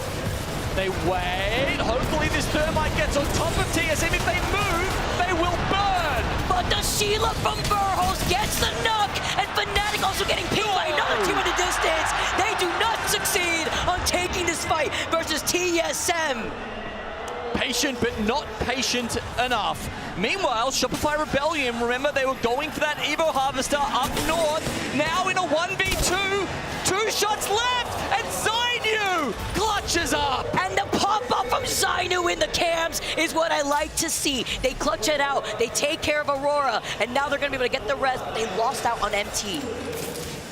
Did he hit 2 in 1 shot? Looked like it was a clap. I mean, the Mastiff spread is quite horizontal. If both of them peek him at the same time there, I think that's the only way he could have won it. Back to back off of that bullet spread. And that we know that they had that beacon right there too, so they'll be able to get their third right back in. Enter Force 36 off their rotate after scanning the ring console over by Survey Camp, now making their way towards Grandma's house. Fury, a team that will be taking their time to also rotate from Skyhook. They also wanted to get that ring console over there, so they'll have that information as they also be going through that tunnel side of Skyhook. Okay, next zone now coming up. As we saw with TSM, some teams are opting, calling this potentially towards the thermal side of things. They're not right. It's going to be Harvester. Gaming Gladiators, NV Team Burger set up early. knocked him down to the south, actually may have a good spot. They're sitting, I believe, in the train cars on top of the highway, and they'll be able to spot out these teams rotating in from the south, from Tree, maybe even VK Gaming over there. Meanwhile, Shopify, very long way to make it towards Harvester, and they're also going to have to go through some gnarly chokes. Really, only that free choke would be coming out of Monument side towards the south side that would lead you into Harvester. We know that there's that snake building that some teams could try to coexist in over by Harvester. Looking at Liquid Alienware though, only 2 games down, and they've only been able to accrue 2 points in total. You could see them trying to take some shots with the longbow. I think safely, they were looking at VP originally, who were able to get the reset, by the way, by Tree, and could also hold on to that ring console there to deny that opportunity from other teams. They get the reset, but they lose all of their priority, Vicky. I mean, you know, they're landing VP at Lava Siphon, one of the closest zones in here for them, and yet they're going to be one of the last teams into Circle 3.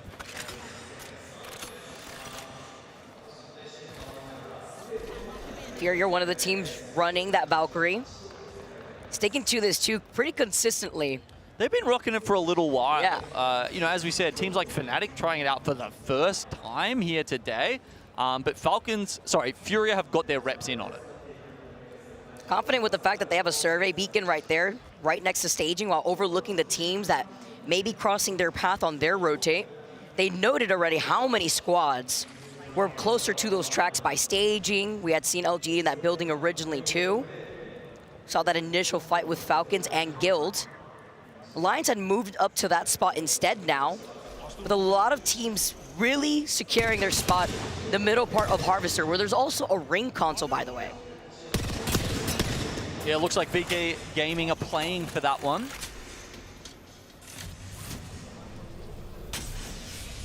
They might be just, if they haven't hit this survey beacon already, they'll grab that and then take the Skyward dive in. It looks like Go Next may have had a similar plan, but Jiran is not going to be able to do that with VK Gaming. Trying to scare them away. You can see, though, it's a 2v3 firefight right now. Because they didn't have that ring console, because they're running the Valkyrie, they get to scan that survey beacon instead to see where everybody is on the map. VKG were able to successfully hold off Go Next, forcing them to go through that bunker tunnel on the outskirts of Lava Siphon. And once they pop out, though, they'll be in that next zone, maybe trying to see if they can try to take a different angle onto VKG. Well, Shopify Rebellion, this is that snake building that I had mentioned before.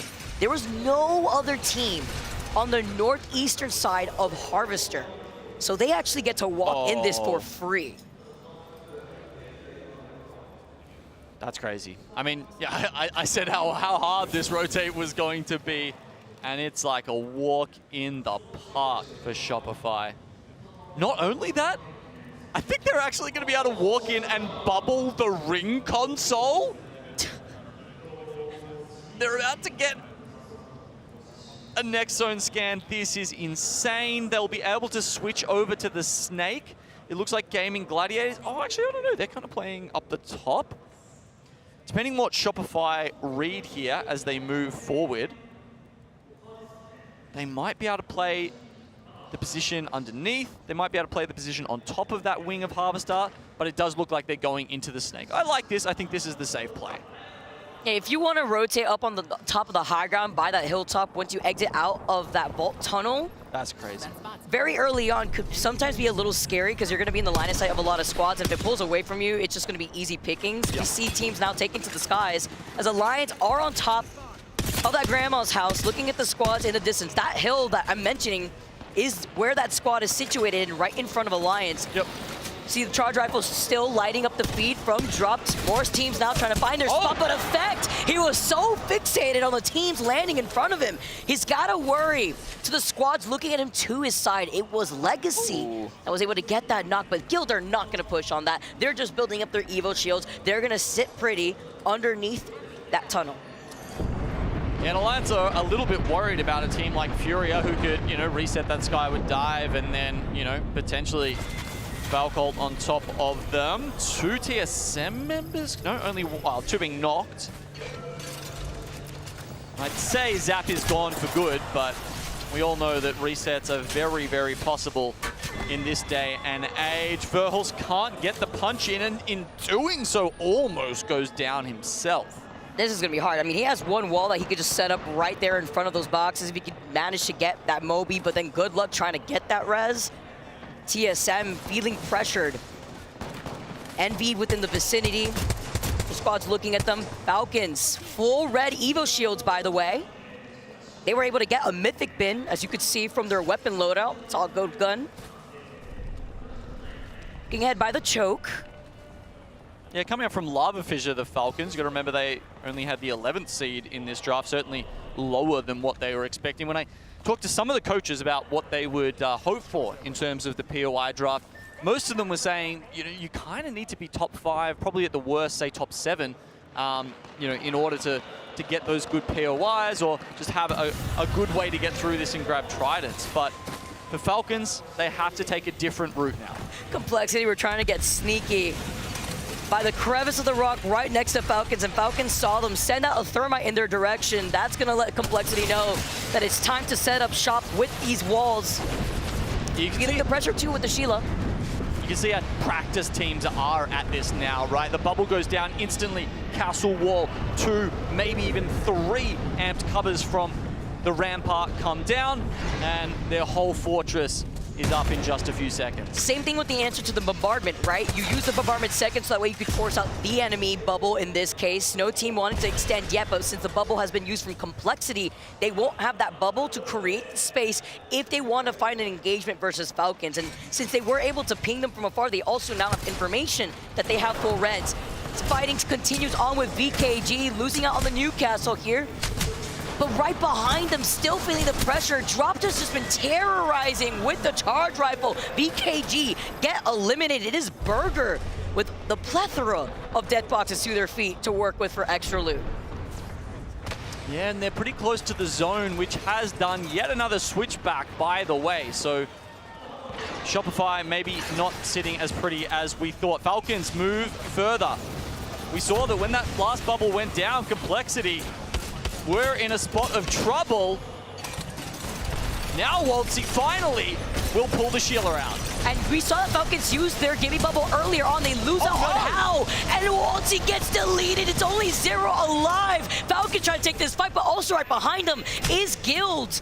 Well, they're trying to see if they can manage to back away, try to reset. They put down the bubble here. He tries to get the res. Complexity are just going to fully send it to Ape and delete Falcons from the lobby. Complexity now get to reset, and Guild didn't even try to extend on the potential third party there. A team on either side, it's rarely a recipe that works well for the one in the middle. Team Burger, they make their way to the high ground, but it's not for long. Virtus Pro steal it off them. And as we see here, the zone went first north with that scan that Shopify got, and then it's now switched back down south, and Liquid Alienware actually the closest sitting south. That was so good from LG. Envy had given up that high ground spot too, and LG just were able to wait for Envy. They had nowhere else to go, now forced to play this out as a solo. Noct and Verhulst are across from one another right now. Both teams on their last legs within this game. Verhulst also the solo for TSM. Still around. Complexity taking the lead after that fight win over Falcons, now on 27 points. Solo taken out from Nizul. As Liquid had called out the zone, by the way, they also stationed themselves next to 2 Mobies as some extra makeshift cover. They're the only team, by the way, aside from Alliance, who are still in Harvester in that next zone.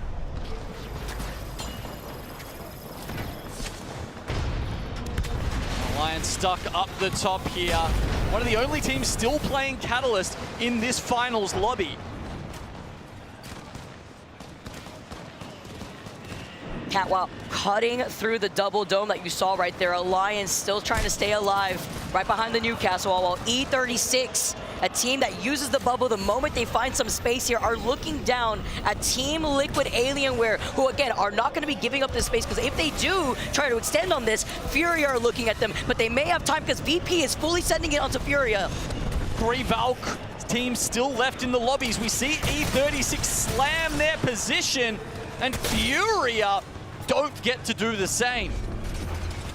Timing on this fight for LG here too, to go in for that third party. E36 get taken out. There's that opportunity now for Gaming Gladiators to pick up that KP. And while they're trying to hold their spot in the middle of the zone, Complexity have to look at Guild. Guild that just slammed the Newcastle wall in front of their face. And Complexity take care of Guild. They had the Evil Shield advantage as well. Gaming Gladiators get eliminated. 7 squads left in this lobby. Great play from Complexity. The res comes out. They're back up. T-Law are firing shots at them, but they're not getting through the walls. 3 teams still up at the top, and Complexity want to throw themselves into the mix. And you have 35 seconds up before this circle closes in right behind you. Alliance are getting some kills. Complexity move in to try to 3P this, but Alliance are hiding behind the mobile shield. They still have a sliver of the Newcastle wall allowed. With the Catalyst, you can see they're providing themselves so much cover in this final zone, though. The wall goes up, and Complexity, they were hesitant about pushing in because of the spikes. Such a good notice here. Complexity backing away. They don't have a catalyst. They can't extend to create that space if they did in that case. Instead, they have that rampart. So good call from Complexity to back away, while Shopify on the other side are still neighboring that of Alliance. By the way, LG sitting above, I believe it's a solo from Virtus Pro. They haven't noticed he's there just yet. Bubbling forward.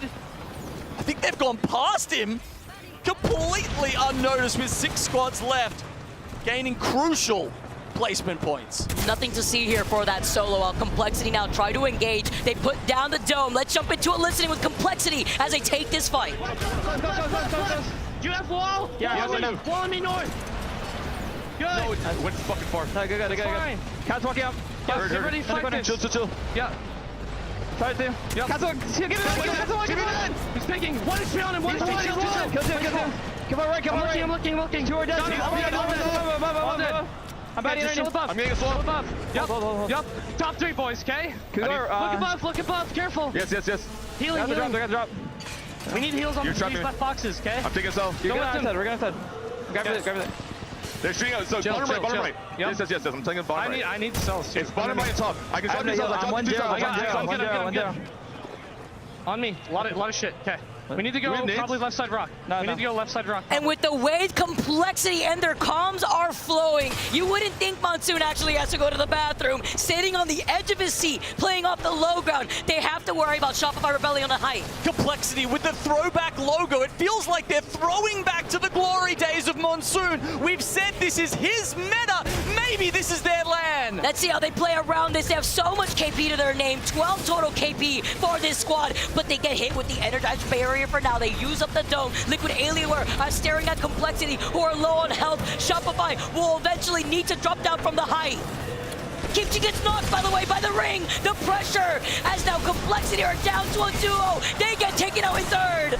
Shopify Rebellion, they've come all the way from the north, and with a massive clutch from Zainu at the start, they clutch out the end too.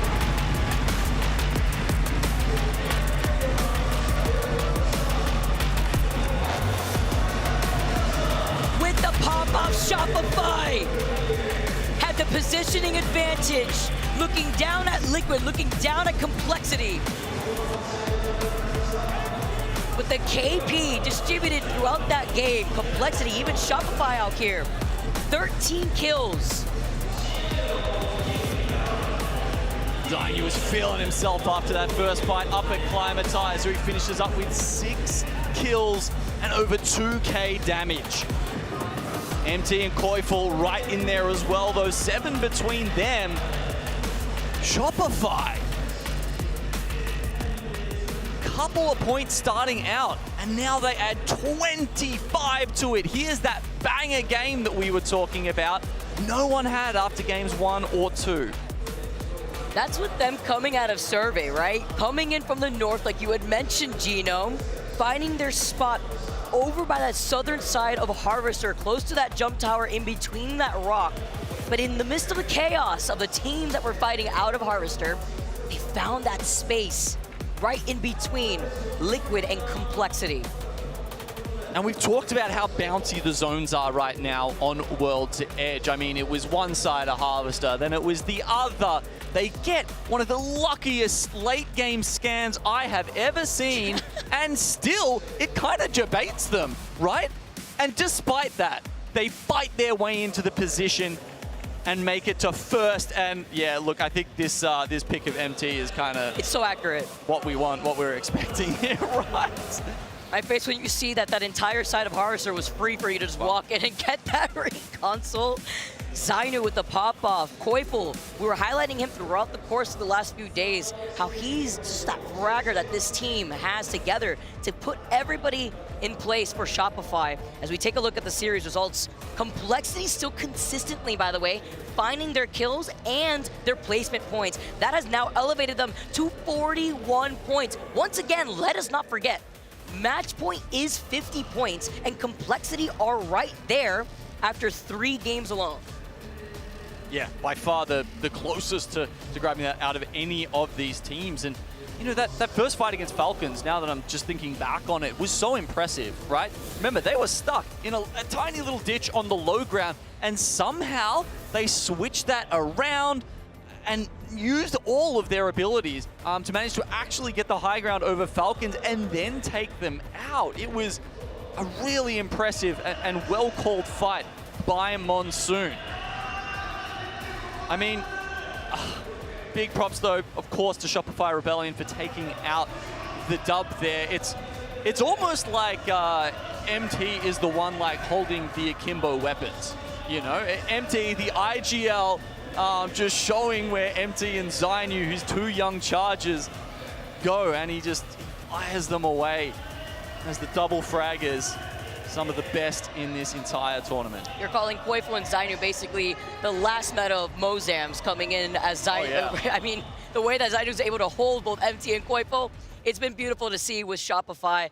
It's been great so far within our first 3 games. We see where Complexity stands. The competition's getting tight. I want to hear more from the desk guys after the action that we've seen from all of our teams at the 3 maps that we've had. Thank you so much, Vicky and Gino. It's been fun. I mean, you guys have done a great job. Obviously, we had a lot of stuff happening on stage, but so goes the saying, it's live, baby, so we got to roll with it, and that is exactly what has happened. The teams who are bouncing back, well, Shopify Rebellion find themselves winning yet again. But guys, as we join back on the analyst desk, we've got Glitter Explosion and some new faces here. You know, you guys are normally casting, now you're joining the desk. Graceful, you've been here for a minute, but Dia, back on the desk. No POI draft this time. I know. But I shall say, we got to do a little fit check here. I'm loving that shirt. I'm loving that style. Thank you. You know, always bringing something special to the table. You too, Graceful. Looking sharp. I mean, you know, if we're not going to be playing, we got to bring something special to Sunday. Absolutely, guys. And, you know, Lauren, looking great as well. I don't know if I said that, but, you know, you got to give it to Lauren now. I mean, I can't not say something. Complexity, complexity, complexity. This is the story of the tournament. 41 points, 9 points away from match point. Who would have expected this? I think this is so exciting for them. We talked about them a lot yesterday during Elim Round 2, and they were one of those teams that barely squeaked in, right? Yeah. 2 points separating them and that bubble of not being able to play here right now. And I don't know what type of pep talk Monsoon gave them or what was in their breakfast, but this is the complexity we were looking for. They're so capable of doing this. And one of the big things that we kind of called out when we were looking at them is that they had decent placement points, but they weren't getting the KP. They weren't aggressive enough. And now we are seeing that aggression, and they look fantastic. That certainly hasn't happened, but Graceful, this moment for these players, it's bigger than almost anything they've ever experienced. This Daiwa house, still, it takes a second to realize the enormity of what you're playing for. So that's even more amazing to see a team like Complexity kind of stealing the show. The thing about Complexity is I actually met them at the hotel after the day, even though they, they just made it through. Yeah. They weren't happy. They weren't. And a lot of the teams actually are happy when they make it through. Oh, at least we're in the finals. But they were just, we're not happy. We shouldn't be happy with this. We're looking to re-lock in. And they look beyond locked in today. And I've been, amazed by that so far. It's a version of complexity we've often known is possible, but it's been so hard to realize, Stia. And this is, I think, a bright light for people who have seen members of this community like Monsoon, like Kimchi, who they've wanted to succeed, now finally in a position to do so. And if not win, be in a great spot when those leaderboards are done to earn some decent cash prize. Yeah, I mean, they're certainly, they're almost our first team on match point, which I think even if you tell Complexity that a couple of months ago, they don't they say, you. what? Yeah, like, I mean, this is a team that has always invested in themselves, but I hesitate to say that they've believed in themselves to the expense of reality. Complexity have always been very realistic about their chances, especially when, I mean, think back to when Kimchi joined the roster. They weren't even... a coach turned player. Yeah, they didn't expect success that season. They expected survival, and Complexity have hung in there. They've survived. They've kept showing up at LAN, and to see this be the huge payoff where they're taking the lead on Championship Sunday in Japan is wild. What a story. What great players, parts of our community. We'll see if that continues, of course, because other teams have won games as well. And let's start getting into it as we walk through those final circles from our first 3 games. Lauren, Complexity did start things off. They've been very consistent to walk us through match 1. Yeah, and we kicked things off on E-District as well, of all things, but Complexity were able to really play this zone to their favor. They were on that south side of the zone, and they were able to kind of wait everybody out as they were pushing in. You had Envy in there, you had Fnatic in there, you had Furia in there, and they were able to kind of use these outskirts to their advantage. You can see Enemy here putting in the work with Sheila, and they just had the perfect amount of patience. And this ties into our storyline that we talked about yesterday. They kept running into Fnatic, couldn't win those bubble fights. Well, then when it comes down to Fnatic and Complexity top 2, they finally get that turnaround, and they're able to pull this one out. I mean, is it because they buffed the charge rifle midway? I mean, we know Monsoon finds a way to do well with those snipers. Graceful obviously boding well, but it wouldn't be the only story here. Guild would take game 2 and put themselves in a position to be close to the top of the leaderboards also. Yeah, I mean, I think Guild is doing like Guild stuff, as people always seem to, you know, they're kind of under the radar for a while, and then all of a sudden they pop off really big. Even this game, I didn't think they would actually be able to close it out, because from the top end view, we saw Alliance in a rock spot, we saw the opposite team underneath the cliff, and we saw them on the bin. So I was like, yeah, they're gonna get pinched. BKG decided to opt for Alliance fights instead, which opens up for, you know, Guild to close out the game. But the most important part we always talk about is, can you close out games? And if Guild keeps these up and this up, and they already have a win on the board, you know, if they hit match point, they've shown, hey, we can win games. And if they, you know, if stars align, they close out the tournament, who else would be super happy except Phony himself? He proved so much, and he has for sure. I mean, it looked like things were going so well for Guild, and they certainly were. And you have this conversation right out the gate. Well, you know, Phony and MT, they do the hard swap on Shopify Rebellion and on Guild. Phony gets that first win. It's looking like, uh-oh, could be redemption, still could be. But game 3, Shopify Rebellion would say, wait. Don't leave me behind. Don't leave me behind. We're still here. Yeah, I mean, managing to pick up a win here was really good for Shopify Rebellion, especially given the zone misread that Genome called out. I hesitate to even call it a misread. The zone was pretty wacky that game, pulling us into Harvester, then north, then switching things up to south. I actually anticipated that Liquid Alienware would have one of the best shots, because they chose to take a really slow approach into this zone from the south side. But using Catalyst even at the end to stall out the fight wasn't quite enough for them, simply because Shopify Rebellion get to hang on to this all-important high ground, and that really is what determines their win at the very end of the game, is that nobody else fights on low ground. But at the end, it's still going to be an incredible high ground advantage that you have when you're able to drop in late. Shopify Rebellion, I think, with a very well-earned victory and great navigation of that zone, especially in with how tight Harvester can be. I mean, our kill leaders so far in our match point finals, Phony and Monsoon. Was he trying to not blink, or was he trying to blink, or was like a Pokemon? I mean, what was Joe Brady doing behind the camera is what I want to know, because I think Monsoon was reacting to something. Joe? He's giving his best Gibraltar. Yeah, I was about to say it. It looks like Gibraltar. I mean, yeah, he's a character select right there. I mean, that's like a that's a personality. Phony also showing a little swagger as well. You know, Phony had the phase of rocking the top hat and looking smooth out in London, and now obviously he's got the shorter hair and he's ready to go. And these are our 2 kill leaders for match point finals so far. Now, when you break it down to the assist leaders, well, they belong to the same teams. still some pretty good poses. You can tell the energy from Kimchi is matching Monsoon, and he's helping to set up what is his fragger and very good frame, Grayson. I feel like a lot of people always look at kills, but the damage is there. You know, they're not doing anything. Yeah. They are their support fire, and most of the time you can't even see the stats that are even more crucial. It's not even stats, but the important factors that also weigh into the fights is how much damage have they tanked in regards to like taking their front line or swapping positioning. Oh, I'll take the first shotgun for you so you can clean up. Being willing to do that might throw, you know, the kills for your teammates, but essentially it helps them win the fight, which is honestly more important than having, you know, more stats on the leaderboard. Talking about Guild as well, I mean, I think it was Snipedown brought this up a few days ago, but what a turnaround it is to have him be one of the kill leaders in a finals lobby. Because Phony, I think, was critiqued when he was playing on SSG for being somebody who mechanically wasn't able to keep up with the rest of the team, because you have, I mean, Zainu and Koifel right next to you. What are you going to do? Yes, but now seeing Phony really step up in this whole LAN, but especially in the finals with the team, Jesco and Legacy are no slouches mechanically, so it's not like he's just like pulling ahead of a team that just isn't there. And I think I'd say a very similar thing about Monsoon, although with him, I think it's a bit of a special case, especially given how many people he's knocked out of the tournament so far. The man is a sniper specialist, and that especially is really important when they're collecting kills. Let's take a look at the series results. Lauren, walk me through other storylines that have caught your eye. We know Shopify, we know Guild, we know Complexity are at the top of the list. Who else are you focusing on heading into our next three?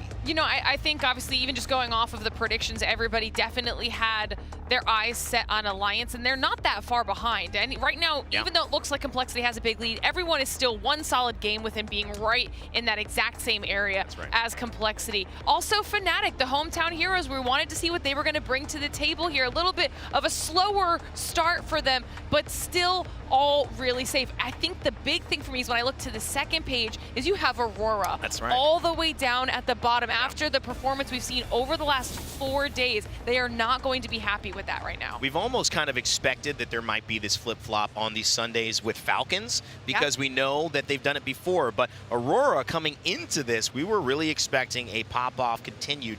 That has not happened yet. We'll see if that changes. However, something that has happened is an award has been given out. We've been talking about it all week long, and it's something that I like very, very much in my own life. Positivity, bringing the good vibes. Well, EA likes it too, and every year on Championship Sunday, we find a way to award the positive player. And yes, it was between Hockeys and MT, but guess what?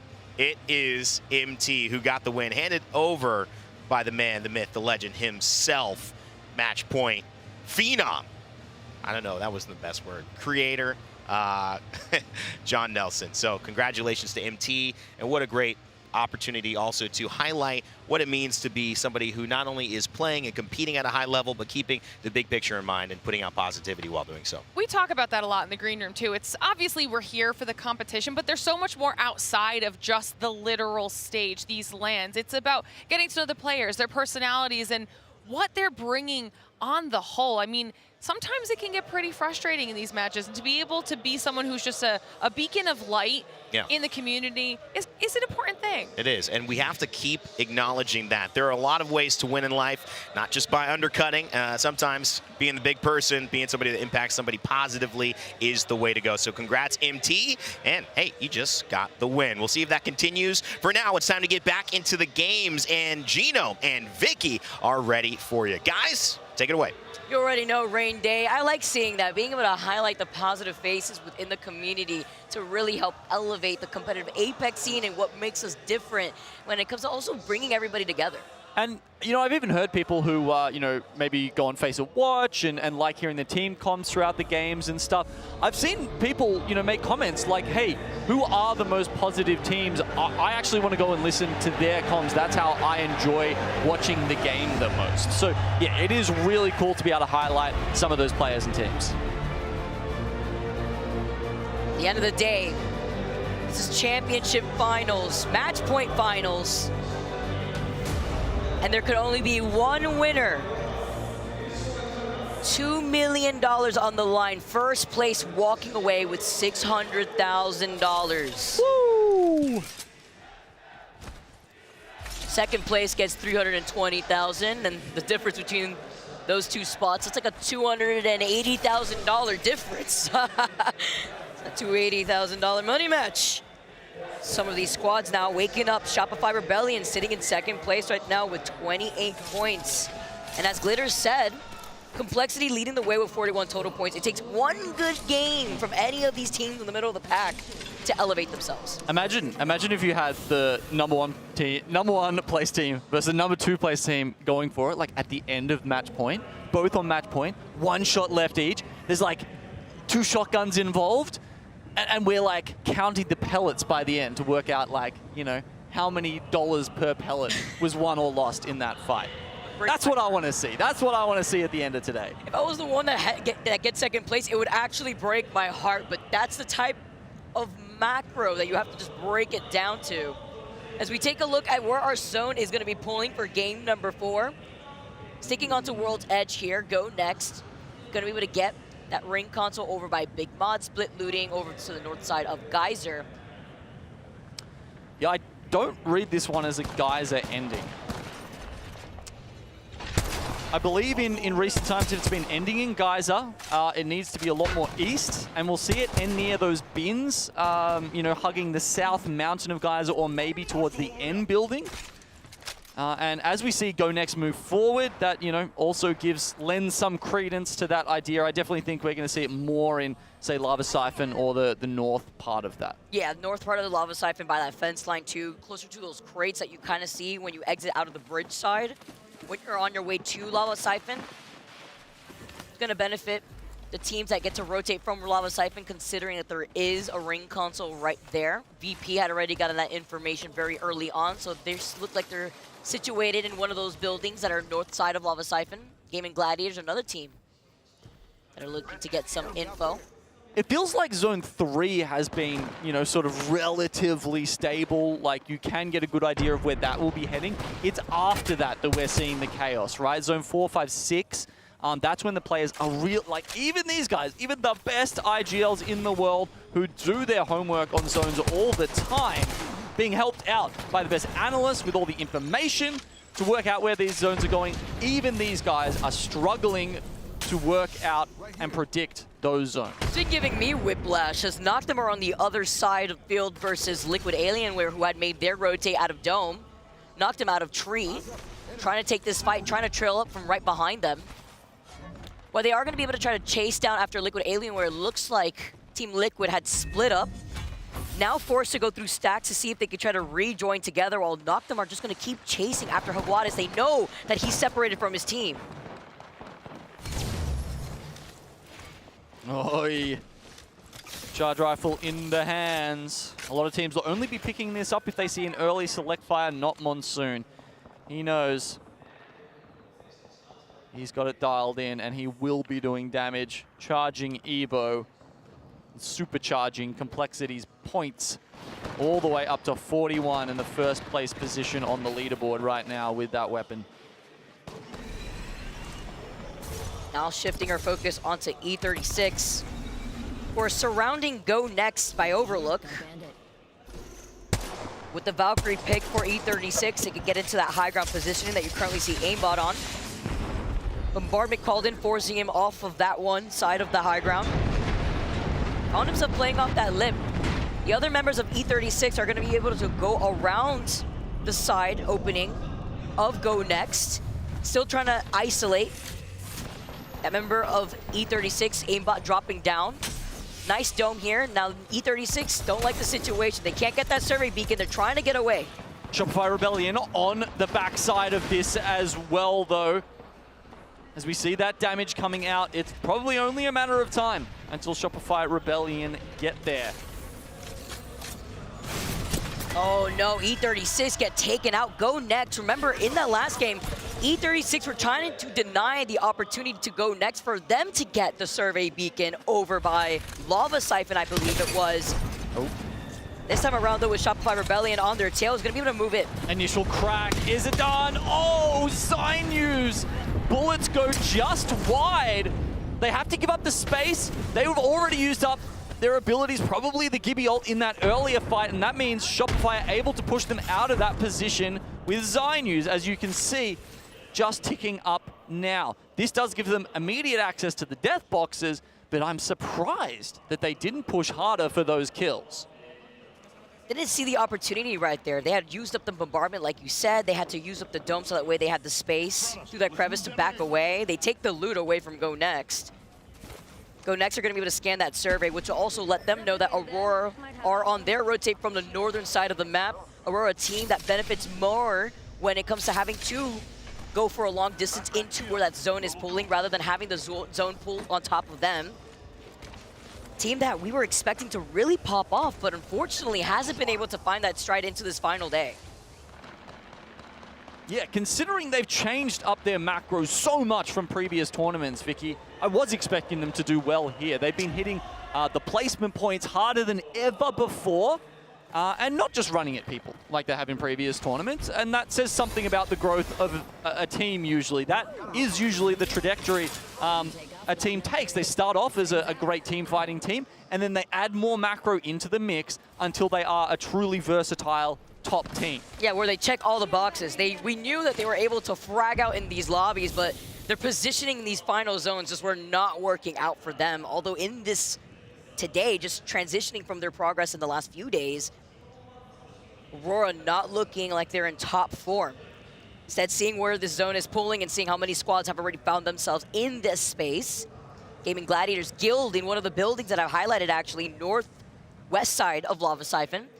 Shopify Rebellion are going to be able to try to gatekeep a lot of the teams that may want to find themselves going through that choke, exiting out of Fragment East. Fighting over here by Falcons, though, looking at Go Next, they're about to get sandwiched. They're constantly finding themselves in these early to mid-game fights and not being able to clean them up cleanly enough. Let's see if Hal, with the aggressive slam here, can do that. Is it unflies up? Waltzy will confirm the knock. Hits him with the Go Next here as he takes them out. Two members of Go Next running for their lives. Shopify Rebellion were looking to maybe get involved. Unlucky does the same to Furia, and it's madness on the wrong side of a PK. And Gaming Gliders get eliminated in your feeds. Alliance taking this slowly too, with Falcons just right around the corner. Do they want to extend to try to go in through that choke, or do they want to commit to going through the choke that we saw Shopify Rebellion in? This is force Furia to play this out as a duo. Now rotate through Harvester, see if they could get them back into the game. Yep, Waltzy catches them out. You can see that from the ping. They are aware the EMEA powerhouse is just ahead of them now. Instead of streaming forward towards them, they actually take their time. Look at the death boxes on the way through.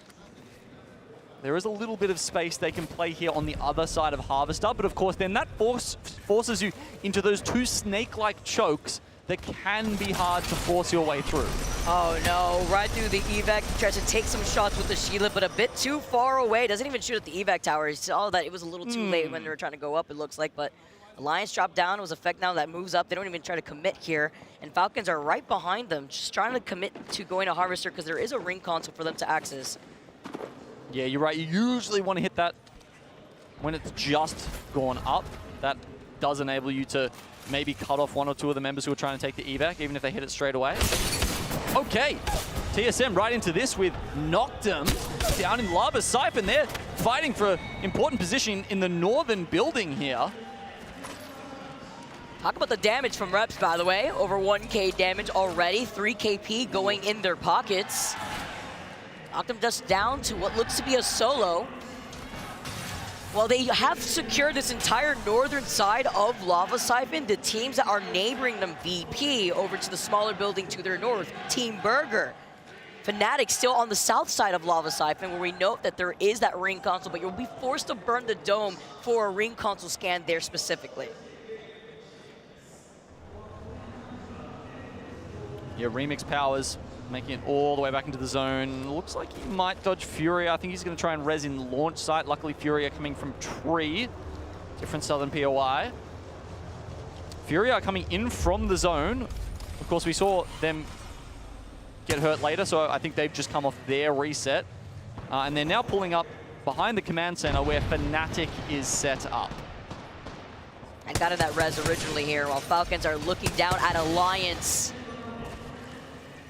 Taking the time for this, while Alliance backing away, forcing them to go into their line of sight without giving up that platform here out of the bunker. Yeah, and as you can see on the little cutout there, Guild smack bang in the center of the zone. I believe they have that building. It's almost hard to see because they've got so many rampart walls set up and around it, but that means that this spot that Alliance have, oh, they've actually been pushed underneath now. That's great for Falcons. If they can hold on to this tunnel, that is absolutely a doorway into one of these final zones. Noctum managed to get the res 2 on 2 of their members, so they're back as a full 3-man.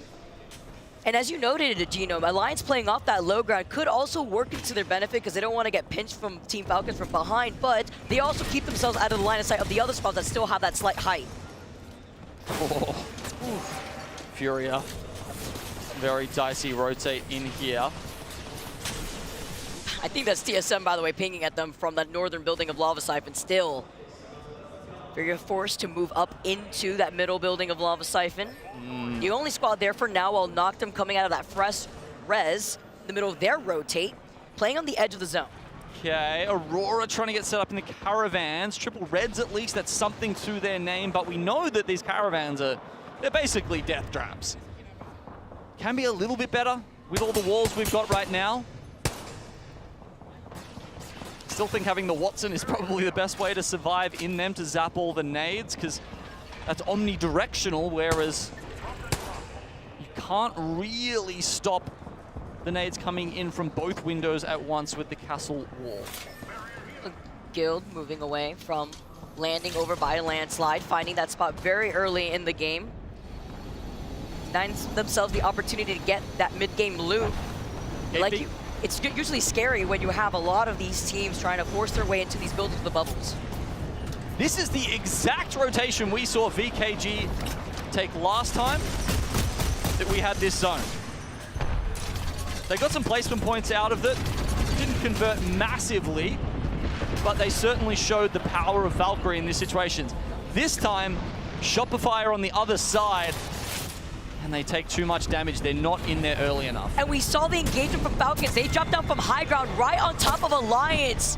We saw that first knock from Hal. They get Hockey's next. And Alliance now just down to a solo, but Team Falcons now have managed to take over the Alliance positioning while Complexity are staring down the barrel at LG, but they're getting pressured over to the side. They have to be careful because there's a team in the distance also taking shots at them. It has knocked them also looking to get involved in this fight. Oh no, Complexity. They didn't need a huge game here. They just needed a good one. And it's not just LG getting involved here with Noctum, it's also Furia for the fourth party. Complexity get annihilated, 15 squads left, and Noctum dropped down from the high ground. They try to chase down Sweet, and right behind Noctum will be Furia. Okay, so at this point, we do not expect anyone to hit match point at the end of game 4. With LG going out, Furia picking up some points here. This lobby is evening out, Vic. Doesn't even want to take the risk and not committing to popping that shield bat with all the shotguns that we've seen. Furia successfully go in for the fourth party. They clean up what is left of Noctum. Oh, wow. And they call in the evac tower too. Isolated, by the way, no other team were really looking at them, but I did see on the map that TSM were looking at Furia and they shot down their evac tower with a Sheila. You know, we're watching some of the teams in the north side, North Siphon Village here.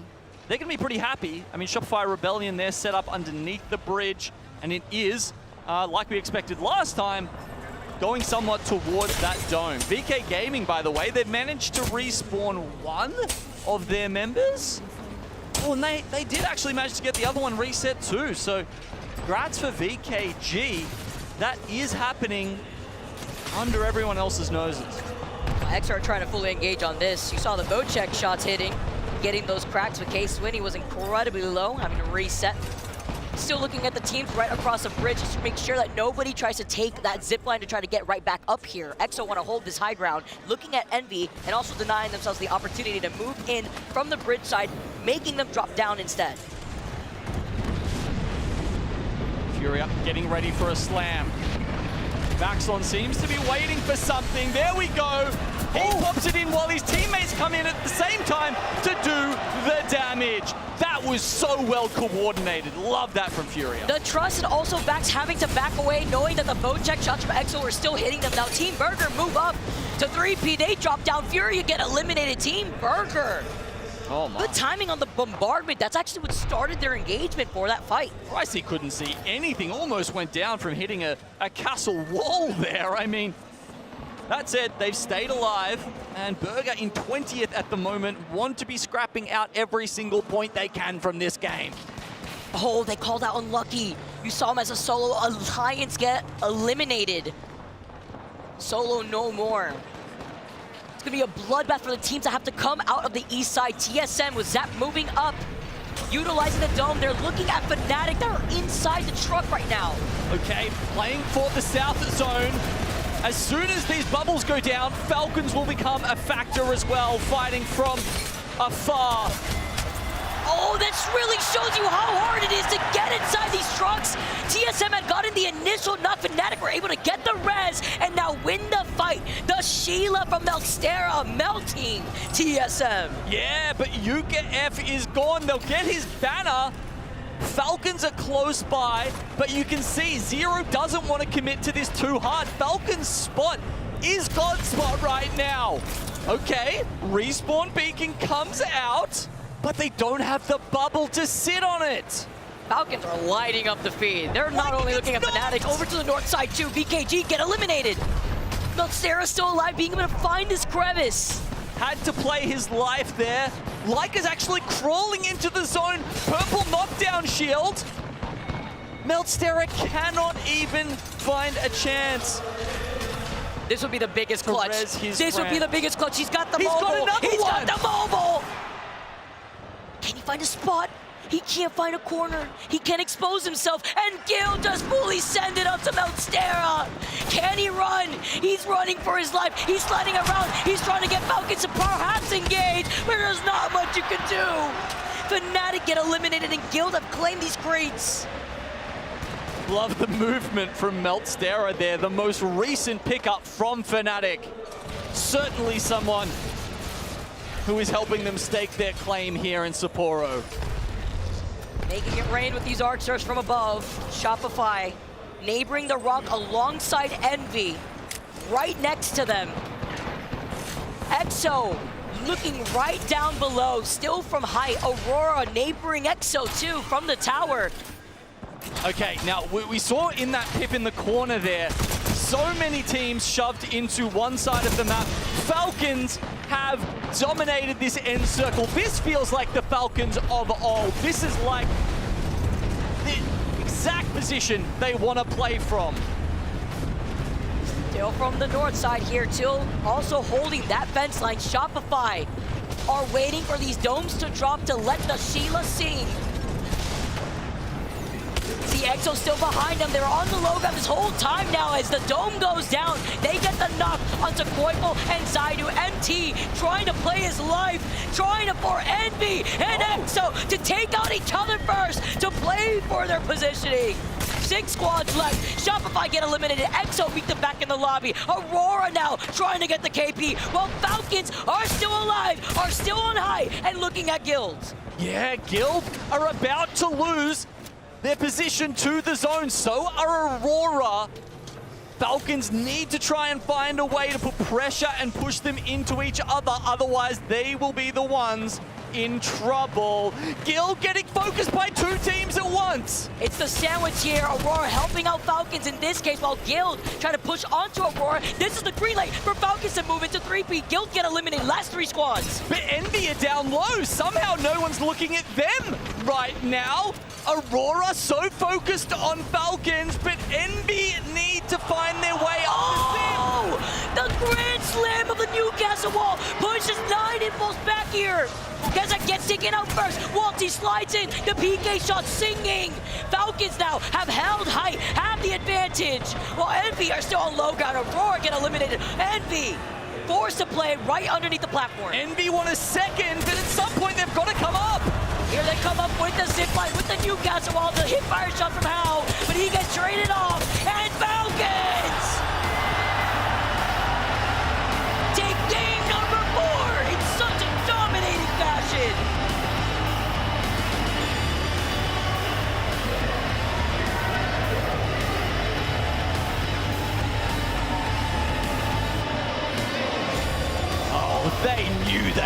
was theirs.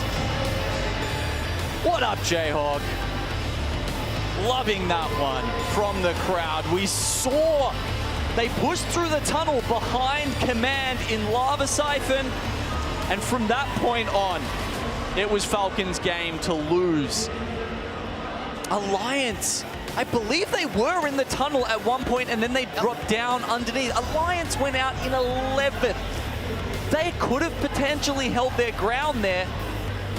Could have been a whole different story.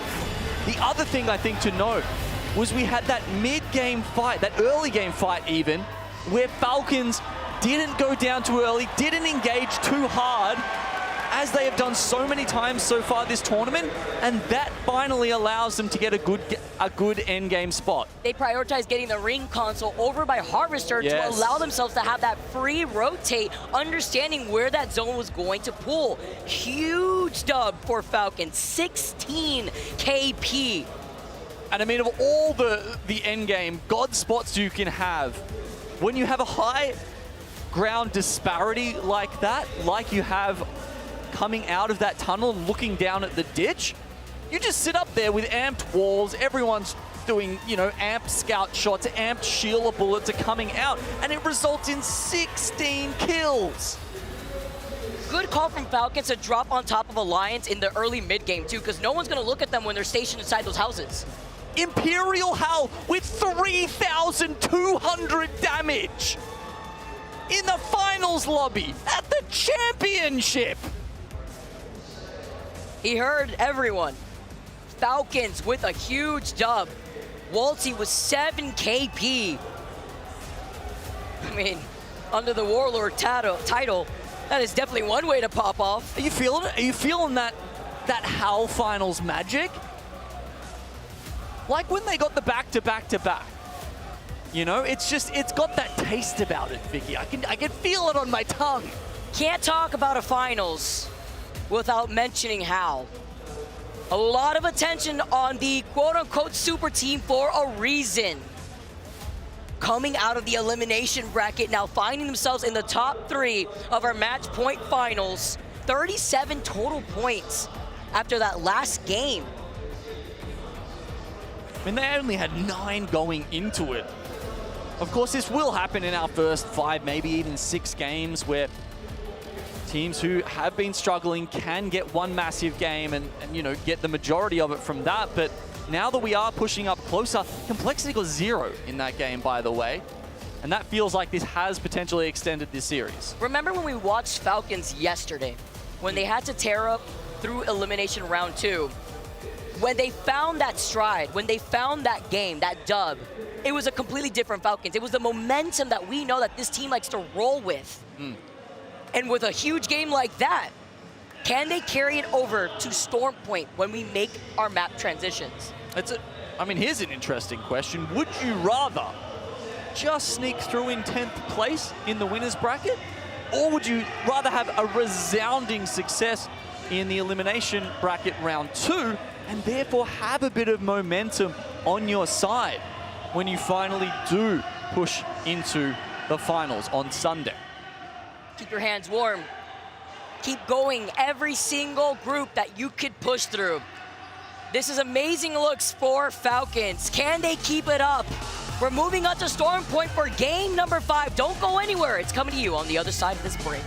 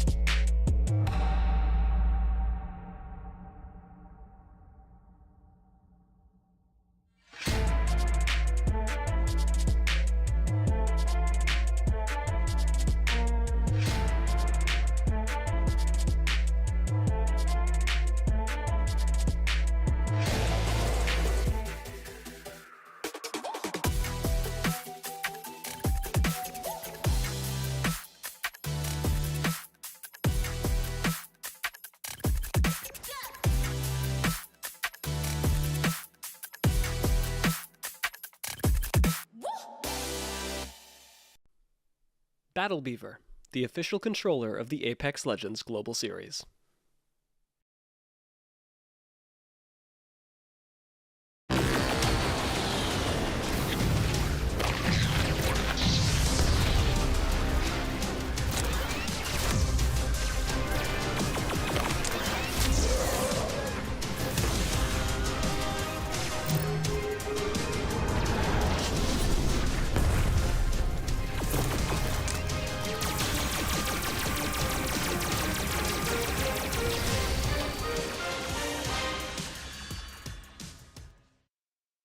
Herman Miller, the official chair of the Apex Legends Global Series.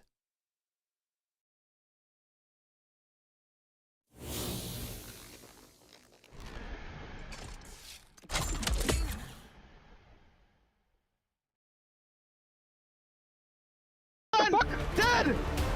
That's why, 60! Dead! Shotgun, I need shotgun, please. I have 3, I have 3 bullets.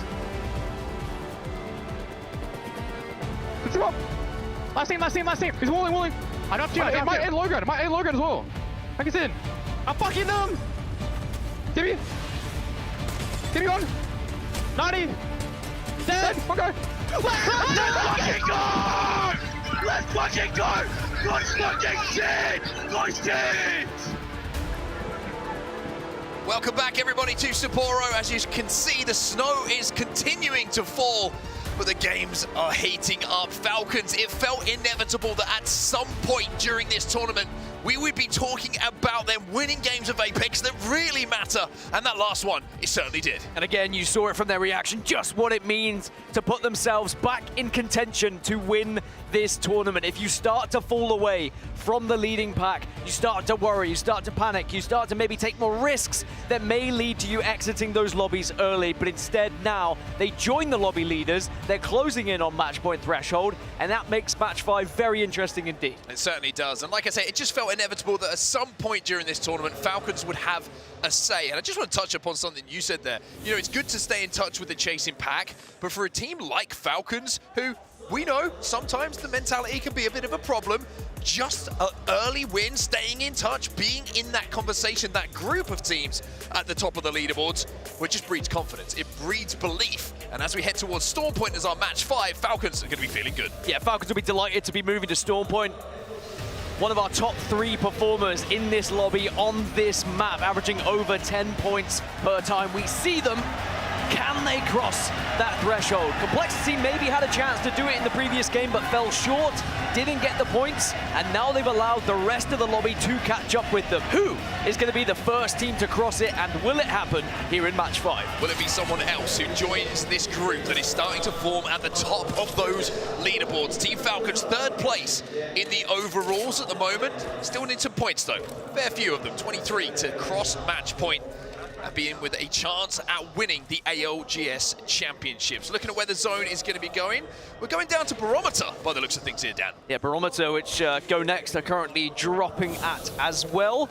And I'm trying to see whether they actually have a ring console to work with, because if they do, they'll be in a good spot. I can only see a survey beacon at the moment, so might be one of those situations where a lot of people begin to arrive and they don't get necessarily the priority spot. But we look at the leaderboard at the moment, and you look at some of the names of people that have won so far. Mark, I mean, you've got Complexity up there, of course, but then you've got Guild with Phony, you've got Falcons with Zero and with How, and then a Shopify Rebellion, you've got Zainu, you've got all of the previous winners right up there. Are you hinting at some potential rivalries that we might have been talking about for quite some time, Daniel Gaskin? Does seem to be that way. And interesting, right? The consistency we've witnessed in Apex Legends starting to be on display here in Japan as well. Not to mention Alliance also in 6th place, and they also won a major LAN last year too. Guild, we mentioned their win. We mentioned the Phony story. Well, it's not just him, of course. It's Legacy and Jesco who are part of this lineup, who are contributing to the success of Phony just as much. Trident, of course, going to be taken a little bit closer to the zone. It's going to be a pretty clear shot for them by the looks of our map overhead in towards Barometer. Go Next, who have actually read the zone very well here. We mentioned how they don't have ring console over at Barometer. Well, they're playing the very backside of this circle, and if it pulls that way, it could be a brilliant read. You did see in the kill feed there as well, Complexity just got a knock, and I believe an elimination onto Team Burger. Speaking of Team Burger, here's that confirmation. They've lost Pricey, but they are respawning him, but they're under pressure from Exo Clan. And it looks like they should be able to stabilize, but the real question is, do Exo allow them to get away with this? Well, it looks like it's one of those situations where now that you're starting to move towards Barometer, we know teams are going to be stacked up, the risk of the fight slightly increases, but they want to keep the pressure on here, Exo Clan. And I tell you what, if that frag grenade hits, it makes the job a little bit more simple as to whether or to push or hold. Burger on the receiving end of a bit of damage, but they are going to get aggressive after some big chunks. Exo got to be careful here. Swinny going to be last alive, and he's down on the low ground. Frag grenade does go up. You can hear the Newcastle Reds coming in, and now all three players are alive. Pricey goes back down thanks to that grenade and will be finished off. But Exo Clan probably thinking about restarting this fight. Maybe think it's not a good idea because now Noctum Esports are here and they want a third. Yeah, I think Exo Clan get out of there. Yeah, Swinny, bye-bye. Into the cannon, but now Team Burger might just fall to Noctum here. A last-ditch attempt to try and get away, but not going to happen. Team Burger will be our first team out of the lobby, but Fnatic now fighting against E36 here.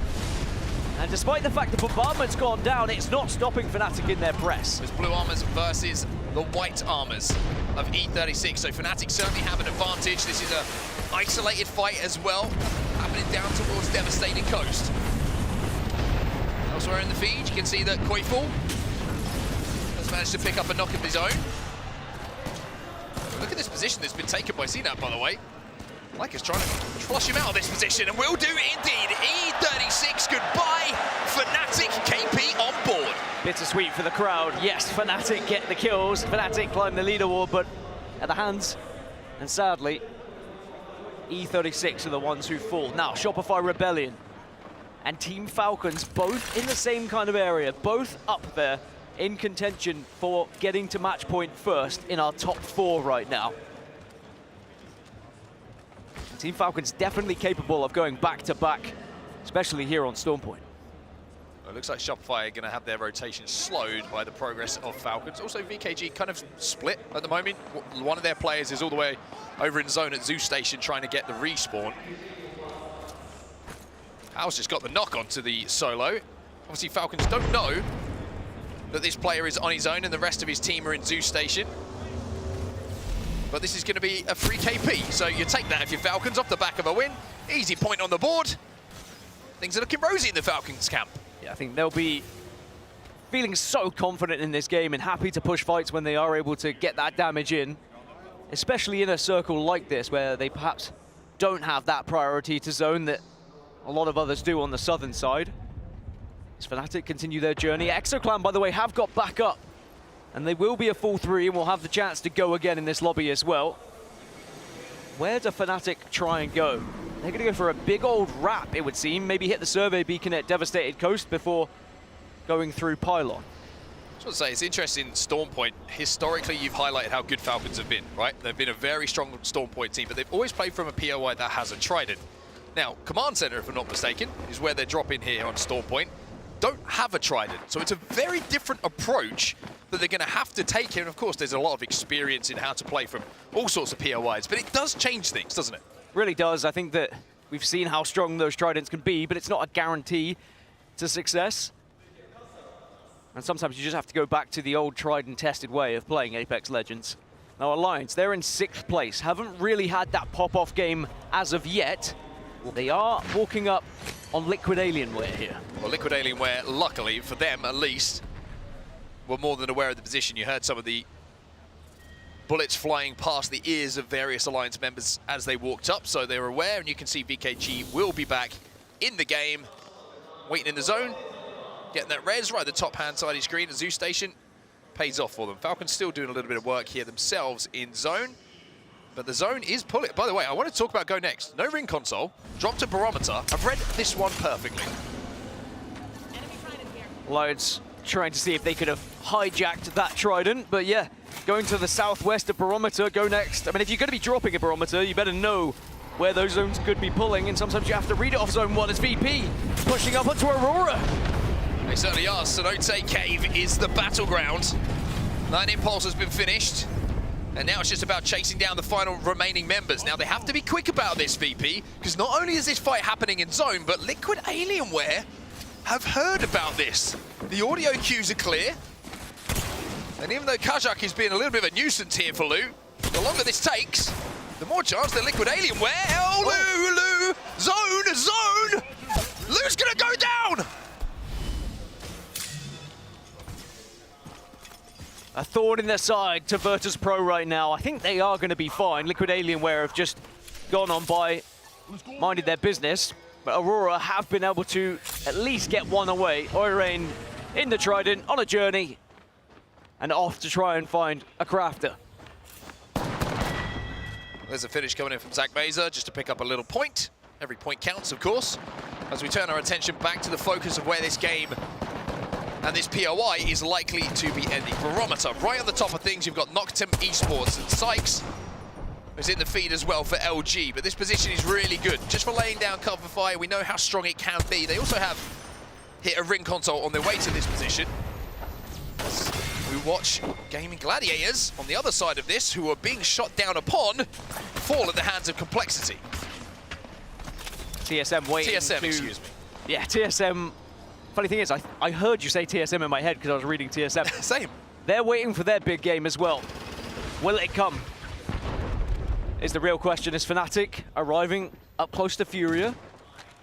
Just transitioning through Jurassic at the moment, and Jurassic is often a place where teams like to set up if they haven't got priority to zone, because you do catch a few strays on their late rotation. But it doesn't look like Fnatic are going to fall into the trap of Furia.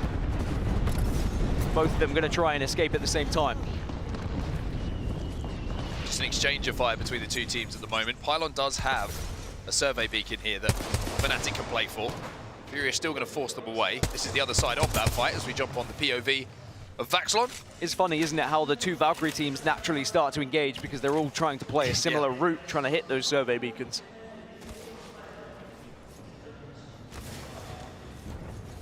Fnatic will be good for now. Furia have gone back into Jurassic, and they'll be heading probably a little bit closer to zone. They do have a survey beacon themselves. There's also a little bit of Evo to pick up here. Meltzera is going to grab that one. He's only about 80 points off of getting to purple himself, so Fnatic will hit that pretty soon. We'll be all dressed in purple. There's on our map overhead, Shopify Rebellion are having to make a pretty tough rotation in from the southern side of zone. Yeah, not going to be fun for them. Still late arrivals as well from those who had to go and respawn their teammates. VK Gaming and Aurora still in the zone. Fnatic down at Pylon, of course we saw that, and then Falcons, the other squad that is not within this zone right now. Well, Shopify Rebellion going to try brute force with the Trident here and build a base just down below Complexity, who are 8 points off of that match point threshold. 9 Impulse just gone down to the ring, by the way, so that's the journey that Aurora are having at the moment. Mythic Bin's going to be spawning between Noctem and LG as well. I wonder if that's on the high ground or the low ground. That'll make a big difference. Falcons 38 points at the moment. Overall, of course, 50 is the magic number that everybody is trying to hit before they activate match point. And looking at that zone, we are pulling out into the depths of Barometer. And I hope you bought some wellies. Yeah, these ones are always difficult, and it puts a lot of pressure on your Newcastle, on your Rampart, to be setting up accordingly as you move into these zones. We have seen some great usage. I mean, even in that previous game when Hal dropped the castle wall to force players off, we're starting to see people use these abilities in different ways to try and manipulate the fight in their favor. But Aurora, looks like they're okay, by the way, with their rotation. Despite one going down to the ring, they're back up and they are within this zone now. And VKG looks like they'll be next. They have a good amount of meds and they're going to be fine. You got to get healthy. Also have the Valkyrie available, so they can cross quite a lot of ground very, very quickly to get close to that zone. So the zone closing behind them in 20 seconds isn't going to be too much of a concern to them. Yeah, and they can hit this survey beacon as well. It could be a concern, though. They were holding down the precipice of that hillside right next to them. Aurora back up to a full team. But arriving this late is going to be tough. Especially when you haven't got any kind of scope on your scout. And they've got Alliance ahead of them as well. They could try and skirt around the northern side with this Trident.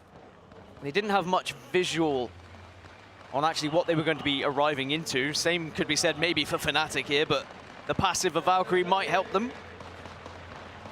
Look at the shots, look at the trails. Fnatic taking so much damage! So much damage! And I'm pretty sure they lost Yuka on the way down, but can they get him back? It's the Newcastle as well, but the bubble is there, and Yuka will be able to crawl to the safety, but our Complexity about to let them res here. Looks like Monsoon is having a little look at this. Definitely having a look, but they might be reluctant to jump on it because they have a solid spot themselves in a team that's so close. Look, Monsoon steps out for 1 second, and he goes down. Again, I think they're going to get him back on his feet comfortably in the end, but that shows the risk of poking out. As Kimchi comes to the rescue, and they will be able to survive. Well, here is Aurora. This is the play that they've decided to make. And they're on the southern side of the zone all of a sudden. Plan B. Trident's going to be vital for their success! There's so many bodies, so many teams, so many guns. All of them looking straight at Aurora. All it takes is one moment, a miscommunication there as well. They do have a Moby, though. And Shopify Rebellion are joining Complexity in this building, by the way. Are either of them confident enough to take the fight? I think Complexity are going to be able to lock down this part. There's Fnatic pushing up onto VKG. Fnatic trying to clear out the sewers. They found a couple of rats. And the Exterminators are moving in. It's Yuka who picks up 2 with that Eva Ray. VKG had no chance, really, as soon as Fnatic were able to swoop in together with that push. Once the initial damage was done, VK just started to try and scatter, like the vermin you speak of.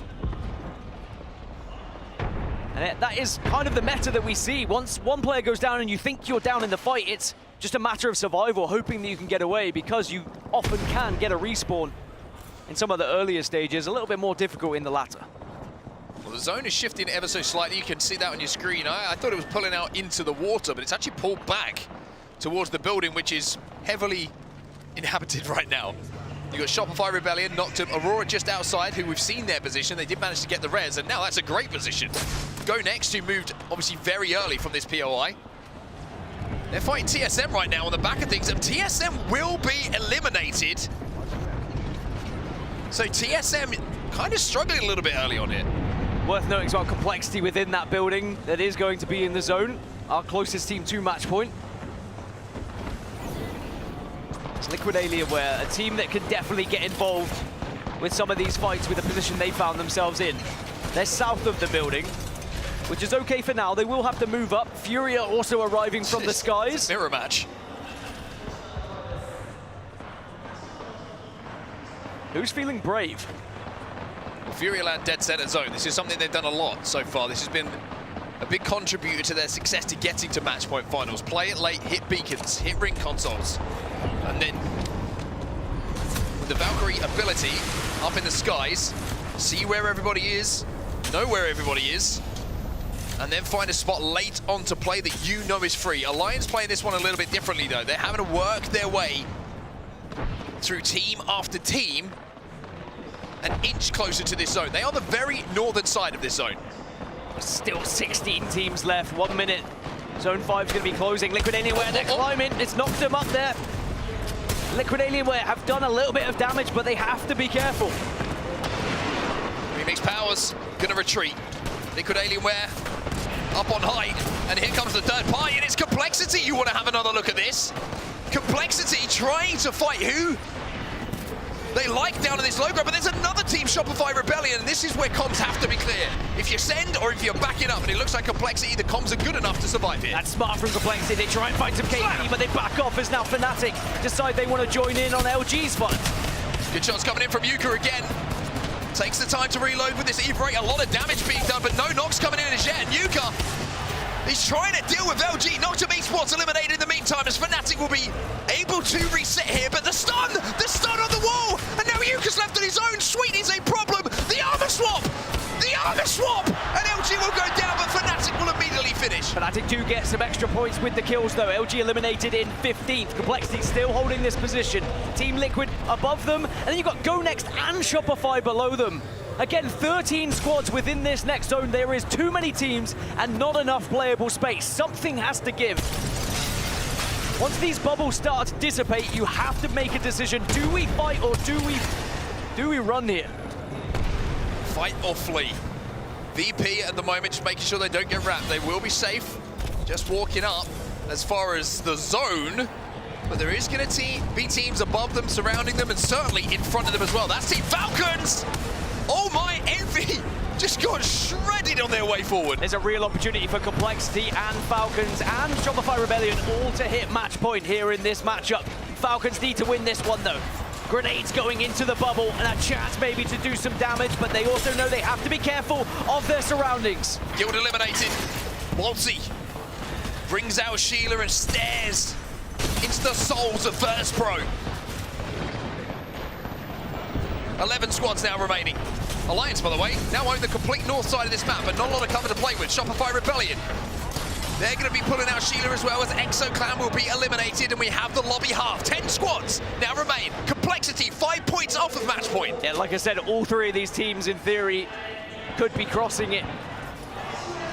All gathering points, slowly chipping away. If they were to all finish top 3, we might be looking at a very interesting match 6. Now, Falcons, they're amidst 3 different squads around them, but they have been able to find a corner to play with here. But the team on height are just able to get an angle. It is not comfortable. The worry here for Falcons is VP. VP have to send it forward at some point. Complexity, the nerves, they know how close it is. 5 points, Falcons probably thinking the same. The bubble goes down, but so does Waltzy. Howl's going to stick the res here. He's got the blue knockdown, which is going to certainly help. But will they be able to get healthy enough? And VP might have been taken care of because VKG forced the fight onto them. That is huge for Falcons as well. Just a little bit of distraction, but now here comes Alliance. No bubble, Alliance no wall. arrive. You need to get a bubble soon, but of course you've got to wait. No bubble, no wall. It's going to have to be brute force to hold here for Falcons.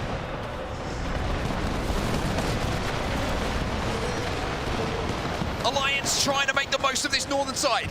VP with just 1 remaining. Zach Mazer hiding, trying to survive. Falcons still alive as well. Let's go next to Esports. Cat Wall outer zone. Teams starting to fall. Aurora go down. Complexity still closing in on match point, but they have to move outside of this building. They have moved out. They need kills, and they might just find some. There's an extra one. 3 more points required for Complexity. 3 to go for Complexity to hit match point, to put themselves within 1 game of being in the finals. The bubble goes down from Monsoon. Kimchi, it's all up to you. They only need a few points. Complexity won't make it. Complexity will not make it, but Falcons still alive. Attention turns to Team Falcons. They could be the first to cross.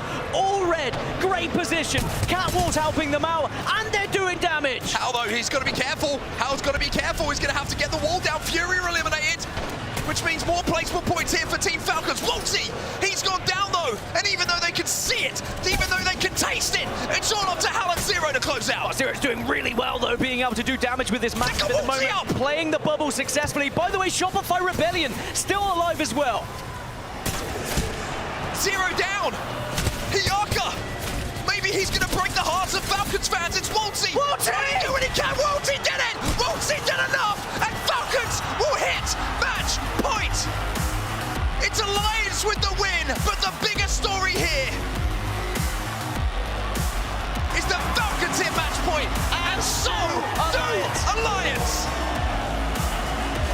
If Alliance did not get that final kill, they would not have been able to cross it. It was so close for Complexity, so close for Shopify Rebellion.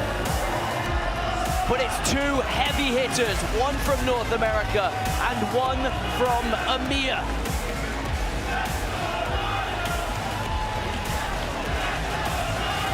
What an endgame. What an endgame. And 2 teams who had to play it so differently. Falcons, center zone, cycling through utility, trying to survive, trying to bunker down and just survive long enough for the kills to come to them. Alliance, they had to do it the hard way. From the north side of that zone, no cover to play with. Bubbles, utility, and then finally fighting their way towards that first place. 11 KP alongside the 12 placement points, 23 points, but as I say, irrelevant.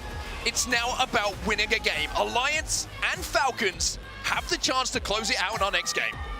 Alliance, who were in 6th position going into that game, and we were talking about previous LAN winners all being at the top of those leaderboards. Alliance were the only team out of that set that had yet to win here in the match point finals. But now they're on the board, and now they are on match point. Shopify delighted with second place, but don't quite cross the line. Complexity, a good game from them, consistent one, but the 6 points do not get them there either. But it does mean that if we do not see Falcons or Alliance win it in match 6, we will likely be seeing the likes of Shopify Rebellion and Complexity joining them, you'd imagine. But we have seen teams fall at the final hurdle before. When you're just closing in on it, you can't quite get those points on. This is some of the stats from your top 3 in that previous game.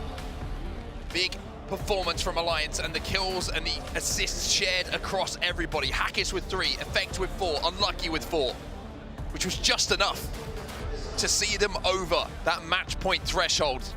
4 for 0, who was going wild in that end game with the Mastiff. But even though maybe it wasn't the kills that contributed from Waltzy in those final moments, his survivability was enough to get that extra point. And sometimes you have to look at it as a battle royale. It is about survival. It is about getting those extra placement points.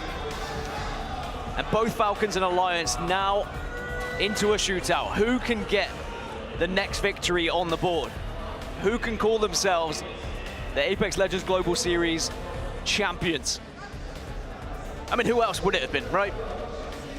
You look across this season, the consistency of Falcons, but also the dominance of Alliance in other tournaments as well. It's set up perfect. I think if you were to ask 100 people, you'd have a pretty good percentage who would be saying Falcons as an Alliance as their top 2 when you talk about tournament favorites. And what a I just feel like this entire roster, this entire Falcons run has been a roller coaster. And when you look at Alliance and you think back to the history of this squad, and once upon a time they were the group stage specialists. They would get to Sunday, they would struggle, they wouldn't be able to find themselves at the top of the leaderboard, they wouldn't be able to find those same victories they were getting in the group stages, but that has all since changed. Ever since they won that LAN victory last year, they now find themselves on match point on the biggest stage of all, competing against Falcons to see if they can become champions. Absolutely incredible stuff here in Sapporo. We have so much still to come though. Alliance hit match point, Falcons hits match point. We could be ending this tournament in the next game.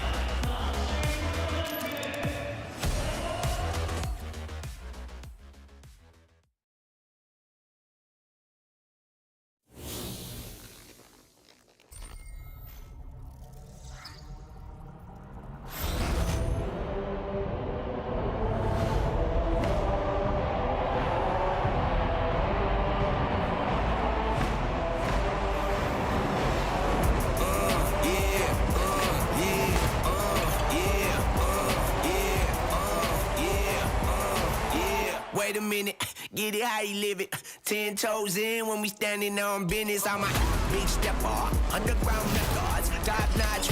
Get them loose, nothing less on. I like how your errors. Pushing country, baby, got that pocket you can measure. Then we gon' cut them off. My barber got me looking. Getting fitted on that top grade.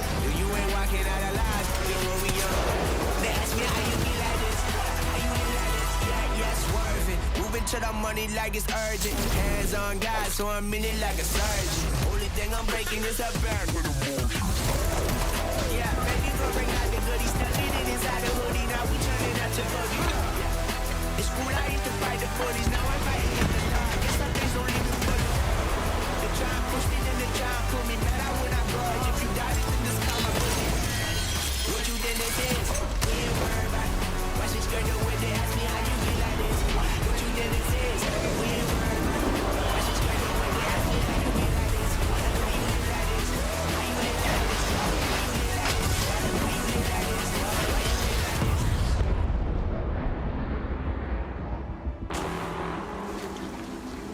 you be like this?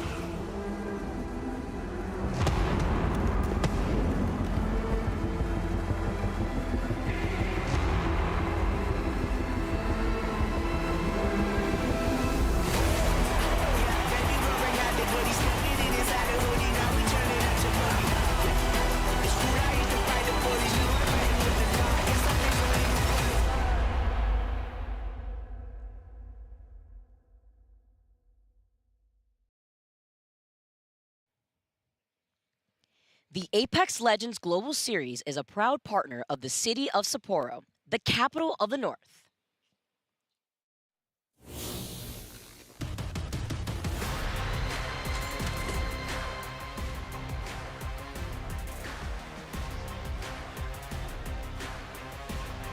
Welcome back to Sapporo, Japan. Welcome back to the ALGS Championship. And we've seen two teams cross that match point threshold. And both of those teams were sat on these stand. The Herman Miller Gaming Chair. And the Herman Miller Gaming is an official chair partner of the ALGS. Herman Miller Gaming is a proud partner of the ALGS. And today's players, like I mentioned, are competing in the Embodied Gaming Chair. Find out what chair is best for you at hermanmiller.com/gaming. Now, our coaches as well, they're not being left behind. They're sitting on the Vantum Gaming Chair, and with 7 unique colorways, you can try one out of the free play area located on the concourse. They look beautiful. Also, if you were wondering just what monitor got sent across the stage by Hackis a little bit earlier, it was the InZone M10S. It has been proudly chosen as the official monitor for the ALGS Year 4 Championship and Year 5 live event, showcasing its exceptional performance. InZone is a gaming gear brand from Sony, meticulously crafted for core gamers with a lineup of high-quality gaming monitors and headsets. The InZone M10S is ready to provide an exhilarating experience for esports enthusiasts while giving you the competitive edge you need. Let InZone elevate your gameplay to new heights. So that's what they're playing on, that's what they're sitting on. Well, now we have to find out if it's going to be a trophy that they are lifting as we are entering our next game. Now, a change of scenery is going to be occurring here as we will be changing from Storm Point over to E District. Falcons with a big win in that previous game, but that's not the biggest, Alliance with a big win in that previous game. Falcons win the one before, but it is those two teams who won match 4 and match 5 who are the first to hit match point. So both these teams now, if they win this next game, will be your ALGS Championship champions. So Alliance going to be playing out of the Lotus.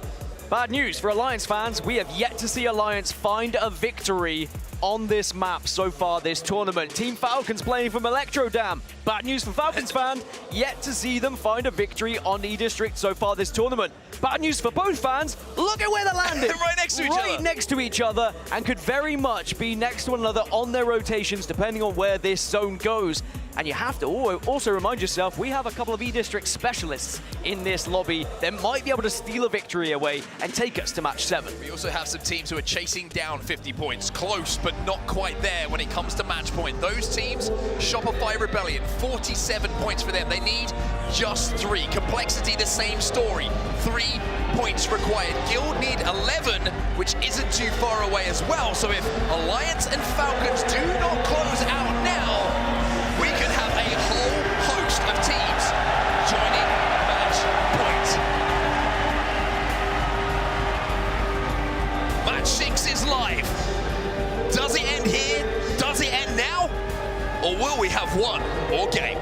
And whilst Alliance and Falcons may not have found a win on this map yet, it is a very different game when you are playing just for the win. Throughout group stages, throughout bracket stages, leading up to this point in match point finals, you are always looking for points. You are trying to better everyone else in the lobby through kills, through placement, but it is only the win that matters here. Getting into that final circle and out-manipulating everyone in that zone. Well, an interesting zone for sure. One that we've seen pretty similar, I would say, even in this lobby that we see in front of us earlier on. We are pulling out towards City Hall, but maybe out towards the watery depths just to the north of it. Guild mentioned how they don't need a huge amount of points, just the 11.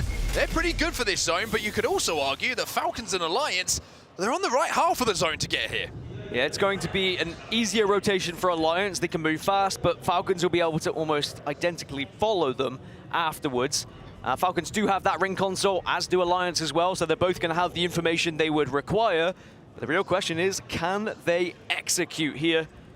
The only difference between the two compositions, that catalyst, which is a pretty big difference, especially when we get to these final zones as well. If Alliance can get there into that last 5, the ability to just cut off those final circles with the Dark Veil can sometimes be a lifesaver. But there's also so many advantages to the Rampart as well.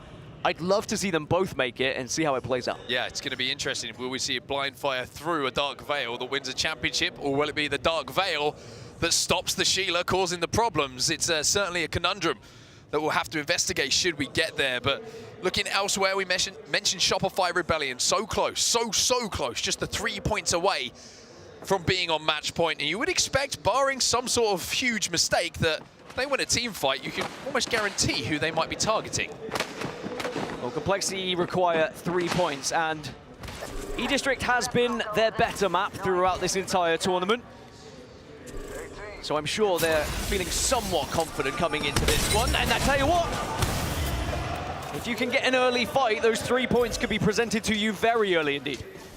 One thing that's interesting just to talk about here with composition-wise, we talk about how teams recognize each other's. Because obviously we have anonymous mode, so they don't know who they're firing at, they don't know who they're shooting at, they don't know really too much about the battles that they're involved in. Well, being one of the only teams in the lobby, there's a couple of them, but not too many, who are running the Catalyst. Oh, may make Alliance a little bit of a target. And speaking of targets, Complexity, you only need a few points, but it's your good friends in Aurora who are gonna cut you down. Enemy has to run. An enemy will run.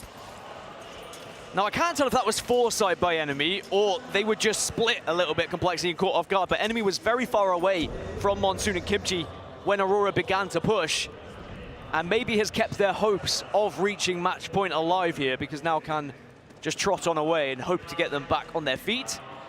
But sometimes that is a journey that is not an enjoyable one, because just when you think you're safe, just when you think you found a crafter, you suddenly run into a late rotating team and you get punished. Still, the points needed here for Shopify Rebellion. That will be their story in this game.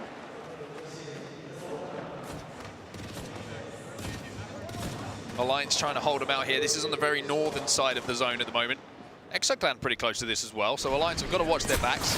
Ooh, you also got to watch your head. Doesn't get ripped off as you get focus fired. By the way, very different rotates from Alliance and Falcons, despite the fact that Falcons could have literally gone into Lotus and done the same thing. They've taken a very wide swing. Now Exoclan have Alliance in their sights, but Alliance reluctant to take this fight, and for good reason. They want to win this tournament. But sometimes you have to take a fight, and it will be assessed by Hackers of whether it's worth it. Deep breath here from Unlucky. Yeah, I caught that. Thomas is reminding himself it's just another game of Apex Legends, but we know it certainly isn't. But that grenade is big, it does big damage, but you can see both bubbles down. You simply cannot cross that gap. You're always aware of, yes, okay, maybe this fight is upon us, maybe we can push in because of the damage, but you always have to think, well, someone could arrive at any moment here, and you have to be cautious. Now GG, they're getting pushed by Virtus Pro and will be taken out. Gaming Gladiators, another dud game, and they are in last place right now. But VP, after winning that initial fight, they have to now face another. Should be healthy enough to at least hold off the push here, and they will be. Zach had the most health and took the responsibility himself just to step out, just to fire and make sure that nobody really from Go Next had the opportunity to gap close on them. Alliance now, you just feel every single movement from these players and how it matters to them. It matters more to Alliance, of course, in this position than it does for Exoclan, who are still chasing down 50 points. Exo will not let them rest here. Oh, there's another team. Lucky trying to poke around the corner and take advantage of the damage again, but it's just not happening for them. Shopify Rebellion, by the way, is that other team. And Exoclan might be just about to become the meat in a sandwich. So much damage done onto Exo there, and they just about scarper away. I wonder whether that is a little bit of a blessing for Alliance, because they really have been a thorn in their side, but now they're back up to full health. They have been able to constantly pressure this Alliance squad. Shopify Rebellion are going to leave that area and aim for the low ground for now. Shopify know their job here as well. They were probably just poking there thinking if a little bit of damage goes in, we can fly, we can get the 3 points, and if we get knocked, so be it. We've done our job. However, they're also probably thinking we would like to be involved in this endgame to deny this team on our screen from winning the game. Sometimes it's the best way to ensure you get another match if you are not on match point is by winning yourself. Oh, that's awful. Yeah, it's not going to kick up towards Resort like the previous one in match 1 of these finals. Instead, we're heading a little bit further south, where Fnatic and Team Burger currently reside. Not a bad pull for Complexity as well, who are on the west right now. And actually, all those teams who are moving in from the southern side, this is far more ideal for them. Speaking of moving in, Go Next going to take to the skies. Aurora and Envy having a little scrap in zone here. And it's going to be Noct who gets taken down by 9 Impulse. So Aurora, again, just being a little bit unpredictable with where they're going to be and who they're going to be waiting for. Noct is going to be the next one to find that out. Team Liquid Alienware fly into zone, while it looks like Envy dropped in Yanya. Are going to try and escape to craft their teammate back again. Evac being hit here by Go Next as well to try and find a place a little bit closer to zone. If there's a team you don't want to allow to get going, by the way, it is Aurora. Remember, the one building, no! Team Burger in here! I think they got away with it. No, looks like the fight's still happening. Burger and Go Next both lose one in the kill feed. Go Next have lost 2. No, it's a 1v1 over there as Complexity just overlooking this. Still not been resolved. Finish comes in. Monsoon gets the knock onto Funk, but no kill. That is agonizing, by the way. 3 points needed. You're getting knocks, but you can't turn it into a point.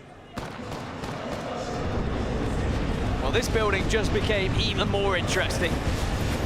Go Next, Team Burger, and Enter Force 36, who are looking to climb, looking to take to the stairs. Oh!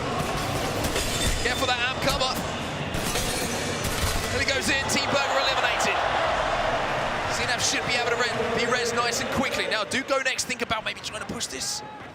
No, they're going to escape. They want to play this game out as a 3. They're thinking about resing. They're thinking about hitting a beacon. They're getting their teammate back in the game. We move over to the Lotus. Team Falcons versus Virtus Pro. And this looks like a little potential scrap for a ring console or something, but it's currently being played on the rooftops. Yeah, difficult fight to try and have here. Because even if you get the damage, trying to get to the other side is always a tough one. Sure, you could do it as the Newcastle with a slam, but then you're just leaving the rest of the team behind. And oh dear, Falcons. Okay, there's a bubble. There was a bubble. VP ascended this. Well, I think VP with the armor checks are saying, I think we are in a healthier position. And VP, who also require points here, maybe seeing this as an opportunity for some. 0. He's going to peek. Bubble goes down. He's got a Gibby in his face. He dispatches with him. Imperial Hal comes through as well. Walsey and Howe in a 1v1. Zach Mason's going to be taking zone damage. Good awareness here from Howe as well to pop that syringe to make sure the last thing it does is turn into a 1v1, and now he's going to walk his way forward. He's going to be the buffer here for Walsey to try and play behind that knockdown to finish off Zach Mazer, but now Falcons have reset. VP are back up to a 2 as well, so it still isn't job done yet, but now Hal slams in, and Hal pumps him in the face. Zach Mazer will go down, and it's all going to be down to Lou, I imagine, to try and escape. But Falcons survived their first test here in this game. Where did Lou go? That's the question. I think Team Falcons don't really mind because they know VP is now out of their pathing towards where they want to play on this zone. There's Lou. A little bit of gardening. Gets the shears out, making everything look pretty. The fight was everything but. It was a messy one from Virtus Pro, considering they were the ones who were the aggressors. Now the zone continuing to pull down to the southwest, down towards LG in that building, and Complexity, who are always on that western side. But how does that fare for our teams on match point? Of course, we've seen Falcons. They're still moving from Lotus, a long old way for them to go. Alliance were up in Resort, but now they're down on the right-hand side of City Hall there. So still not a great zone for them. Complexity back up, by the way. Full 3, and another attempt at finding these 3 points that they desire. Lots of esports have just been eliminated. By the way, shout out to Lou. He's just got Slayer and Zach Mazer back in the game for VP. And maybe there's going to be something else to say because they're still in Lotus. Falcons are just about hit an evac and leave. So maybe there's going to be chapter 2 of that fight. But Complexity still alive, still searching for those points to hit match point. But it's just eluding them at the moment. Well, Lions have been able to walk all the way through City Hall onto the east side of this next zone. But now they find confrontation. They hit ring console as well, so they know where they want to play. They know what spots are going to be good.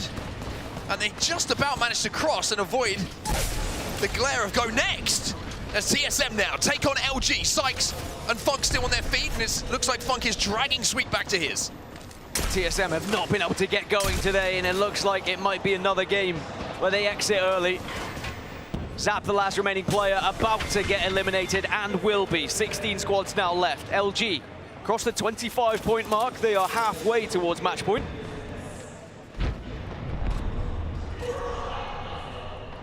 Starting to get a little bit scary at this building. If I'm not mistaken, I think, and I could be mistaken, but I thought I saw Monsoon from Complexity secure a kill. Certainly looked like he got the knock, but no, indeed, it wasn't confirmed. So that point, as much as I'm trying to give it away, it's still got to be earned by Complexity.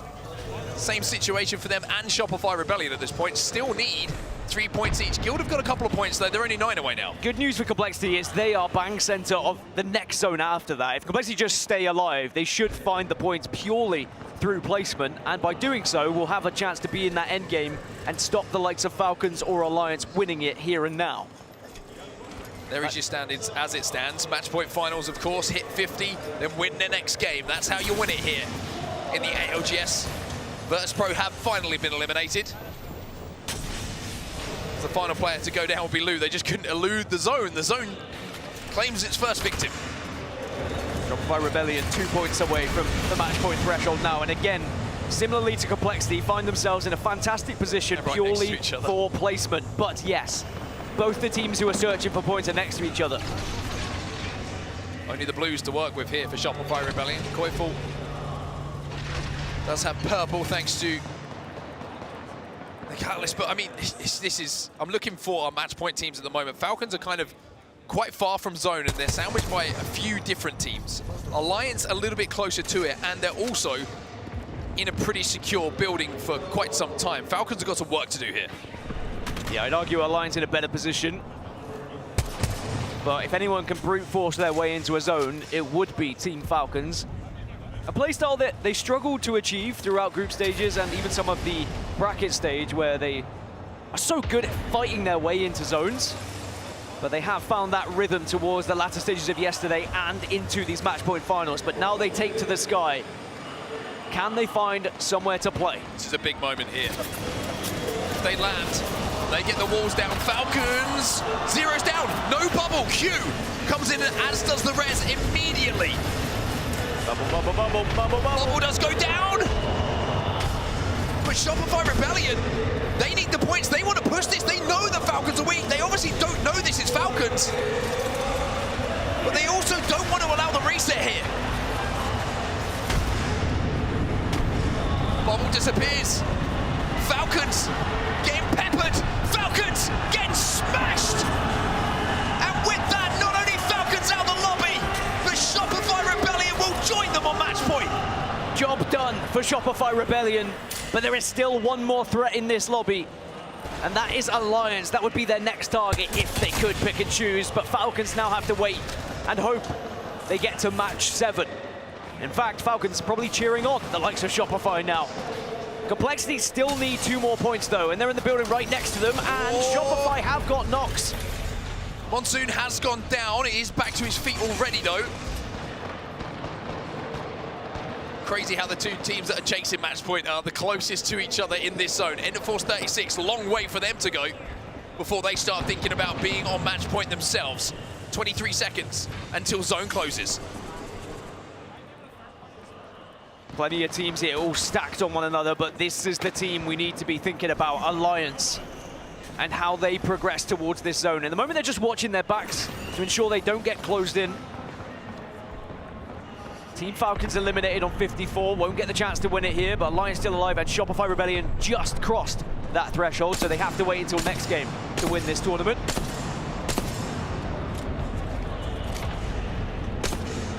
The Walkouts go out as well. That means this zone's about to get very, very busy because everybody's going to be slamming. Everyone's going to try and find a corner. Alliance picking up some kills, by the way, as E36 jump onto this bubble and try and third the fight that's going down below them. It's VK Gaming that eliminated. It's Fnatic who win that one. E36 now looking to clean up those pieces. Fnatic are not healthy. Belzera just tries to escape. It looks like Yuka is is going to use the castle wall to get towards him, and even though one has gone down, Fnatic are making this hard. Envy gone, Liquid Alienware gone as well. With that, Complexity did just cross the 50-point threshold as well. We now have 4 points that would be on match point into the next one, but that is if we get there, because Alliance are still alive. Complexity have done the job initially, but now they need to stop Alliance winning. 56 points on the board, but it's all about the win. Points do not matter here for Alliance. They just need to close out. Gold Mastiff. Uh-oh. Furia gone. 7 squads remaining. The Q is down. What a hold. And the nerves are starting to fray. What a hold from Alliance, just making sure they watch every angle, and Gonex got obliterated as soon as they peaked. And suddenly we are down to 5 squads. Remember though, Alliance have not won on this map. They're bubbling onto Aurora. They've got the stun damage. Hackis is 1 HP. Effect goes in and gets 1 onto 9 Impulse. Kajak gone, Aurora gone. Alliance are roaring towards a victory. Can they find their first victory on this map all tournament to claim the championship? Complexity and Shopify Rebellion are on top of each other here. And even though they're center zone, they have to work together to fire out onto Alliance. They don't know that. Fnatic don't know that either. The entirety of EMEA on Alliance is back here. They have the entirety of the east side of this zone to themselves. Maybe Fnatic, one of the biggest threats on the north. This is where Hackis is going to earn his paycheck. There's the Dark Veil we were talking about. Could this be the difference maker? It cuts the whole zone in half. They own this side of the zone. It's an R9. It's an R99 from Effect. Alliance have completely cut this zone in half. The res will come in, but how long will this bubble last? Alliance fans and EMEA fans will be hoping it lasts a lifetime as Unlucky lights on the slam, but I don't think it was a slam he wanted the height! This is going to be tough. Alliance now in the building, Fnatic still watching on, and Complexity and Shopify Rebellion surrounding this Alliance roster who are desperately fighting to stay alive. They are fighting for their lives. They are fighting for a championship, Alliance. 4 squads remaining. Fnatic, they're going to send it. If they kill Fnatic, they own this side of zone. Hackis with the bubble, they're trying to damage anyone around them. They need the help, and now every bubble is down. You can feel the tension in the room. Everyone here urging a Fnatic win, urging an anything win but Alliance. They want to see more games. Evac in. Hackis challenged. Hackis is down. Effect is down. Unlucky. It's all up to you. He gets the res, but now he's getting swamped. Unlucky somehow still alive. The knockdown is keeping him alive. What is happening? Unlucky. Oh, it's Shopify Rebellion. Oh my God, he nearly made it happen. But it's Shopify Rebellion who give us one more game. We will have 4 teams on match point going into match 7. Alliance, Shopify Rebellion, Team Falcons, and Complexity. Alliance came so close to finding victory. Unlucky almost pulled off something impossible. But alas, one more game at the very least. That win on E-District still eluding Alliance. It was almost a knockdown shield. But won Alliance a championship. Unlucky did everything he could, but it just wasn't enough. Top 2 for Alliance, but not top 1.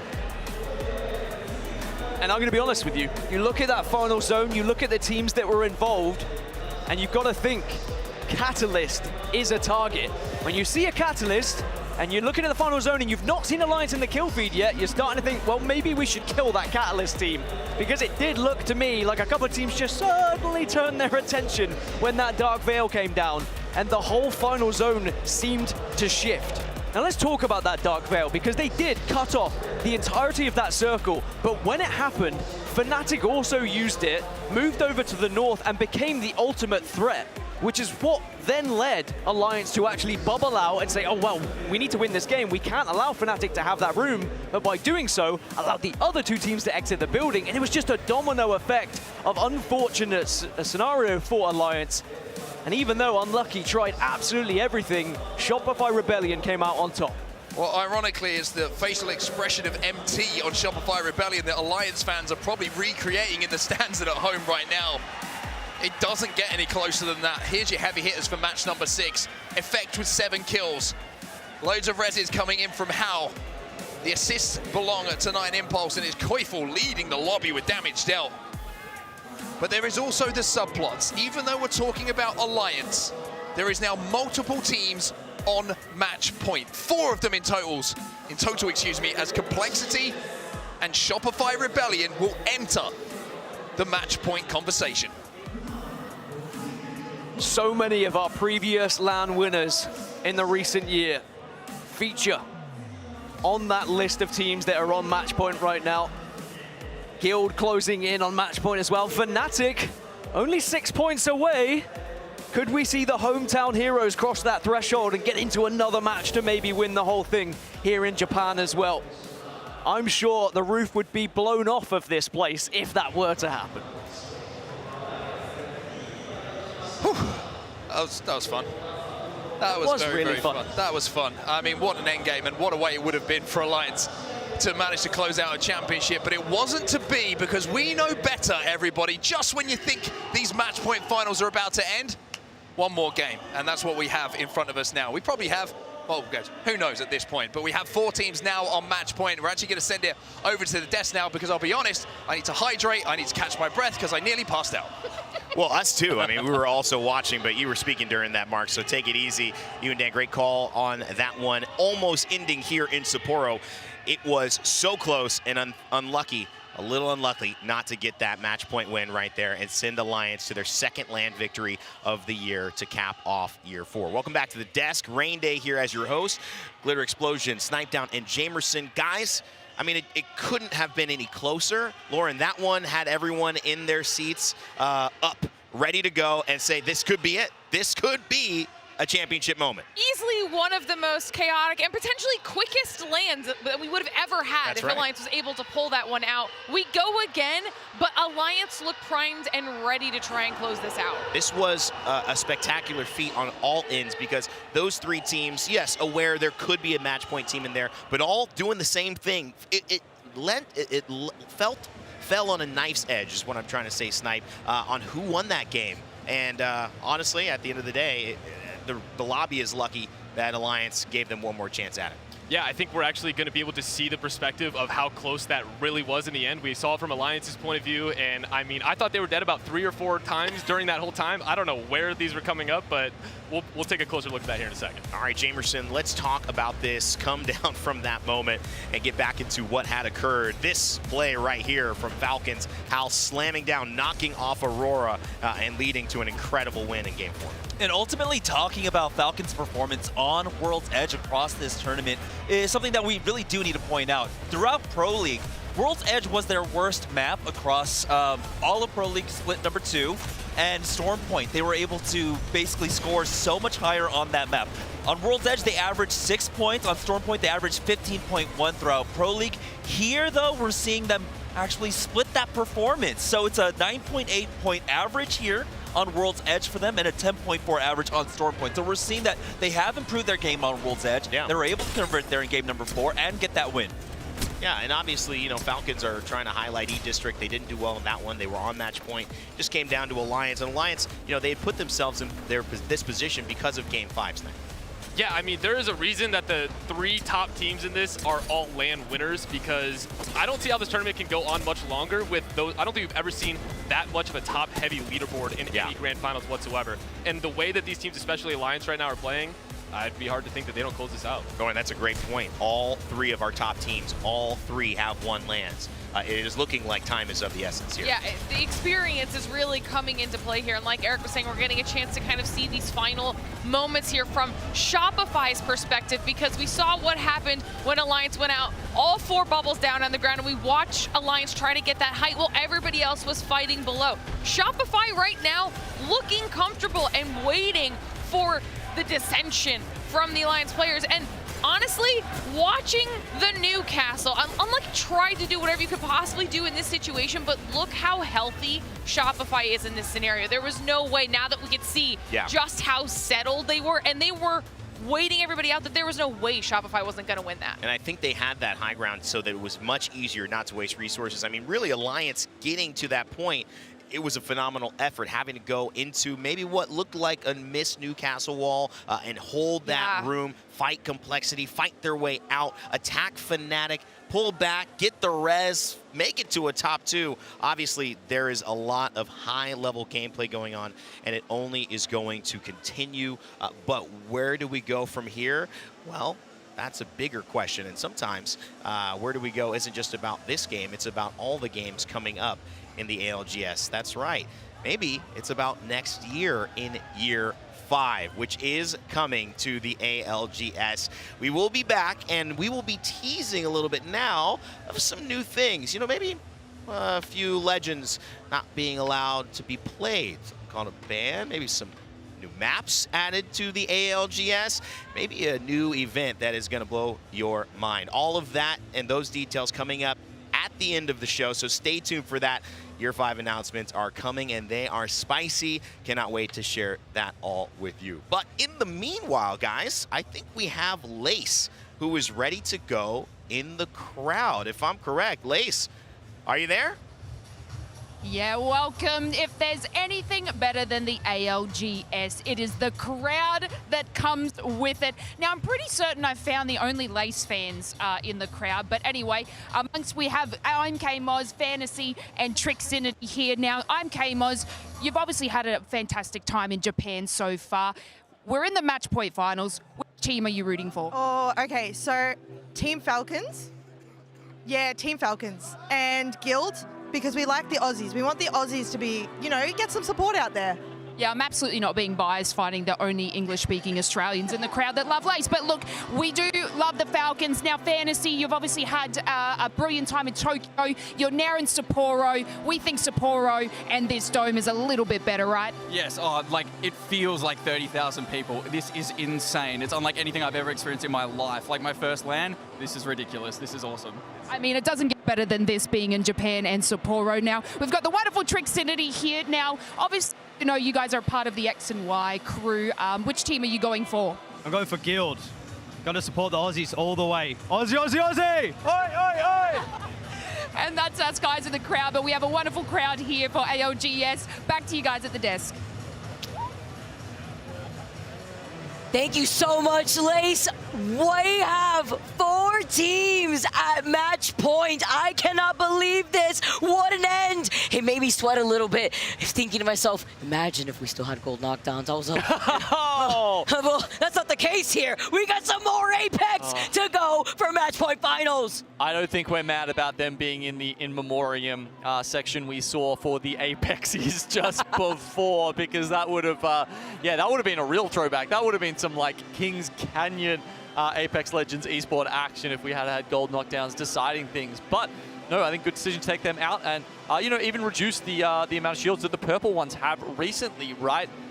My God, that was close. I mean, one of the things I think to note there was definitely that that Alliance are one of the only Catalyst teams to play in the lobby right now. And that means last game, when it was just Alliance and Falcons on match point, it's very easy to keep track of who's still alive, and the other teams knew who they had to focus in that last circle there. Without that, I'm not sure Alliance would have gone down, but now it gets even harder. We've got 4 teams on match point, and with everyone that's added to this tally, it becomes harder and harder for the teams to keep track of that. Listen, the match point Grim Reaper onset is not here.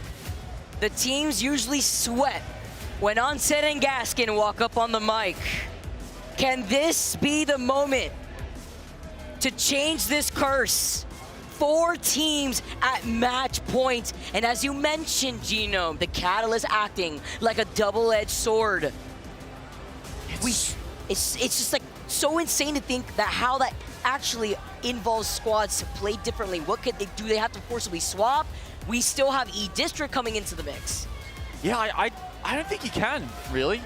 With Alliance, I think you just have to hope that you're good enough to get into a position to take it out, or you have to bide your time until there's, sadly, more teams joining you on match point and take your position from there. I mean, having a look around, I think, is it just Go Next that is the only other team? I believe so. So it's Go Next and Alliance on the Catalyst. But those other teams that we were talking about on match point, as we get a look at the next potential maps in the map rotation, it'll be another E-District coming up very soon, and then followed potentially by Storm Point. Remembering, of course, that some teams are changing their compositions from map to map. But yeah, for the other teams, it's a little bit easier to sneak around and sneak away with that, right? Because more teams are playing the Rampart. It's harder to isolate them as the team that you need to pick off if potentially a couple of these teams end up in that final circle on match point.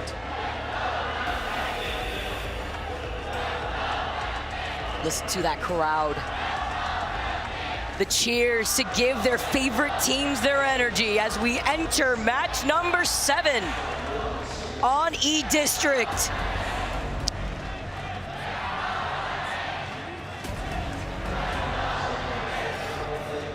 Gives me goosebumps. I can't ever get over it. Our players are locked in.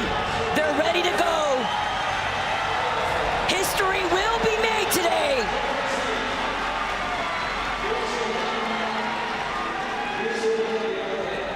Championship is the biggest event in the Apex Esports calendar. And it could be decided right here, right now. 4 teams now get a tilt at it. That chance will only lessen, will only be diluted as the series go on and more teams join them. There's never been a better time for Alliance, for Complexity, for Falcons, or for Shopify Rebellion to lift that trophy. Or will they welcome more teams into the match point team? The group that so many other squads want to find themselves in to hit that 50-point threshold. As we take a look at Shopify Rebellion. Huge dub here for this squad to put themselves in match point after that dub. And as you mentioned, one of the teams with the Rampart, not so much standing against the crowd. Are you kidding me with this ring? Last time, smack bang between Alliance, Guild. It's a little more over towards Shopify Rebellion, but our 2 match point teams from last game, Alliance and Falcons, get priority again. Now, we were talking about being able to identify the teams. 3 of them are playing Gibby Newcastle Rampart. Again, Alliance sticking out like a sore thumb. Sure, it gives them a lot of advantages and utility in bubble fights, in endgames. The cat wall they ripped at the end of last game, incredible. Completely isolated them for the rest of the lobby. But it did make it very obvious who they are and where they were. Easy to call out. Easy to focus. And as Alliance move out of Lotus, I believe I saw a ring console there. They have the Evil Harvester. Falcons, I believe over by Electrodam, can't say the same. They will have an Evil Harvester, but they have a Survey Beacon. Change up here. As squads already make their move, Gaming Gladiators coming out of Heights. Right behind EXO.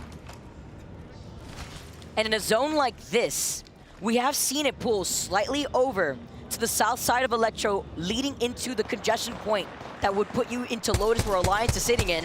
Falcons take some shots from the high ground, but having this height, even if the circle does end up pulling to the south of Falcons, you're still approaching from high to low ground. Now, once you get down through that slant where you see how jumping down through, the water area allows you to have a lot more cover, and then there's that zip line that puts your squad right back to the high ground in case you feel like you need a reposition. But I like this call from Falcons to already start moving, to already start closing in the gap, so that way they can look at the other squads that will be playing by the edge of the zone. Starting here, they'll have a very good idea of where these zones end, close to their own POI. That said, Vicky, if the stats I've got in front of me are correct, not a single one of our 4 match point teams have closed out a game on E-District in the last 5 days. This would have to be it, the first time right here. First time coming perhaps as Liquid falling short. A team with only 25 points get taken out by VP. What a fast fight for VP. Squad sitting in 13th with 29 points, needing that KP. VP have been very fast to the action. Very prone to fighting. Is that what it stands for? Early games, we've seen them there all the time, and often they'll take it and 1 or 2 of them will escape, run away, and get the reset. It's happened time and time again for Virtus Pro.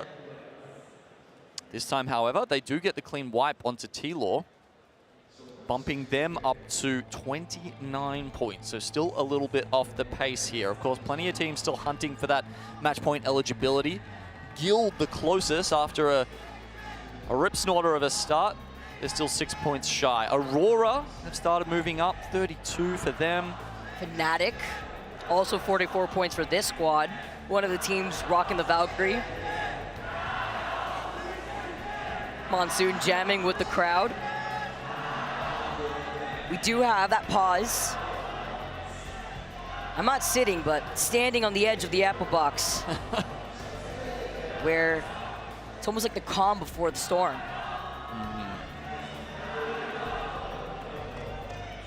You got to think about how this, you know, affects those teams, right? We had Guild, as we mentioned, doing very well at the start of the day. They seem to fall off a bit after we had that earlier pause. And it was a little bit extended, right? Takes the heat out of your bones. You might lose some of that fire inside you that you've kindled by playing so well at the start of the day. Have to hope the same thing doesn't happen for Shopify Rebellion, for instance, who are going to be quite late to this zone, by the way. But when they do get there, actually quite likely to run into a team like Alliance, who's currently loitering around Lotus. I'm thinking about mentality right now, and Alliance coming so close to getting that dub after just hitting match point in the previous game. You have to just reset. Even if you've gotten so close, you have to go next. You saw them in the cameras, how they felt after losing out on game number 6. What could have allowed them to win our $2 million championship match point finals. The crowd is ready and so are we. Let's jump right back into this game. After a quick short pause. Complexity Array on the move, but so many other teams have collapsed into the middle part of this zone where they predict this zone's gonna pull. You're talking about the middle. It was Team Burger smack bang in it. And Wei, who took a frag smack bang on his person. Being knocked, doesn't look like he's been finished though, so hopefully that's a reset for Team Burger. Complexity, one of our 4 teams. Early fight here against GG. But playing with confidence with the way that they're trying to dance around this. Is only up to Kimchi though. So low from Game and Gladiators. They get taken out because in the distance, it is EXO that were able to follow up on that. I like that decision. Doesn't chase the kill even though it was low. Complexity have to win. They don't just have to get points. They need to stay alive. Shots were coming in from the north. That meant the Complexity could rely on them to eliminate the threat in front of them. and being hyper aware that there are shots in the distance. You don't want to risk anything. You need to get that dub to be considered the winners. VP engaging on a fight, trailing right behind, dropped. Envy trying to run away. Nice nade, 44, eating that from a distance, but not trying to chase. Calling it where they want to prioritize rotating into zone instead. They've sent Envy all the way towards Heights, where there will be a ring console. They could cut them off on their rotate. They could hold the edge of the zone. And it's been a stark difference in macro between this LAN and others before it, where there have been focal points outside of the zone. Late scans on the ring console. Evo harvesters. These have played key roles in where these teams have been running into each other. And honestly, good design. Good design from the Respawn team here, forcing fights and making action a lot more possible in these early stages of the game. It's changed the base game, of course, and definitely that of this at the highest level. Alliance have now swapped places, by the way, with Falcons. You saw them rotating on the top of Electro Dam. They're going to have height, and they had the ring console, something that Falcons did not have when they had landed in their POI of Electro. Playing off that low ground, understanding they want to approach from the high ground, but it will eventually shift away from them. Fascinating. Alliance and Shopify, I think both of them have this info. You see them just sort of lurking on the edge of the next ring, hoping to maybe make their way in. Alliance get the pull. Shopify are going to have to probably make their way up that tunnel on the northern side of Electro Dam and sneak their way in bit by bit. Meanwhile, Alliance, their best bet may be forcing a fight with Team Falcons. Wouldn't that be a showdown? Be crazy with the standoff. See the standoff between TSM and VP. VP want no business with this fight. They are backing away completely. An isolated fight for now. Nobody within the vicinity. Remember, we noticed that VP wanted to prioritize their rotate. Kind of backtracking a little bit, looking at TSM. TSM now left in the middle. So VP are going to be able to try to move up to the north side. Falcons, after getting a knock onto Noct, still finding this KP. Squaring up the Sheila there, but with the knock, Envy are forced back. Falcons don't want to give them any quarter, though. Put down the dome already. Full blues here for the side of Falcons. Waltzy loses out on his shield. The Newcastle slamming in on the other side. Looks like he had misspaced that. He wanted to go on the other side just in case Waltzy would have gone down. VP in the distance, though, also harassing Envy. The clutter of these three squads here. It's Falcon, Envy, and VP, and you're letting the Sheila sing. So you're backing away after losing out on his shield. TSM also pulling up now. So Virtus Pro, well, there was a second there. They were waiting for the bubble to go down and try and sandwich Envy in between themselves and Falcons. All of a sudden, TSM turn up in the southeastern side. However, they've found a building by the looks of it. Yep, there we can see them set up behind the rampart. And they're a little bit worried about Noctum. Warning shots go out. Noctum heed the warning and pull back a little further. May have to make it in on foot now that they've given up that evac opportunity. Envy got the respawn, by the way, onto Noct and missed the chaos. All those two teams that were focusing them. Falcons probably going to wrap around Envy. See them trying to get into an opportunity. The bombardment has been called. Envy stuck in a corner. You do not want to get hungry for this KP. Meanwhile, two of the other match point teams have actually found themselves in the same POI. Alliance, negative rotate out towards Shopify Rebellion in Lotus. And that's because there was a ring console there too. Understanding that they wanted to get more information, Shopify doing the same exact thing. We have to see, with Lotus being such a large POI, how these two squads are going to coexist.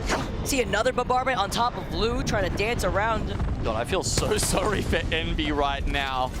Everyone's looking at them. Popping it from all sides. And yeah, every time their bubble goes down, there's a Sheila on them. Also like to note that over by Lotus is also the Mythic bin.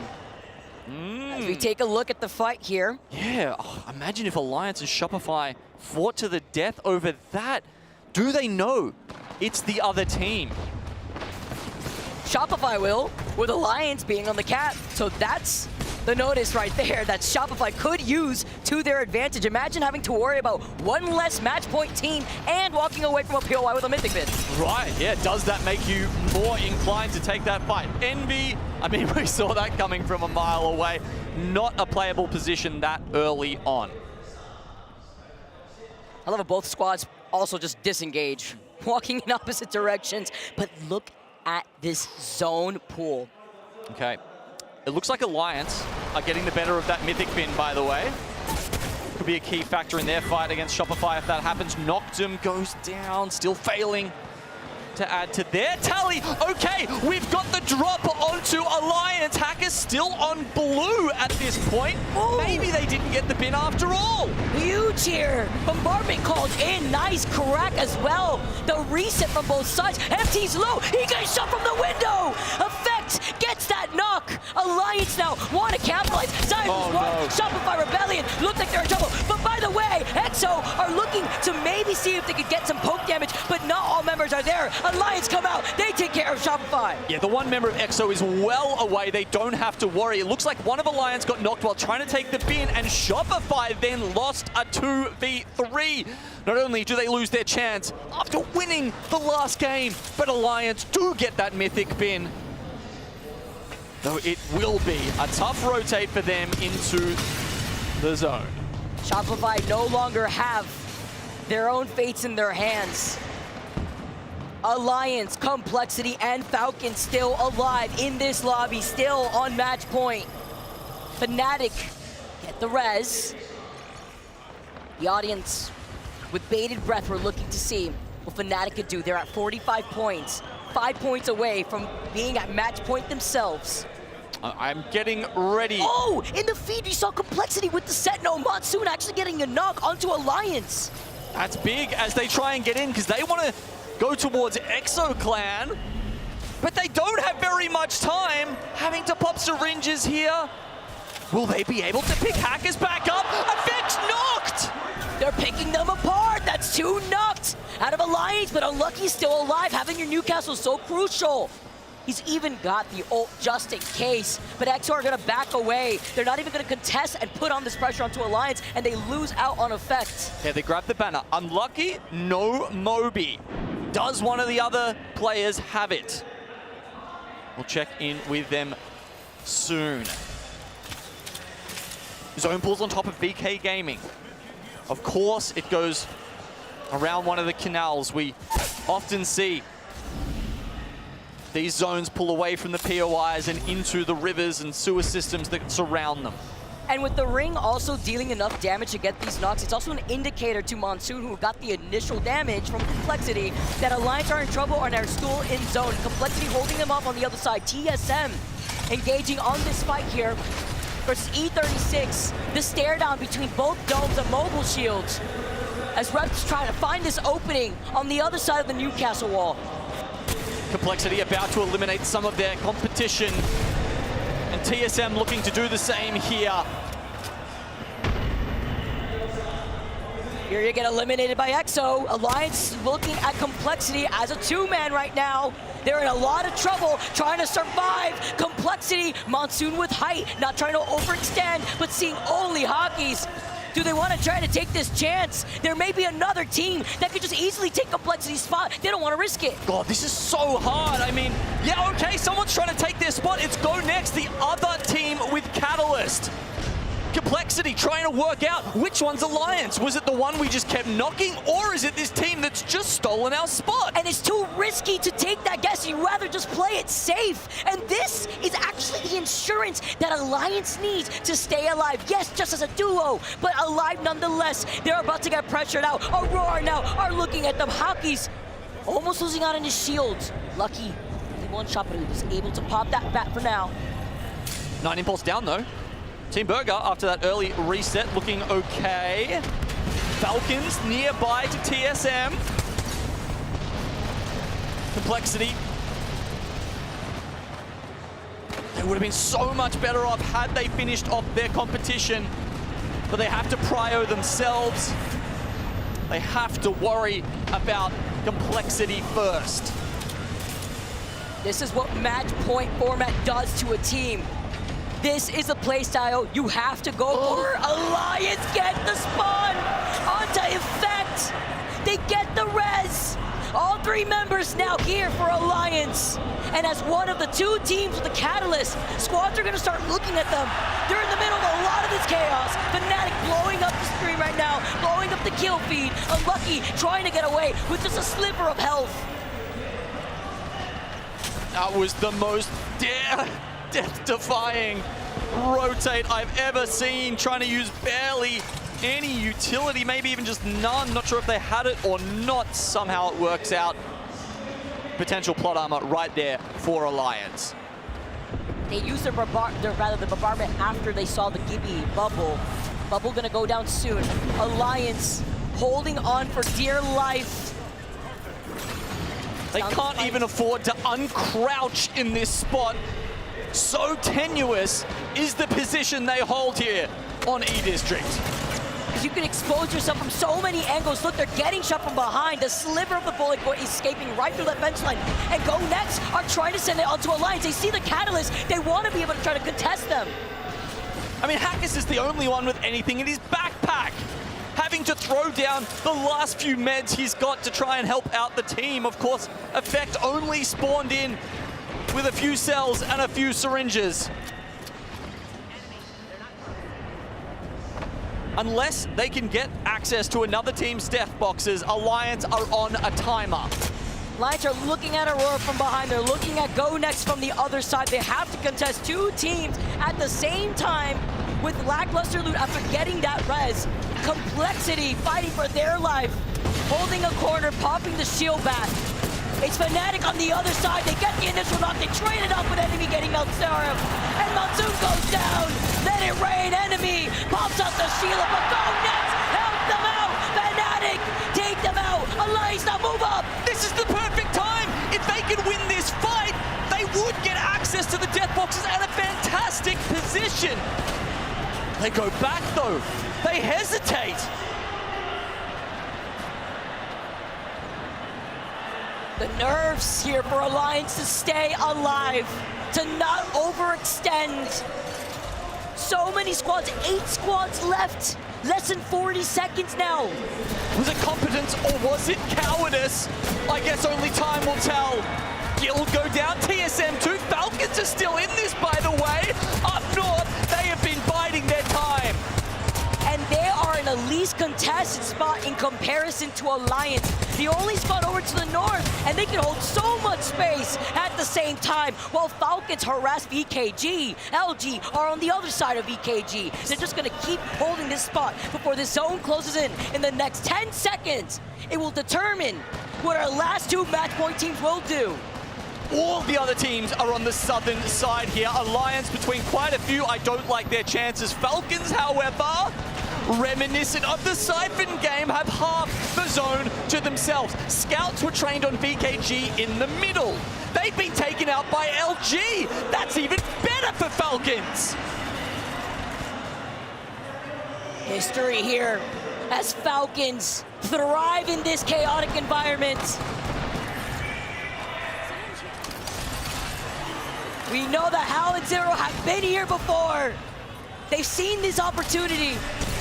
Walty lets it leak to the Sheila. No one has ever won a LAN from the elimination bracket before. A Falcons about to rewrite history.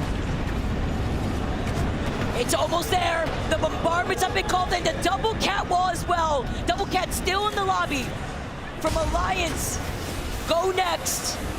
They can use this to their advantage. Having to be careful, playing on the edge of the dome. Alliance put down their own dome of protection. With Aurora fighting to their right, LG collapsing on them. Falcons just waiting it out. Go Next are creeping up around them though. 2 teams left on match point, 3 not. Now it's 2 and 2. Go Next or LG can push us to another game. Alliance or Falcons could win it all here. The Falcons are engaging on LG. This could be a third-party opportunity from Alliance. Looking at them from the other side. Falcons in trouble. Zero getting knocked. Hal gets a following up. The double massive hits. Hitting Sweet and Sykes. They're looking to reset. Focus the last one from LG. And Walty needs some support. They're dancing around the moment shield, but this is the messiest fight. They can't kill them fast enough. They're not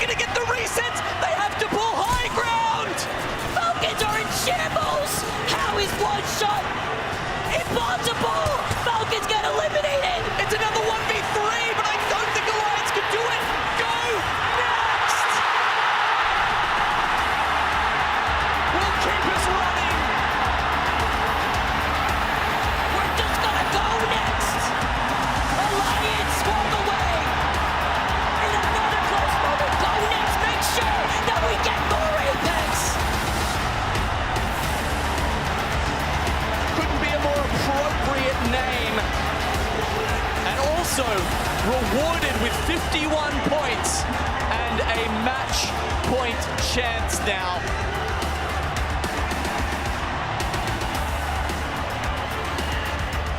Imagine being Falcons, seeing double cat in front of your face, and not knowing which of the teams took the dub of that game. Lucky for them, it was go next. And that also has elevated another team to sit at match point. And they're not the only ones, Gino. That was also enough, KP, for Fnatic to elevate themselves with 51 points as we take a look at the match 7 results. 12 kills for TSM. Now Hunting, teams below that threshold know they need to maximize points in one way or another, and there's only 2 ways you can do it in Apex. One's to survive, the other is to slay. With 15 points for TSM.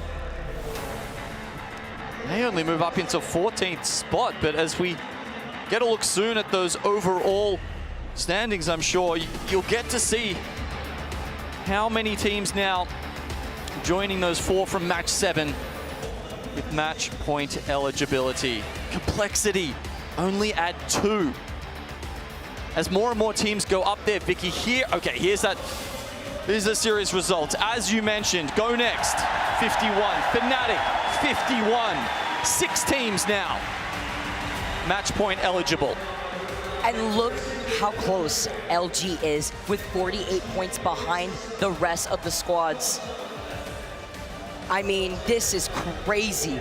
6 total teams at match points. So many close calls in that previous game. 2 close calls now for Alliance. Yeah, that is heartbreaking for them. 2 chances they've had. And I mean, that one, look, obviously we were focusing on the bottom fight, but it seemed to me to be a fairly straightforward 3v3 from what I could see on the map, which, you know, take that with a grain of salt, but losing a 3v3 to Go Next, obviously not a bad team, but still Alliance will back themselves there, and it will hurt. It will hurt deep that they do pop off there. To fail to pop off, I suppose. That they get their heads popped off. Either way, whatever you want to put on it. It's Alliance with yet another close loss. Still though, top of the lobby. The curse continues, Genome. What a long fight that took for Falcons to take onto LG.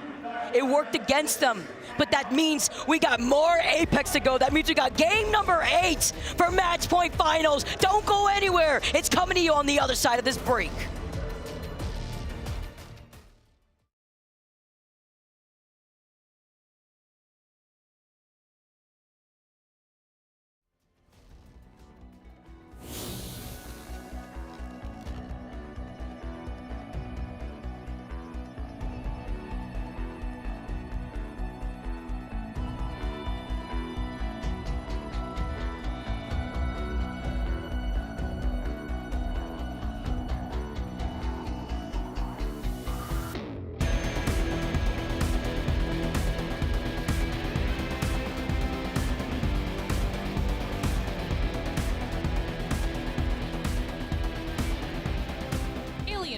The official PC of the Apex Legends Global Series.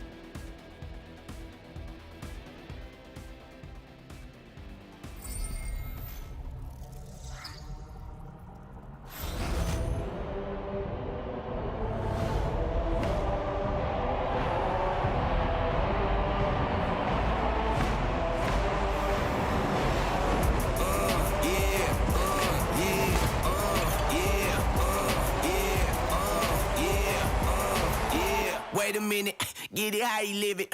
10 toes in when we standing on business. I'm a big stepper, underground methods, top notch. Get them news, nothing less on. Your errors. Pushing culture, baby, got that powder you can measure. Then we gon' cut them out. My barber got me looking. Getting painted on that top grade. You ain't walking out alive. You're where we are. They ask me how you be like this. How you be like this? Yeah, yeah, swerving. Moving to the money like it's urgent. Hands on God, so I'm in it like a surgeon. Hold it everything I'm breaking is a bad with emotion. Yeah, baby, go bring out the goodies. Studied it inside a hoodie. Now we turning out to boogie. Yeah. It's cool, I used to fight the bullies. Now I'm fighting in the dark. Guess some things don't leave me fully. The try push me, then the try pull me. Better when I budge. If you got it, then just come my boogie. What you think this is? We ain't worried about it. Watch it straight away. They ask me how you be like this. What you think this is? We ain't worried about it. Watch it straight away. They ask me how you be like this. How you live like this? How you live like this? How you live like this? How you live like this?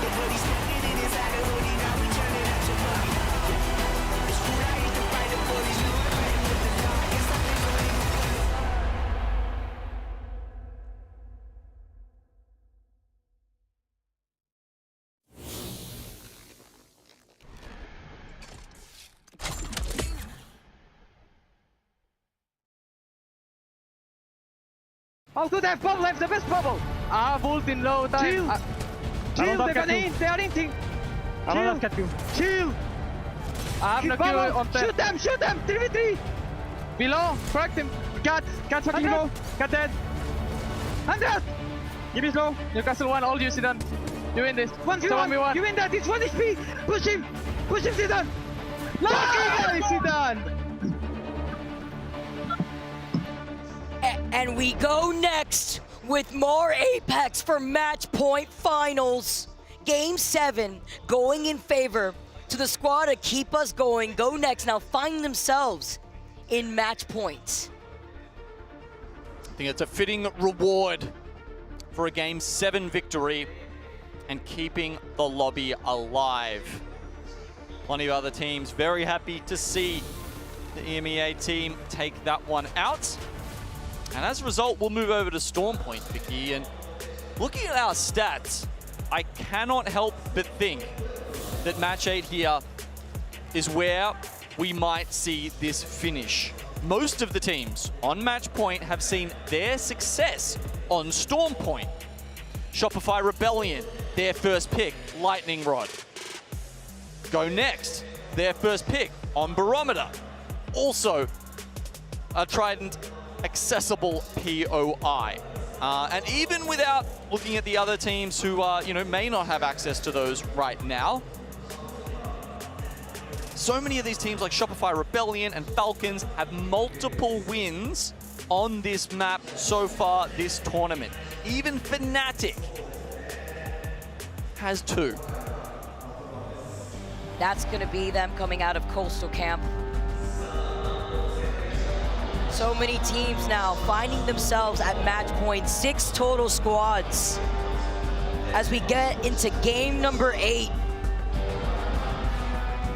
Let's get started. Our possible last game, maybe.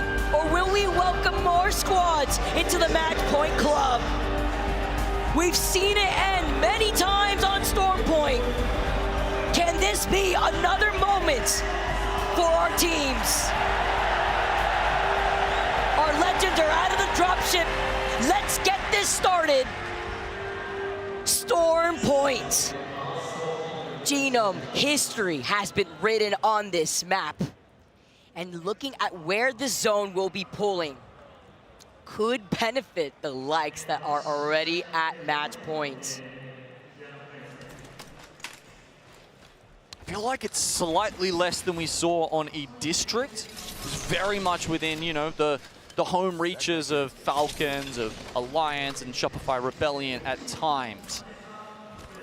As we wait to see where Zone 2 will be heading, Zone 1 says somewhere north. I guess the interesting thing about going over those teams I was just mentioning that have won a lot here before, Vicky, is some of them didn't perform well enough to grab Trident spots here on Storm Point. Shopify Rebellion, kind of the only one. Fnatic falling into the losers bracket. They only get Coastal Camp. Falcons falling into the losers bracket. They only get Command Center. Shopify Rebellion, they perform, they get rewarded, they whack their first pick straight onto Lightning Rod. A pick that those other teams had been hoping to grab. Ooh. Allowing them to walk away with everything that they need. As we get to take a look. Their squad has scanned that ring console where this zone is pulling. And you know who has that info? Alliance over at their POI of Northpad. Yeah, they don't have a Trident, but they don't need one for a zone like this. And they had a ring console and an Evo Harvester to their name. Oh, that is a very central Evo Harvester as well. When the zone is close to you, it's extremely important that you don't have to go too far, or it can just really turbo throw your rotations and your games. As you can see here, Legacy taking the gravity cannon to try and take an early fight. They are 4 points away from getting match point here, and they want to secure it almost immediately by taking on Noctum. It is a plan that goes completely awry. Can't run away from that one. Noctum picking up Guild, stopping them short. Feeling comfy at those 50 points. VP with their quick rotate. You had mentioned it, Gino. This is a squad that has been very quick to get into these next zones. Immediately trying to book for it though, but while they're there, EXO did the same exact thing. Already inside of one of these DBZ buildings on the outskirts of Wall, where Alliance are also looking at these two squads neighboring each other from the northeast side of Northpad. Okay, I kind of like this from VP. As we mentioned, they've been taking a lot of early fights. This time, they've got checkpoint. They don't have a ring console. Okay, are you telling me they just like picked this out of thin air? Coming out that rotate. Meanwhile, Team Falcons over by Zeus are looking at Shopify Rebellion. A team that wanted to go over to Zeus, see if they could get their own set of information on the other side now, staring hard down at Falcons. Okay, they want to take their competition out one by one, but who's it going to be? If a team gets eliminated here, we go from 6 to 5 available. Well, Shopify know that Falcons land here, right? So they're able to immediately rotate out of Lightning Rod. They have a ring console, so they already know that they can hold this position, knowing where that zone is going to be pulling eventually. Looks like they want to put a stop to their run. Falcons forced to back away for now. Meanwhile, Envy on the high ground, over by the building to the side of Zoo Station, uphill that would lead out of Wall, are also hearing this fight. Looking to make sure none of these squads are going to try to approach from their 6. While Falcons are forced to back away, they will at least have access to the Lightning Rod circle console. There's so much at risk for these two teams, sitting at 2nd and 3rd overall. An early exit here, if the game ends in Game 8, could be literally hundreds of thousands of dollars difference, Vicky. So they pull apart, they disengage. Falcons go back down toward the Lightning Rod. Shopify staying up at Zeus for now, with Envy nearby. There's only 5 teams currently sitting around the Trident area. Alliance, Complexity. We've got Team Burger, I think, have pulled up in the Armory. Virtus Pro still sitting underneath. And then EXO in the oranges. Looking at the way that now Alliance has set up shop with their early rotate out of their POI of Northpad as quickly as they could get. On top of these rocks in the water, they've also denied themselves the opportunity to get more loot, forcing themselves to have to poke to build up those Evo shields. Furia on the chase. Inside of this Trident are able to get a knock onto Aurora. I think they were actually kind of taking this fight to Aurora for a long time, it looked like in the feed. Splitting them apart, and now as Aurora was able to try to get at least one up from Barometer. Nice. Now you might be thinking it's just BM, but you do have to remember you get extra Evo from a finisher. So if you get them isolated like that, it is the right play, really. Just chuck down a mobile shield. You get yourself a little bit extra towards that purple. Still, Shopify Rebellion finding themselves near other teams. Go Next is next on their list this time.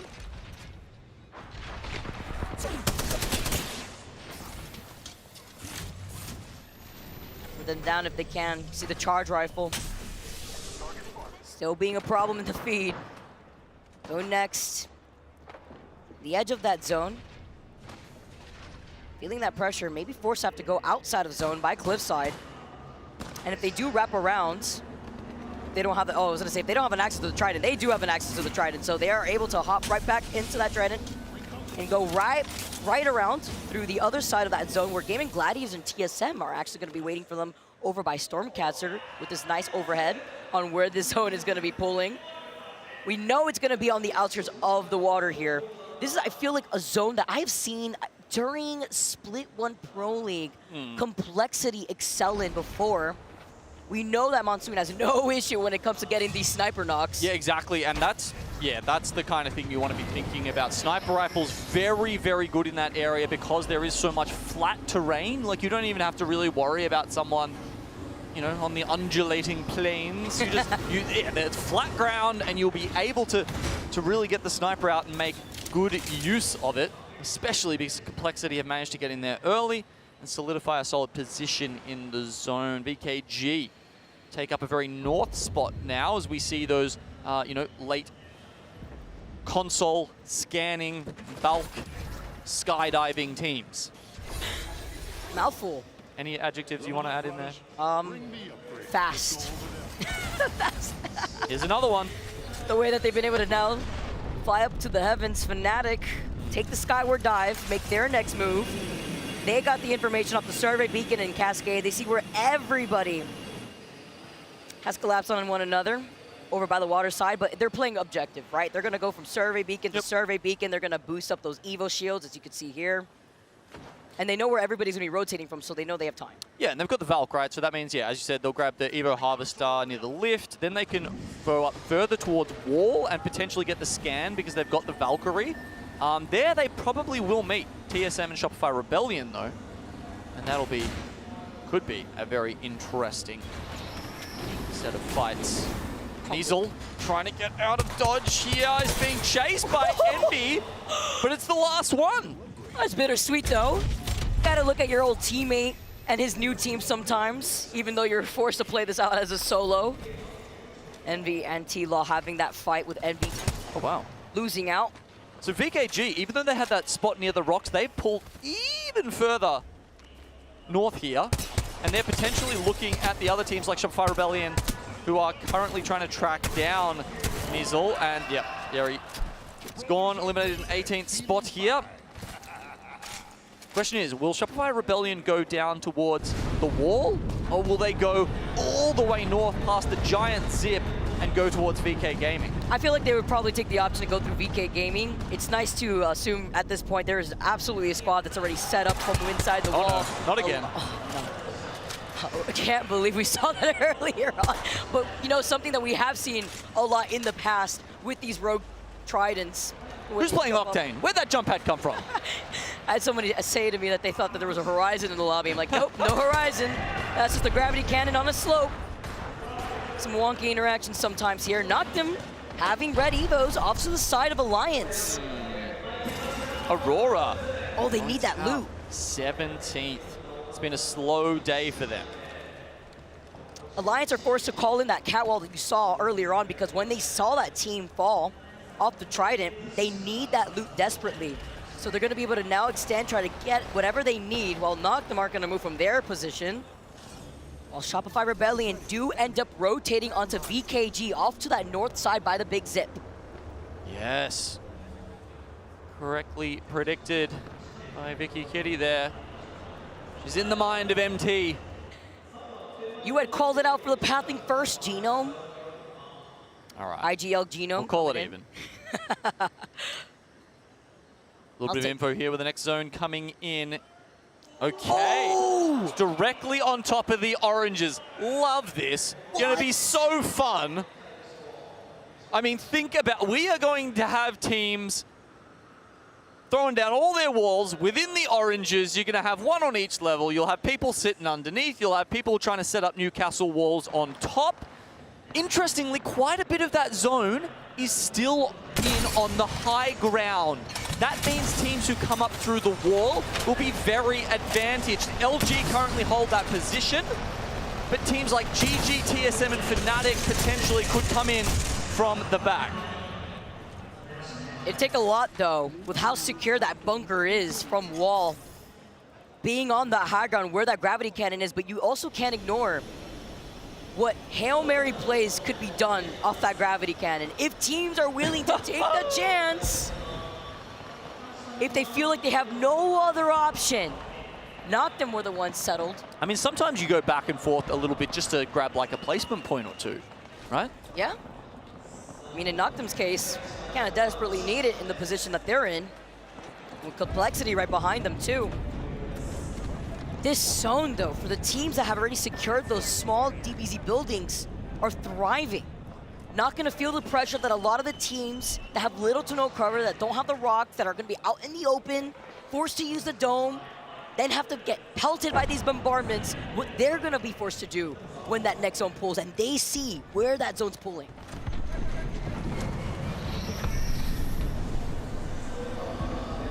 Falcons were close to having a chance last game. Ooh, TSM going down to GG.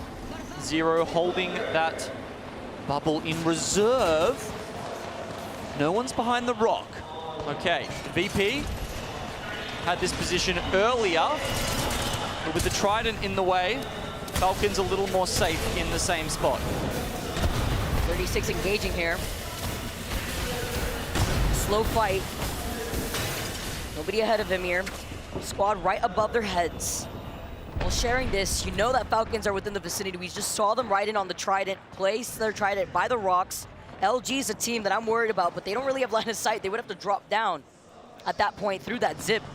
So they're just gonna be sitting pretty on top of that bunker. Which is great, right? I can't see you, you can't see me. No damage being taken at that point. It's a very long zip. Can't really imagine anyone will really want to take it. No. Okay, they're just going for the bin reset. Had a horrible thought in my head there for a second.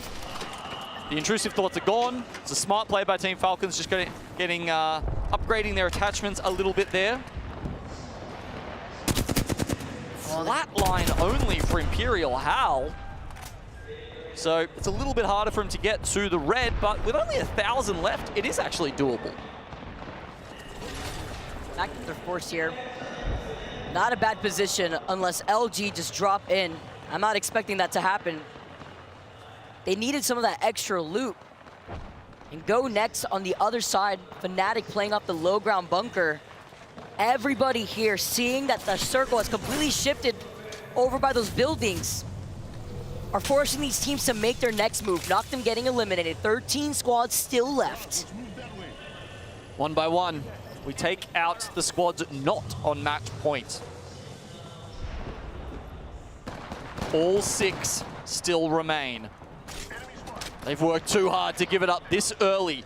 Shopify the first one to go down in our last game. The rest managing to find reasonable spots until the game was taken out of their hands. Oh, they're forced to go inside this building. They try to desperately make a play here, but go next. Get hit and stopped by EXO. Haraka being the last one alive. Popping the shield back from right underneath this building. Not getting shot up for now. Alliance are looking at them, and now over by the corner. It was just a matter of time. They call him out, and Alliance move up from the Trident. Popping in with the dome, and Fnatic with a Hail Mary skyward dive. See who's right underneath them. Where can they find themselves? They know there's a squad underneath this too with the Valkyrie that they have.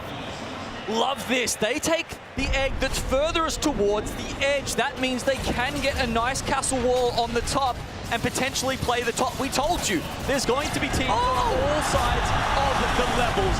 Alliance, our first place team, has just been eliminated. Match point squad out from this lobby. Another one to meet them back in the lobby. Alliance and Complexity out, and Fnatic get the knock for knock here after losing out on Yuka. Fnatic, they're not content with playing the top. They actually go in and try and take this away from Furia. But so much damage comes from the outside. In a matter of moments, we are left with only Shopify Rebellion and Falcons. Just when you blink, you miss it. So many of our squads that were at match point have taking an exit from the lobby. Shopify Rebellion, Team Falcons here in prime position. Team Falcons heads on a swivel. They know someone's up there. They know someone is lurking and waiting. Constant 180s. Thank God they've got an M&K player on the team because he needs to be flicking back and forth, making sure as soon as someone comes down that zip, they get deleted. And as we have a look at Shopify Rebellion here, you see the laser on the Sheila from Waltzy pointed directly at that entrance. Just in case. With that placement too, LG, who have secured the high ground bunker, look at where they're situated, have found themselves at match point. Welcome to the 50-point club. They don't have a Valk, and they don't need it because they have an evac. Well, thank God that got patched. At one point, you couldn't place that evac. You've got to remember. They've fixed it now. It is a possibility again. You don't want to take the gravity candle. That'll shoot you way out into the zone. So LG, knowing what's waiting below them, that it's still an option. They can bubble below. But if they evac over the top, all of a sudden, Falcons would have half the damn zone to themselves again. And there are 4 teams right now inside of this egg building with Shopify Rebellion. VKG, VP, Enterforce 36, all together, clustered up in one building, while Fury and Team Burger are trying to find angles over to the south side. Uncontested is Falcons, but only for now, until LG plans their next move. Okay, zone revealed to all teams now. LG above. Falcons with a big rock to help them save those abilities. Meanwhile, we've got Furia and Burger going at it in the South Orange.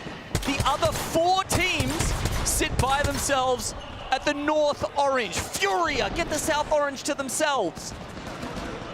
Burger getting eliminated. This leaves 7 squads. You can see Walty pointing at that entrance still, by the way. Shopify Rebellion get the res, but the Reno comes in, losing out on Koi.MT. Only Zainu alive for Shopify Rebellion. If they go down right now, that only leaves Falcons as the only match point team alive in this lobby. They try and move too early. I mean, I don't know how they could have lived there. As soon as they make that move, there are 4 other teams at the orange staring straight at them, and Falcons only have to peek around. They can fire shotgun shots at their heads. LG, we saw before, they were debating, is it the evac play, is it the drop play? As the zone closes in, it's the drop play. Going right down behind Team Falcons. Shopify Rebellion get eliminated. It's only Falcons who are left, and LG drop down from the sky. Falcons look back, but look at the amount of bombardment of nades hurtled in their direction. They've been waiting for this the whole time. They bubble last. That means LG will be exposed first. Fate is calling. Falcons looking to get this dub. They have the advantage. The bombardment coming in next. They try to harass him with the Sheila. They find themselves pinched. LG also getting back from the back out. Falcons lose out on Waltzy. This is still doable. 0. 1 shot. Falcons are about to go down. LG get eliminated. Can he get the reset? No! Goes down! We go to 9! We get more Apex! For match point finals, we're going on to match number 9! BKG go up against Furia. Both of them have just eclipsed 50 points. They move up and give themselves a chance at match point next time. E36 won't be able to get there, but maybe they can give themselves a bit of a boost here. Better momentum here if they can. E36 slide down with the massive in hand. Aimbot with them, surprise right here with the G7. And E36 ring up the crowd with the pop-up. They get the dub. And we get more Apex Legends.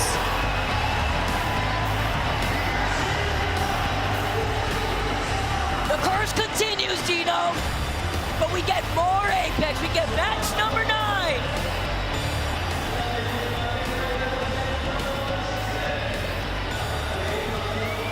Oh, I'm just glad we're getting some APAC North wins here.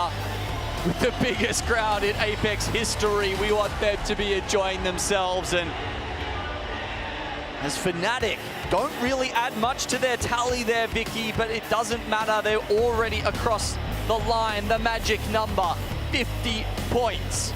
There's still a chance that they can take it out with the phenomenal stuff we've seen from them so far. But Enter Force, remember I said at the start, the best they've done before is 18th. And that's where they were sitting before this game, by the way. With a dub, that helps them move up to 14th overall, 33 points. Someone check on Fury, by the way. 16 kills. Ooh. Actual huge, elevating themselves to match point. We welcome more to the club. It's almost half the lobby now. 9 teams at match point after 8 games.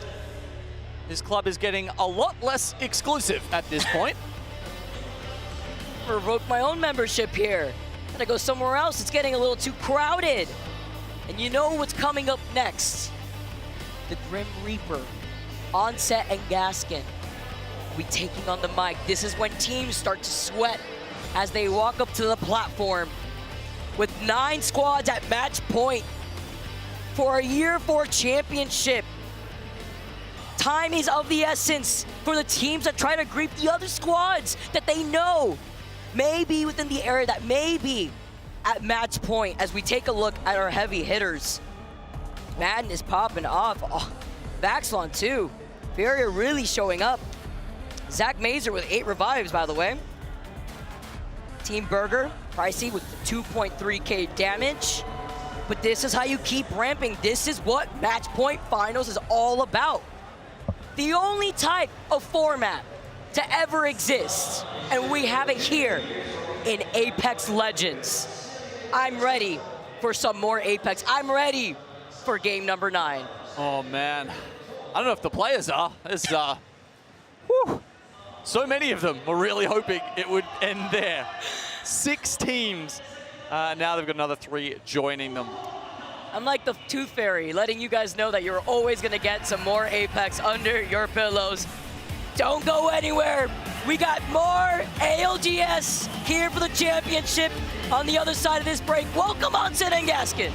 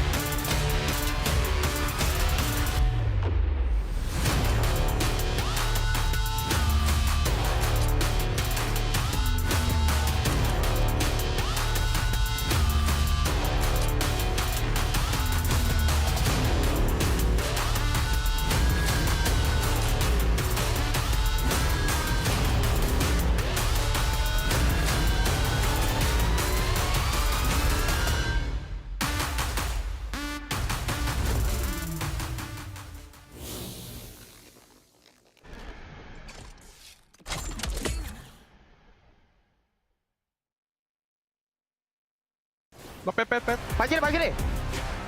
우주 나온다. 집자. 컨트롤이 해. 끝났다. 라스 한 번 돼. 육개고. 준영 동대. 놈. 세란판. 야, 지금 말래. 발길이 90. 발길이 100. 지브리. 두개 필. chúng ta.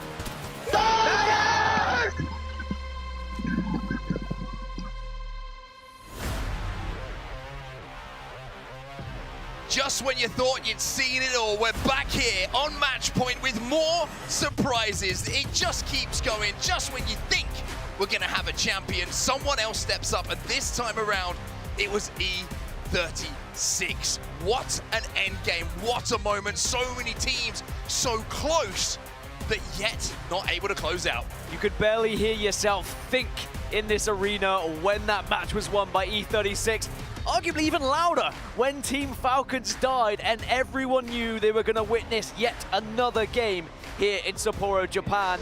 There was a moment when there was 5 squads still left on match point, and I was like, okay, it definitely ends here. Then suddenly 1, 2, 3, just like that, all eliminated at the same time. You couldn't write it any better. I mean, I've still got a feeling there's going to be quite the surprise coming around the corner. It just doesn't, it feels like one of those days where we are going to be here a long time. And I was talking to a couple of people in the green room. It was like, man, you know, every LAN is just like, this is the best LAN, this is the craziest gameplay. And I don't know how. It just, every single time, like every event I turn up, I was like, there's no way that something could happen. No way match point finals could be as exhilarating, as exciting as it was last time.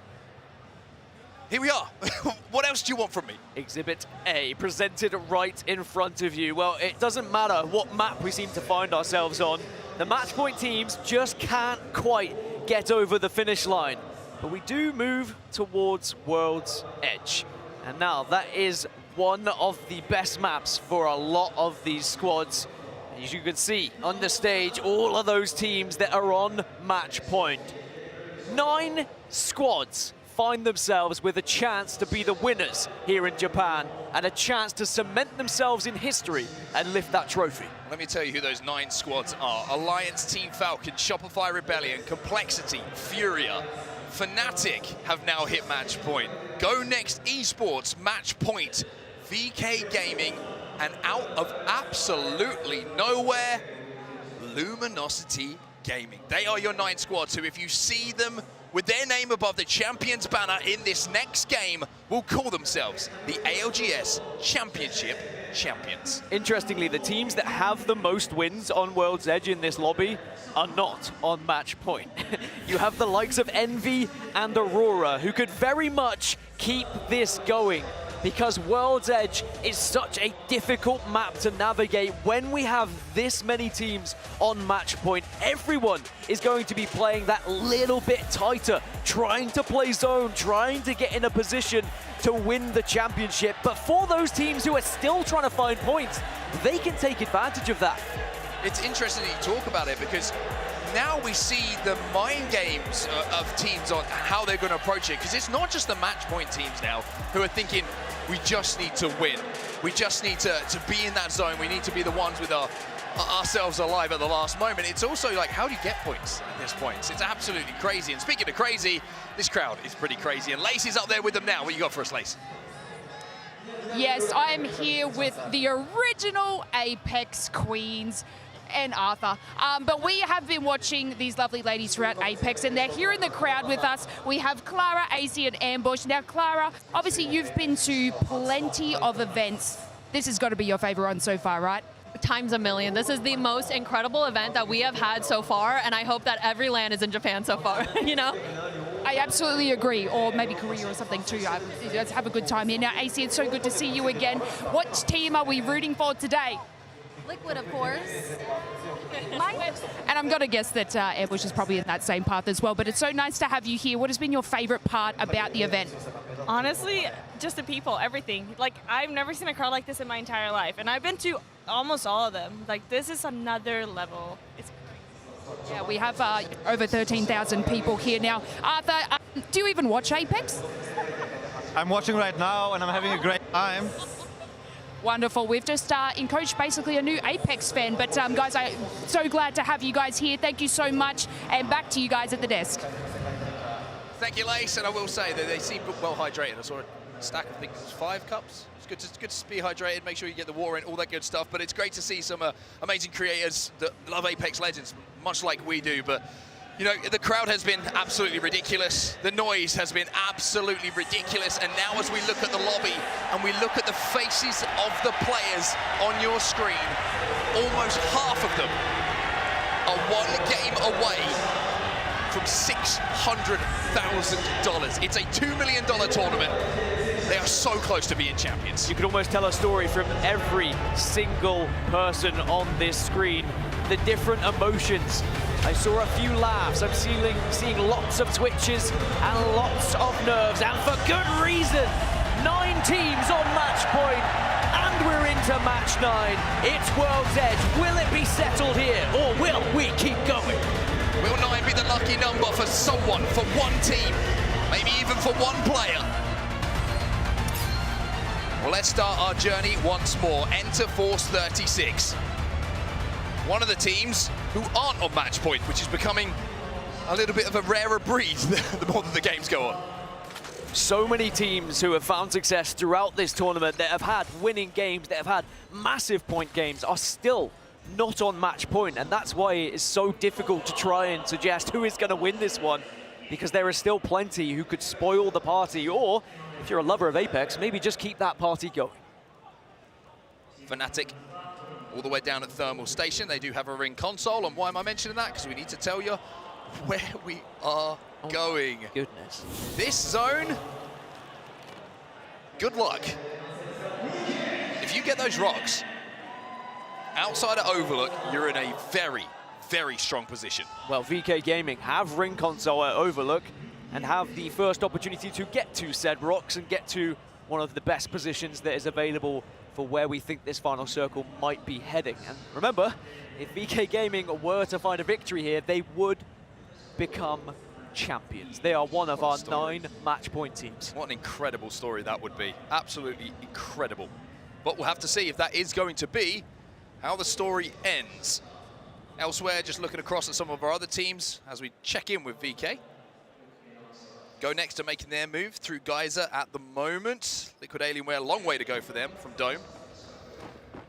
Been a quiet day for TSM, checking in some of the other match point teams now. Team Falcons, they do have a ring console over at Lava Fissure, so they know where we're going to go. It's one of those zones where I feel like if you get ring console, you're pretty secure on where this is going to be going. However, World's Edge does like to throw up surprises sometimes with that Zone 3-4 pull. TSM have knocked him right around the corner here, and Verhost is charging up Sheila, and he's almost inviting them to push. That's enough, just walking at him. Sheila not so effective, but now it is. Now there's 2.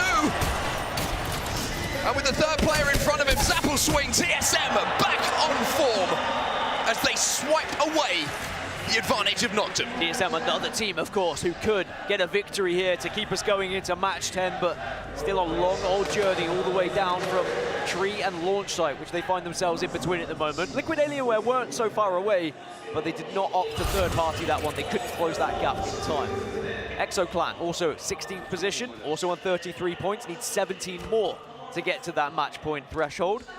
They've got a little bit of a way to go through from landslide at the moment, but an actual clean journey. I'm looking at where everyone else is right now, and Exo are able to get ahead of a lot of teams. They should be able to get into Fragment pretty much unseen.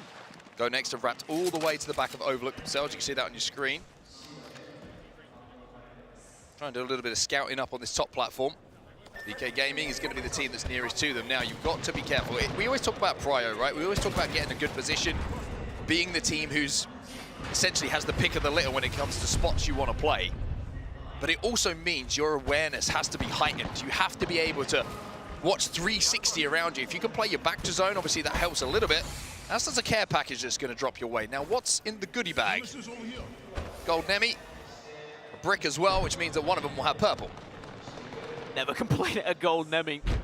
The perfect addition to your arsenal. Now, Shopify Rebellion. Oh, MT! That is a lot of damage being taken. Monsoon, the one who got the knock in the end, but the bubble does come down, and now they'll get the res. Complexity are thinking about pushing this. Again, you can just see they know it. You know, it doesn't really matter if they kill someone or not. It's just about survival. It's about being the last team standing. It's so interesting to see how the game completely changes once it's not all about points. Zainu's going to be taken down this time with the charge rifle, and you have to wonder if he's going to be able to get back to his team here. Shopify Rebellion could be in real trouble. Sometimes it's about weighing up the differences between getting the kills, trying to get a little bit of extra on the Evo, or just repositioning so you can get to that late game. But Complexity trying their best to finish off the remaining players for Shopify Rebellion, and now they are starting to go towards it. Oh my word. By the way, Furia have managed to take down one member of Alliance. That's Effect, who's not just going to be down, he's going to be finished off as well. And Shopify Rebellion, one of our teams who's on match point, will not be able to win it here. That is insane to see them eliminated this early on, but it was just the fact that they couldn't cross. And once they'd taken that amount of damage, Complexity knew the opportunity was too good to pass up. And now they will return to where they were previously residing. They might be comfortable here for a short while. Get the wall down, start to build a base, and Monsoon can go to work with that charge rifle to keep people at bay. One team we haven't mentioned, by the way, is Luminosity Gaming. It kind of alluded to the fact they snuck into match point, 51 points on the board. Well, they are in a really good spot in the truck that's inside of Overlook, just to the north of the majority of the buildings. You know what I'm talking about if you've played some Apex Legends. Difficult spot to hold for the long game, but ahead of a lot of the traffic that's going to be arriving. One team who's nowhere near Overlook right now is our second place team, match point eligible as well, which is Team Falcons. They're still over at Lava Siphon. And Falcons may have found a victory in that previous game if it wasn't for LG, who dropped from height where maybe Falcons didn't expect it, and it created a lot of commotion. Wait a minute. Azira's just taking some damage here, and it's Team Burger who just caught him as they were rotating, but it's not going to do any damage. Falcons were ready to jump on them if they needed it. Back to our map overhead then, you can see as the zone is about to close where that shift is about to happen if you're about to get beacon information.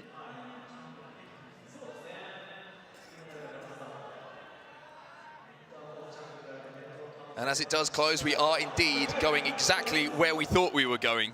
For a little bit of bated breath there, I was like, is it going to be where I think it is? And yes. Actually, they just shifted down to no name. Yeah, I think it's one of the easier zone reads. You can see a lot of the teams read that off of zone 1.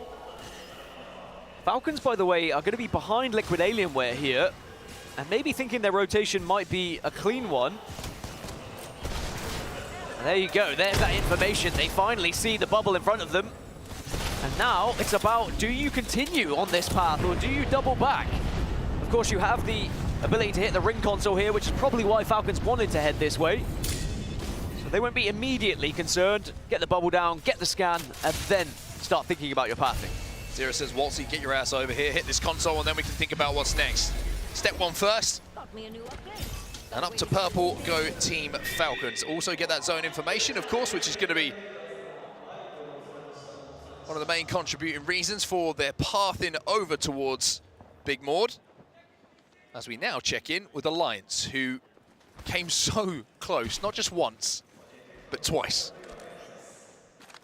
And that's definitely going to take a toll. Just to think, will we be presented with those kind of opportunities again? But one good thing for Alliance, third time's a charm. Third time is a charm, and they are still in first place on 87 points. So whatever happens here, they are still in a lot of money. Even if they weren't to win the whole thing, second place is pretty much secured if it were to end in this game via someone else. You can tell them that if they don't close out here and they get second place. It's fine, at least you won loads of money, guys. Wait, what are you sad for? TSM though? Oh my. Wow. Talk about fights. And I tell you what, I just want to say, by the way, TSM were in a perfect... Oh, it's Hal! Of all people! It's Hal that goes down! Verholst on his old teammate. And it's Verholst single-handedly about to break Falcons' hearts.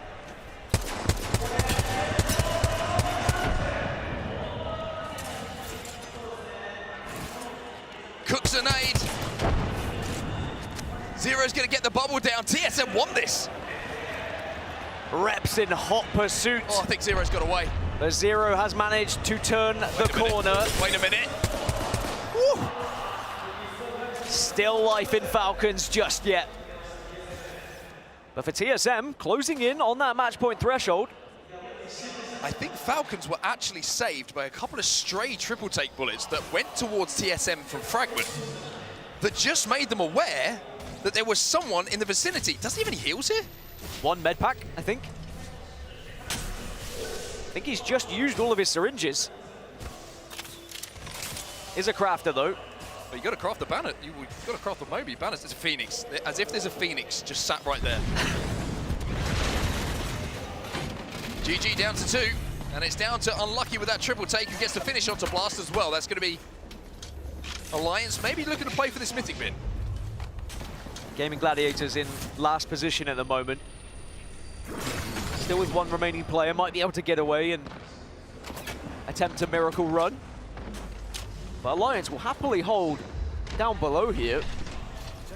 And the Mythic bin has just spawned very close indeed, and that could be a game changer. And the bubble does go down, and Alliance are going to get this Mythic bin. Just making sure GG don't drop down on them.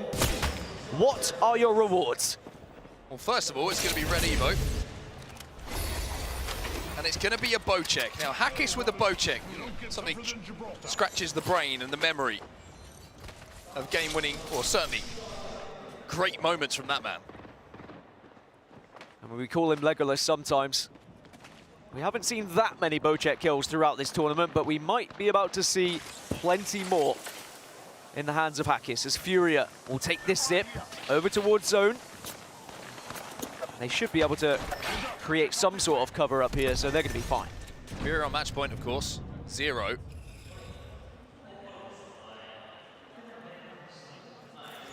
Has saved Falcons. The res is going to come in. Now it is in zone, and zone is going to start to hurt a little bit. And remember that even though Falcons are going to be respawning, the attachments, the meds, they're going to be extremely low. So Falcons are going to have to look for a third party. And also Fnatic running away from being shot right now, but running towards where Falcons have just respawned. They have spotted Zero. Elsewhere, Alliance have Team Burger above them, but they should be able to skirt around with their newly acquired Bocek. Fnatic have left that fight, by the way, in Fragment, and they will not be fighting Falcons, so those watching with bated breath, Falcons are okay for now. I wonder if Falcons are going to actually take the evac that was left by Fnatic. I think they are. Well, they should. And yes, indeed, that's exactly what they're doing. Hackis now with this Bocek. Team Burger trying to pressure them on the icicles. Oh! Epicenter! Imperial How at the moment. He can't get away with anything. He's going to be finished, and Falcons are back to 2. Back to 2, and it's an Alliance on full red Evos that are above them. We might just see the demise of Falcons yet again in front of us here. So busy this side of the zone. Oh no. Morty pulls out. Sheila doesn't get to pull the trigger because Way spots him out, and Zero is thinking, it's all up to me again. All that hard work for nothing.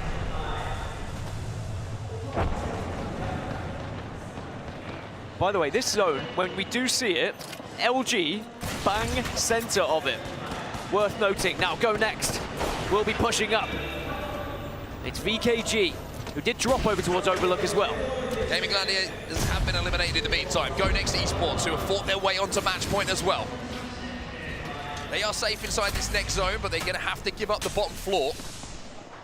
And there's the awkwardness of the angles that are available to them, with the window that kind of just allows a few teams to poke some bullets in. A couple of grenades can fly through there. As we now turn our attention back to Alliance. Now, I mentioned this side of the zone is very busy. You have Team Burger. Zero's still alive, by the way.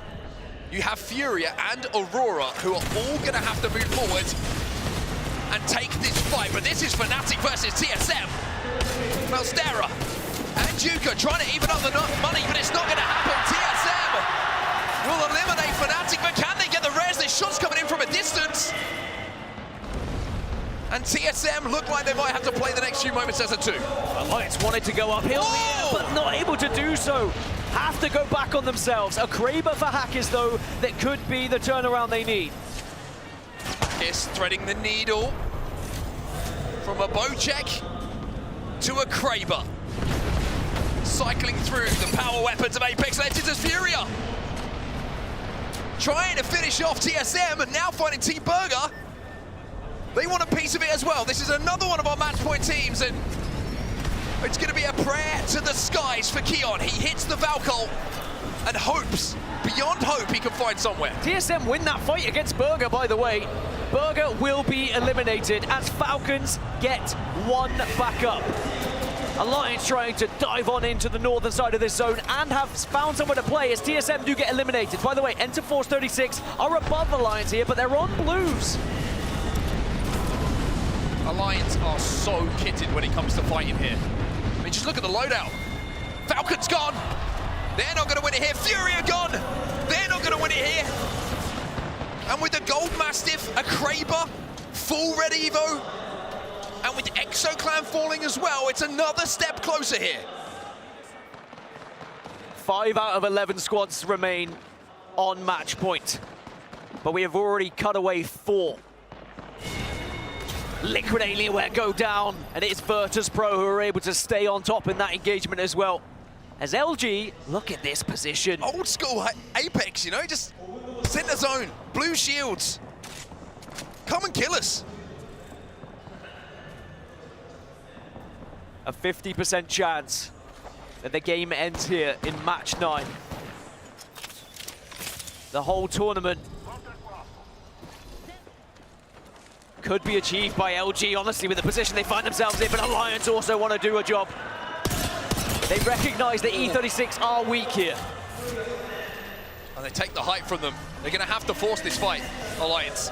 Zone closing in around 10 seconds time, but having got the blue armor checks, Effect is just waiting for Hackis and Unlucky before he throws down the catwall and splits their path towards his zone. There is that Dark Veil, allows them to cross, allows them to relocate here. Hackis just staying back, by the way. He had a little peek through. He's got that Kraber. Maybe he's just trying to bait his 2 teammates, see if he can hit one big shot. And that makes it very easy. Complexity, by the way, in the kill feed as well, taking down 2 members of Envy. Yanya and Dropped are down. Effect dancing around these rocks. You can see Alliance are hesitant, but that is a big chunk. And Unlucky says, yes, let's go. Slam comes in, it forces the bubble. Hackis sends that Skynade up and hopes it's going to come down with a bang! And down with a bang it does! Hackis taking this game over! Into Force 36 eliminated, but now the third party! Now the third party and it's Guild! Guild have arrived, and Guild trying to spoil it for Alliance, but Alliance are holding well here. They've done a lot of damage. Effect and Hackis back to back trying to take on Guild. Complexity have gone as well! Another match point team will fall. Guild firing down onto Effect. It's a beatdown! It's a melee! Of all things that takes down Effect, Hackis still alive, still with a Kraber. But is this task just too much? Now everyone's here. Aurora want to get involved in this one. And do VKG as Guild get eliminated. 7 squads now remain. VKG pick up the pieces, but Hackis will survive. But Aurora now say, actually, maybe we want a bite of this one. VKG. Still alive, still kicking. Hackis might not be saying that in a few seconds' time as well, but he hits the no-scope! He hits the no-scope! Alliance have gone though, even though Hackis gave it everything. 5 squads remain, 3 on match point. Only Virtus Pro or Aurora could keep us going here. If anyone else wins, they will be the champions here in Japan. Go Next, can you imagine if they pull off a victory here? VK Gaming, they want to be aggressive. They want to try and take this win. But have they overcommitted here? QQ, he's down. Trying to stick the rest. VK will not win it. It was a big decision, a brave decision. But was it the right one? As Aurora will win that fight. Go Next on height at the moment, just watching over Aurora. That nade could be juicy. Oh, there's so much damage being taken by the ring, and the nade's done the damage as well onto 9 Impulse. Just rolls it down, caresses the grenade. They don't want to overcommit to this because they're worried about getting third pied. Funk's still on blue. Aurora eliminated, we're down to 3. VP the only team who were not on match point before this game. If they go down, it would be LG or Go Next as our champions. And Sweet Dreams stands center mass. Flanked by Sykes. Flanked by Funk. To prove that he's still got it. Go next now. See the bubbles go down and they send the Catwall down as well. They split the zone. They completely own this side. They might force the fight, force VB into LG, and then they can just wait. Will Go Next get the chance here to win this whole damn thing? The wall goes down as well. Surely LG and VP have to engage. They're so close that they can almost smell each other at this point. Dark Veil's gone though. And maybe that was the chance. All bubbles. Now it's the slam! The slam for VP, but Go Next will hold. Zidane. It's Sykes. LG looking to claim their destiny, but it's Go Next who win it. They are your ALGS Championship champions here in Sapporo, Japan, and Amiya claims the throne. Talk about an underdog story! That would not have been on your bingo card. And look what it means to them.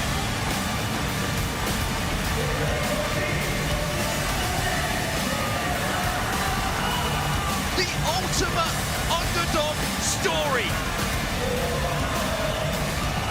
But this has been the tournament that Amiya have reminded us just how damn good they are. And for those three gentlemen, a moment they will never, ever forget.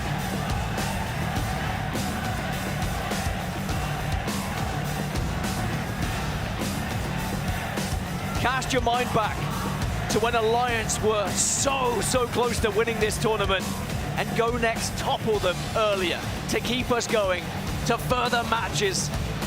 And they earned the right not only to be in this match point finals, not only to be in the position to potentially win, but in that match, they dominated their position. They bullied people out of their spots. And then it was the Catalyst wall that allowed them that extra time, that extra little ability to breathe and plan and assess how they were going to win that final circle. And it is absolute ecstasy on that stage as Amiya stand tall here in Japan. Enjoy it, lads. Remember this moment, because you've got a full house in front of you. And I mean it with all due respect, there was a hell of a lot of teams who were named before yours as being the ones to lift that trophy. But you have proved, if you put in the time, you put in the effort, and you believe in your teammates, then this is what you can do. You could become the ALGS champions. And of course you see the other pictures of players disappointed that they weren't the ones celebrating and won't be those ones lifting the trophy. It's always tough to see this side of it, but you have to live for these moments on your screen. You said it best. A moment that they will never, ever forget. And for the fans out there who are sat at home right now in Europe, who I don't know what time it is over there right now, but to be honest with you, it doesn't matter. If you're here with us, please enjoy this moment, because Amiya, I think, as a region, has demanded some respect. It's always been talked down a little bit in comparison to some of the bigger names. It's been the talk of a couple of, the big teams who maybe have a hope of winning it, but Go Next showing there's some depth in the region.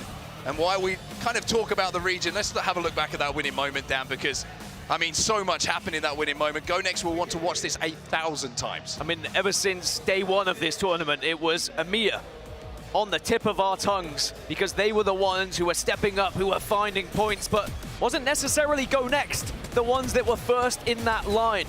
It was the Alliance of the world. GG even popped up a little bit here or there. Exo Clan were named, but Go Next, they demand the respect, as they will be the champions. And we look back at this lobby, there were so many key fights that led to that moment of the final circle. Alliance, what a valiant effort as well. They fought off, it felt like horde mode at one point. Team after team, even Hackis going for a no-scope and hitting it to try and keep them alive. But alas, it was not going to be Alliance's day. And in this final fight, 3 teams survived. VP, the only team that could have stopped the tournament ending right now. They knew it as well.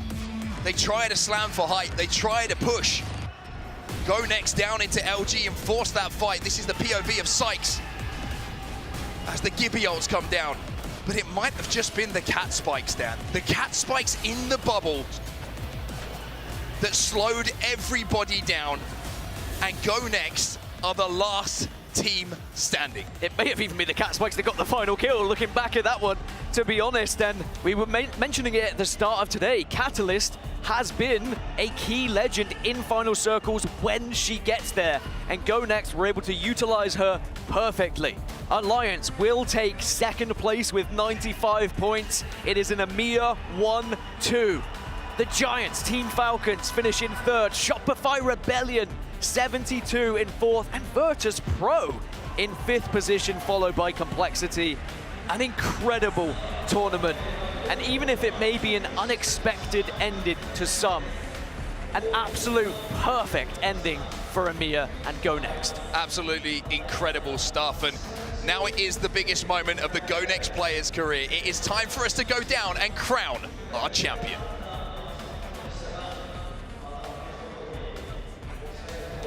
APEX ファミリーの皆様、決勝はいかがでしたでしょうか。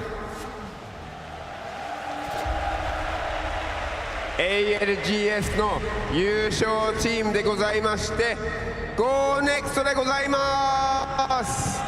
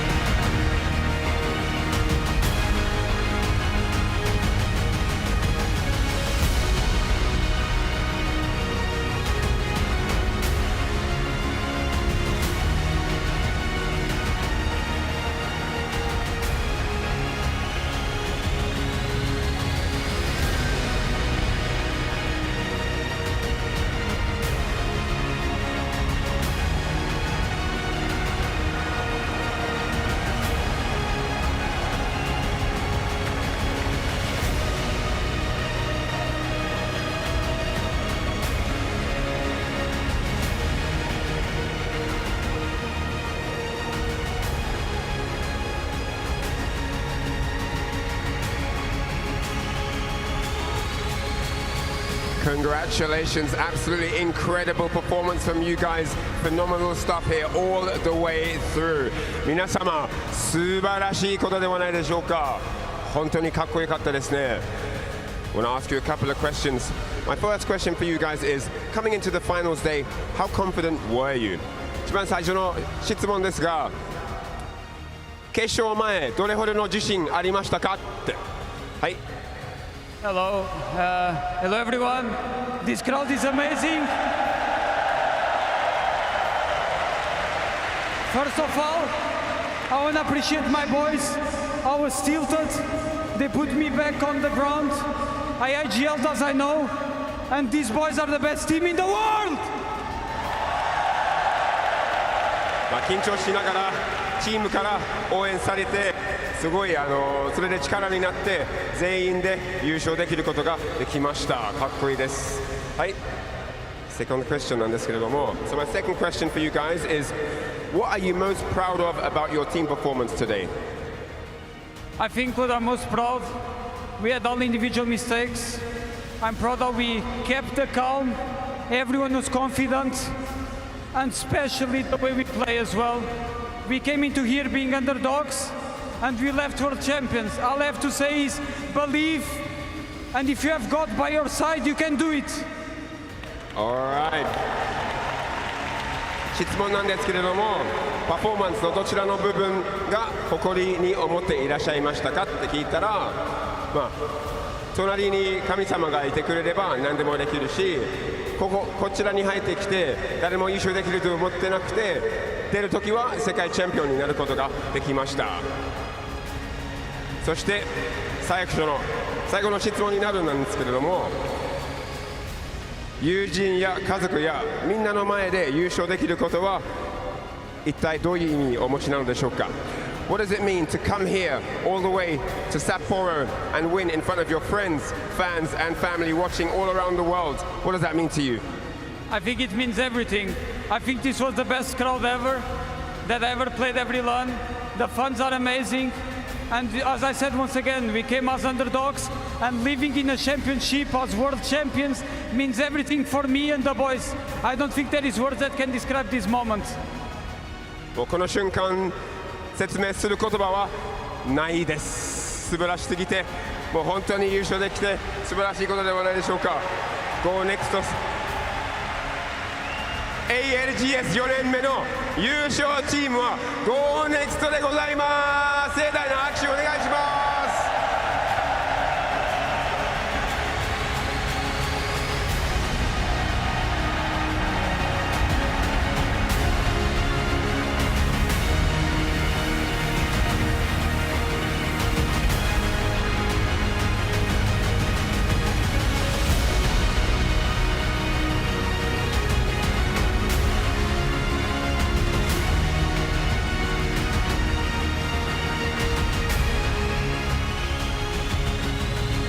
Go Next have answered.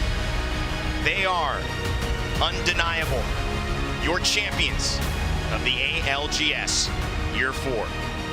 And sometimes when you look at a group like this, an underdog, no one picked, no one thought coming, it reminds us that the world has a little bit of magic in it left. That dreams can come true and become a reality that none of us thought were possible. 21, 20, and 23 years old, sitting in the champion's chair. It is Go Next who say go next to the rest of the lobby. We are on top. And maybe that is the most fitting end to the biggest and most impactful LAN we have ever had in our scene. Lauren, they say luck is when preparation meets opportunity. Well, this was the opportunity, and these boys were certainly prepared. Absolutely. I mean, they were a team that I think, like Mark was saying, I don't think any of us really gave their fair shake, right? We were so focused on some of the other juggernauts that were coming through all of these different brackets, and to Go Next credit, they made it through winners, sure, but they were in 8th at the very bottom of that bubble. They were only 2 points above surviving, and then they come through here, somehow make it into one half of the lobby that have hit match point. Find themselves in that Cinderella situation, and I mean, this is a fantastic story for them. Fairy tales kind of come to mind because this is the stuff that you would write. It would seem fantastical, it would seem unbelievable, but yet it is our reality. The ALGS has a new champion, and it's a champion snipe that has been grinding for so long behind the scenes. Their respect is finally given, and it certainly was due for Go Next. Yeah, I'll tell you what, that leaderboard had us in the first half, and we kind of said it from the beginning, is that this tournament felt a little more close-knit, a little more random in terms of the teams that were performing. I think throwing E-District in the mix was a big switch-up, and to see a new champion, especially a team that was an underdog, I think that alone gives so much hope to those aspiring to be something. It's not just the front runners, it's about the work ethic, it's about everything you put into it. It doesn't matter what other people think, it's about what you believe and what you think that your team can accomplish, and they came out here and they're sitting in that chair. And as you can look back at this winning moment, Jamerson, well, the theme was fate is calling, and Go Next did what they needed to do to make sure that they were the ones who answered. Yeah, and we talked about it, about how it was an incredibly close tournament. When we really look at the group stages, only 20 points separated Alliance from Go Next as we moved out of the group stages. That is an incredible spread. We haven't had something like that. But in between Alliance and Go Next, in that group stages, how close it was. Noctem at 145 points, Aurora at 143, and Go Next at 142. It was that tight-knit throughout, but it was EMEA dominance, and it was Go Next for EMEA representing and lifting that trophy. 2 rats, 1 controller. An org we had been calling for quite a while. Hayarka, Ushako, and of course Zidane, who had always shown up as one of, maybe if not the most dangerous individual players when given a chance. This was the winning opportunity, and that catalyst, Lauren, it played such a big role in giving Go Next the opportunity to force LG and Virtus Pro into an uncomfortable position, almost an unwinnable position for them. Yeah, and we heard Mark and Dan talking about that as well, because you saw VP try to go for that slam to see if they could maybe move Go Next off of their position. They're able to maintain that height. LG down there at the bottom, combined with everything else that they're trying to deal with on the ground, the Catalyst specifically, I mean, it was the perfect situation, and Go Next really kept their cool. Yeah, I mean, this is a huge moment. You would think that teams that were more versed in the spotlight would be prepared for it, but Snipe, that's not always how it goes. This theme was so appropriate of looking at what could happen. Maybe these oddballs, these teams that no one truly thought would make it. I mean, you look at Zidane, he's got $7,000 in total winnings in his Apex career. He's about to add 200,000 more to it. Yeah, he is in a very elite group now with some of the best players, some of the people we've been watching and supporting, and I think it's time for their team to be on the map. We see what it is. It doesn't matter what your online results are. It doesn't matter what your Pro League results are. It matters what happens at these LAN tournaments, and he and the rest of his team has just put themselves in an elite category. And speaking of that, by the way, yeah, elite category indeed. Our fourth LAN winner this year, a fourth different LAN winner this year. Absolutely insane. Here was the reaction when Go Next realized that it was happening. Disbelief from Hayarka. He stands on the table. The emotion is flowing through him. The crowd in here to win it in front of these fans in Japan. It's got to be life-changing. He's realizing not just the money, but the moment that he has captured. There are so many people here in this world who want to have a feeling like that one day, Snipe. It's surreal, and he knows it, that he got to have one. I'll tell you what, sometimes when it comes to fruition in every single piece of work that you put in, you know, the doubt, the other people doubting you and all of this, and then when it finally, you get that moment, it boils over. Some people boil over with, you know, I've almost passed out after winning a tournament before because I started freaking out so much. He's jumping on tables. I wouldn't be surprised if he felt the same.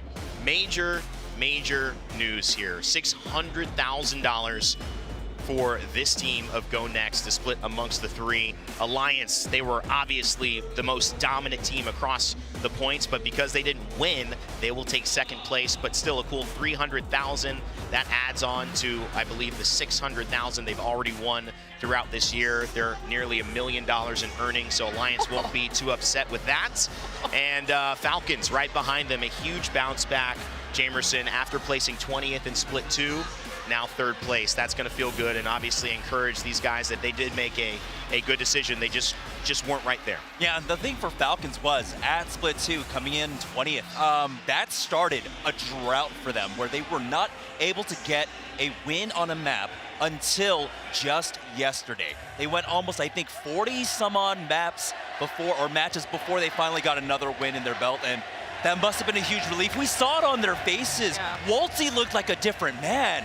I had never seen any of them respond in that manner to a match win. Typically, it's, oh yeah, you know, this is business as usual. Yeah. You've never seen that kind of stress on their face before. And the story gets to continue, of course, on to whether and when, or even if they will hoist a trophy as the super team. Clearly, a lot of teams in Apex Legends have the ability to be super. Now, I know you might be a little sad, so am I, to be fair. This has been a long tournament, a long year, and well, I don't know what else is left. Wait, actually, I am hearing something.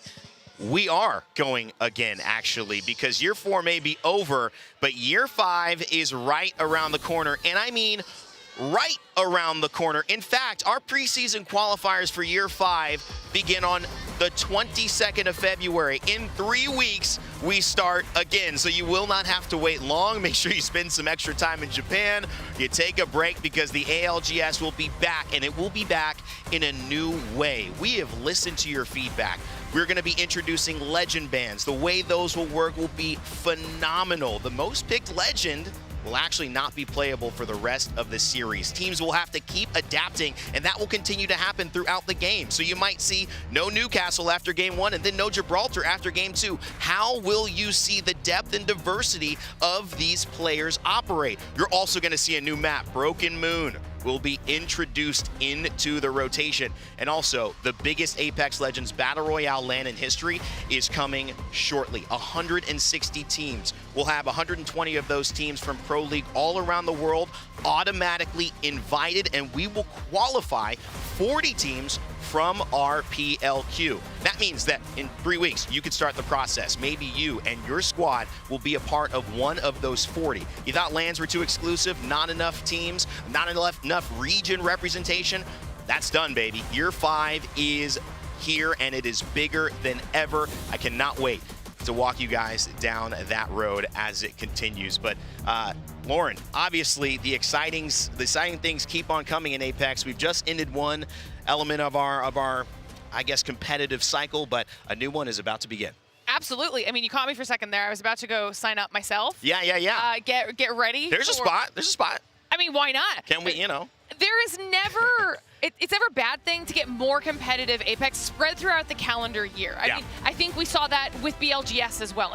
People are chomping at the bit to not only participate in a new way, but also then continue being able to follow their favorite players, their favorite teams, and just see what everybody's doing during the off season.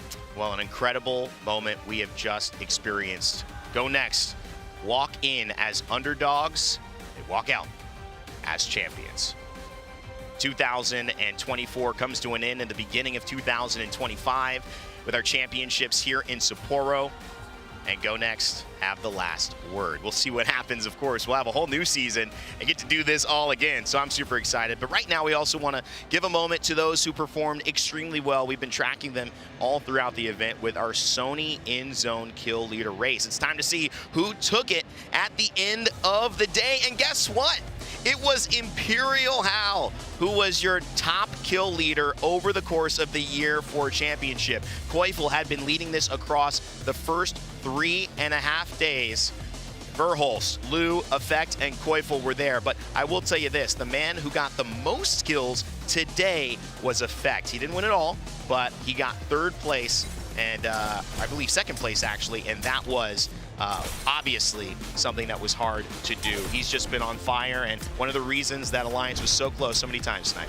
Yeah, I mean, I know the Alliance is going to go back, and on some of the reses in those final zones, I mean, he might have want to have his weapon out, but there is no reason for this team to feel anything but accomplished this entire year. They are by far the most dominant team throughout the year, and it's been such a pleasure to watch them, especially as their full unit when they're able to get together, and I have no doubt that they're going to be back with a vengeance.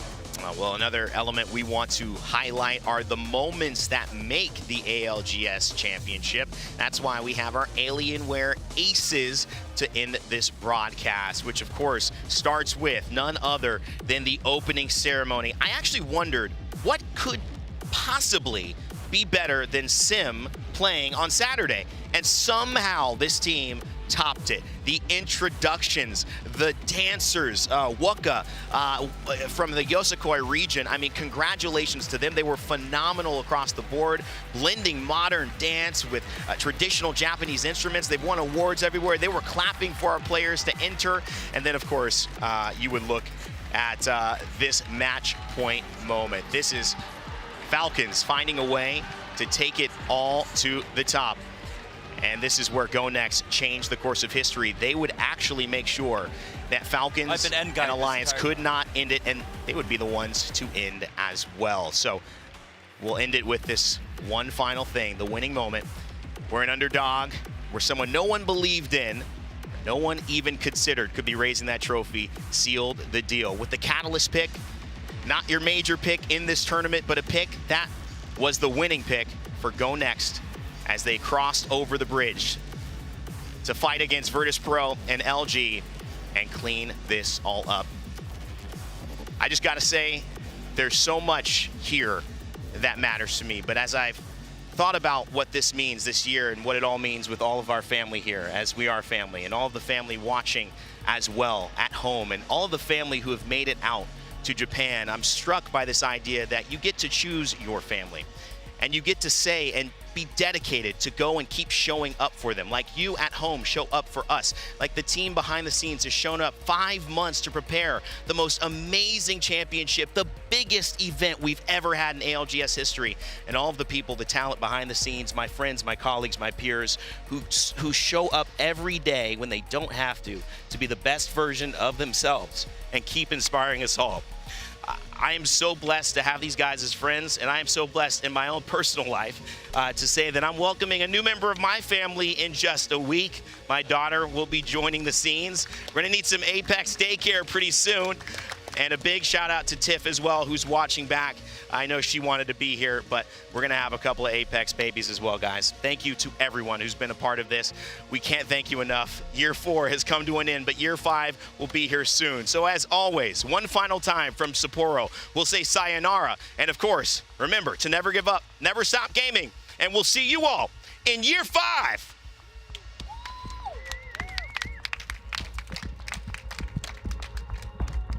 Well, here we go then. This is the moment we've been waiting for. It's been 4 days of action that all lead up to one day. Fate is calling. Who will be the champions?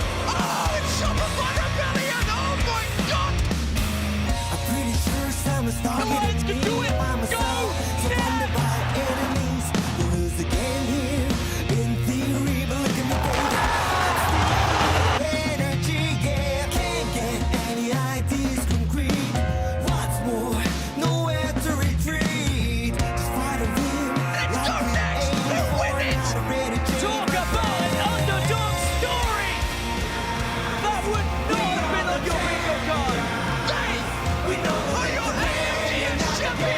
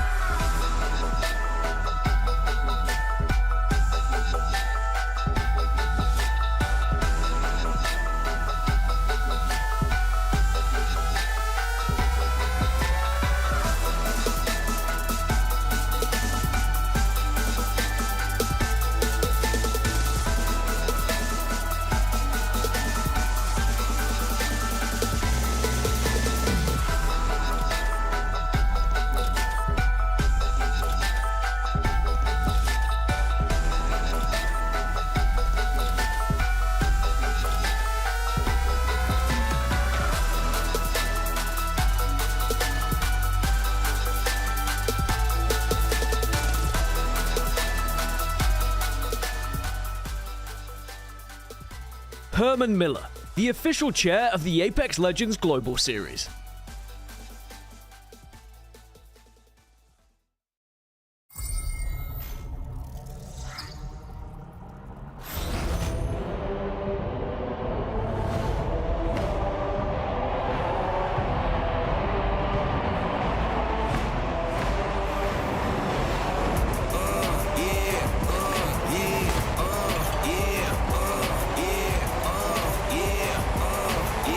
Wait a minute, get it how you live it. 10 toes in when we standing on business. I'm a big stepper, underground methods, top notch. Get the most, not the lesser. I got tell your errors. Pushing country, baby, got that powder you can measure. Then we gon' cut them out. My barber got me looking. Getting ready on that top grade. You ain't walking out of lies. You're what we on. They ask me how you be like this. How you be like this? Yeah, swerving. Moving to the money like it's urgent. Hands on God, so I'm in it like a surgeon. Only thing I'm breaking is a bag with a boom. Yeah, baby, go bring out the goodies. Stuffing it inside the hoodie. Now we turning out to boogie. It's cool, I used to fight the bullies. Now I'm fighting in the dark. Guess some things only move for the. They try and push me, then they try and pull me. Better when I budge. If you got it, then this time I push it. What you think this is? We ain't worried about it. Watch this girl know what they ask me how you be like this. What you think this is? We ain't worried about it. Watch this girl know what they ask me how you be like this. How you live like this? How you live like this? How you live like this? How you live like this? How you live like this?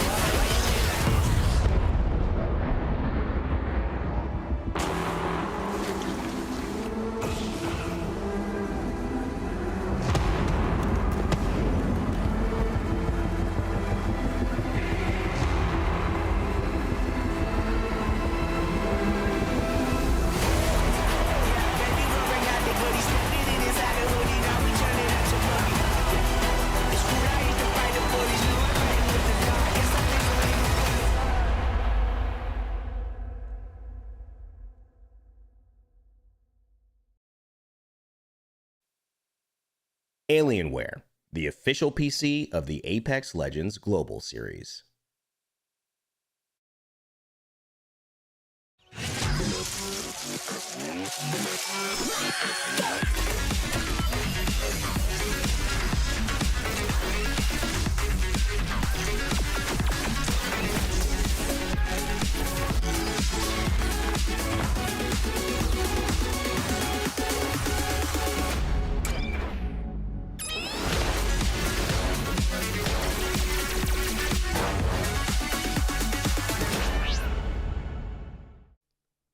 Sony In Zone, the official monitor of the Apex Legends Global Series.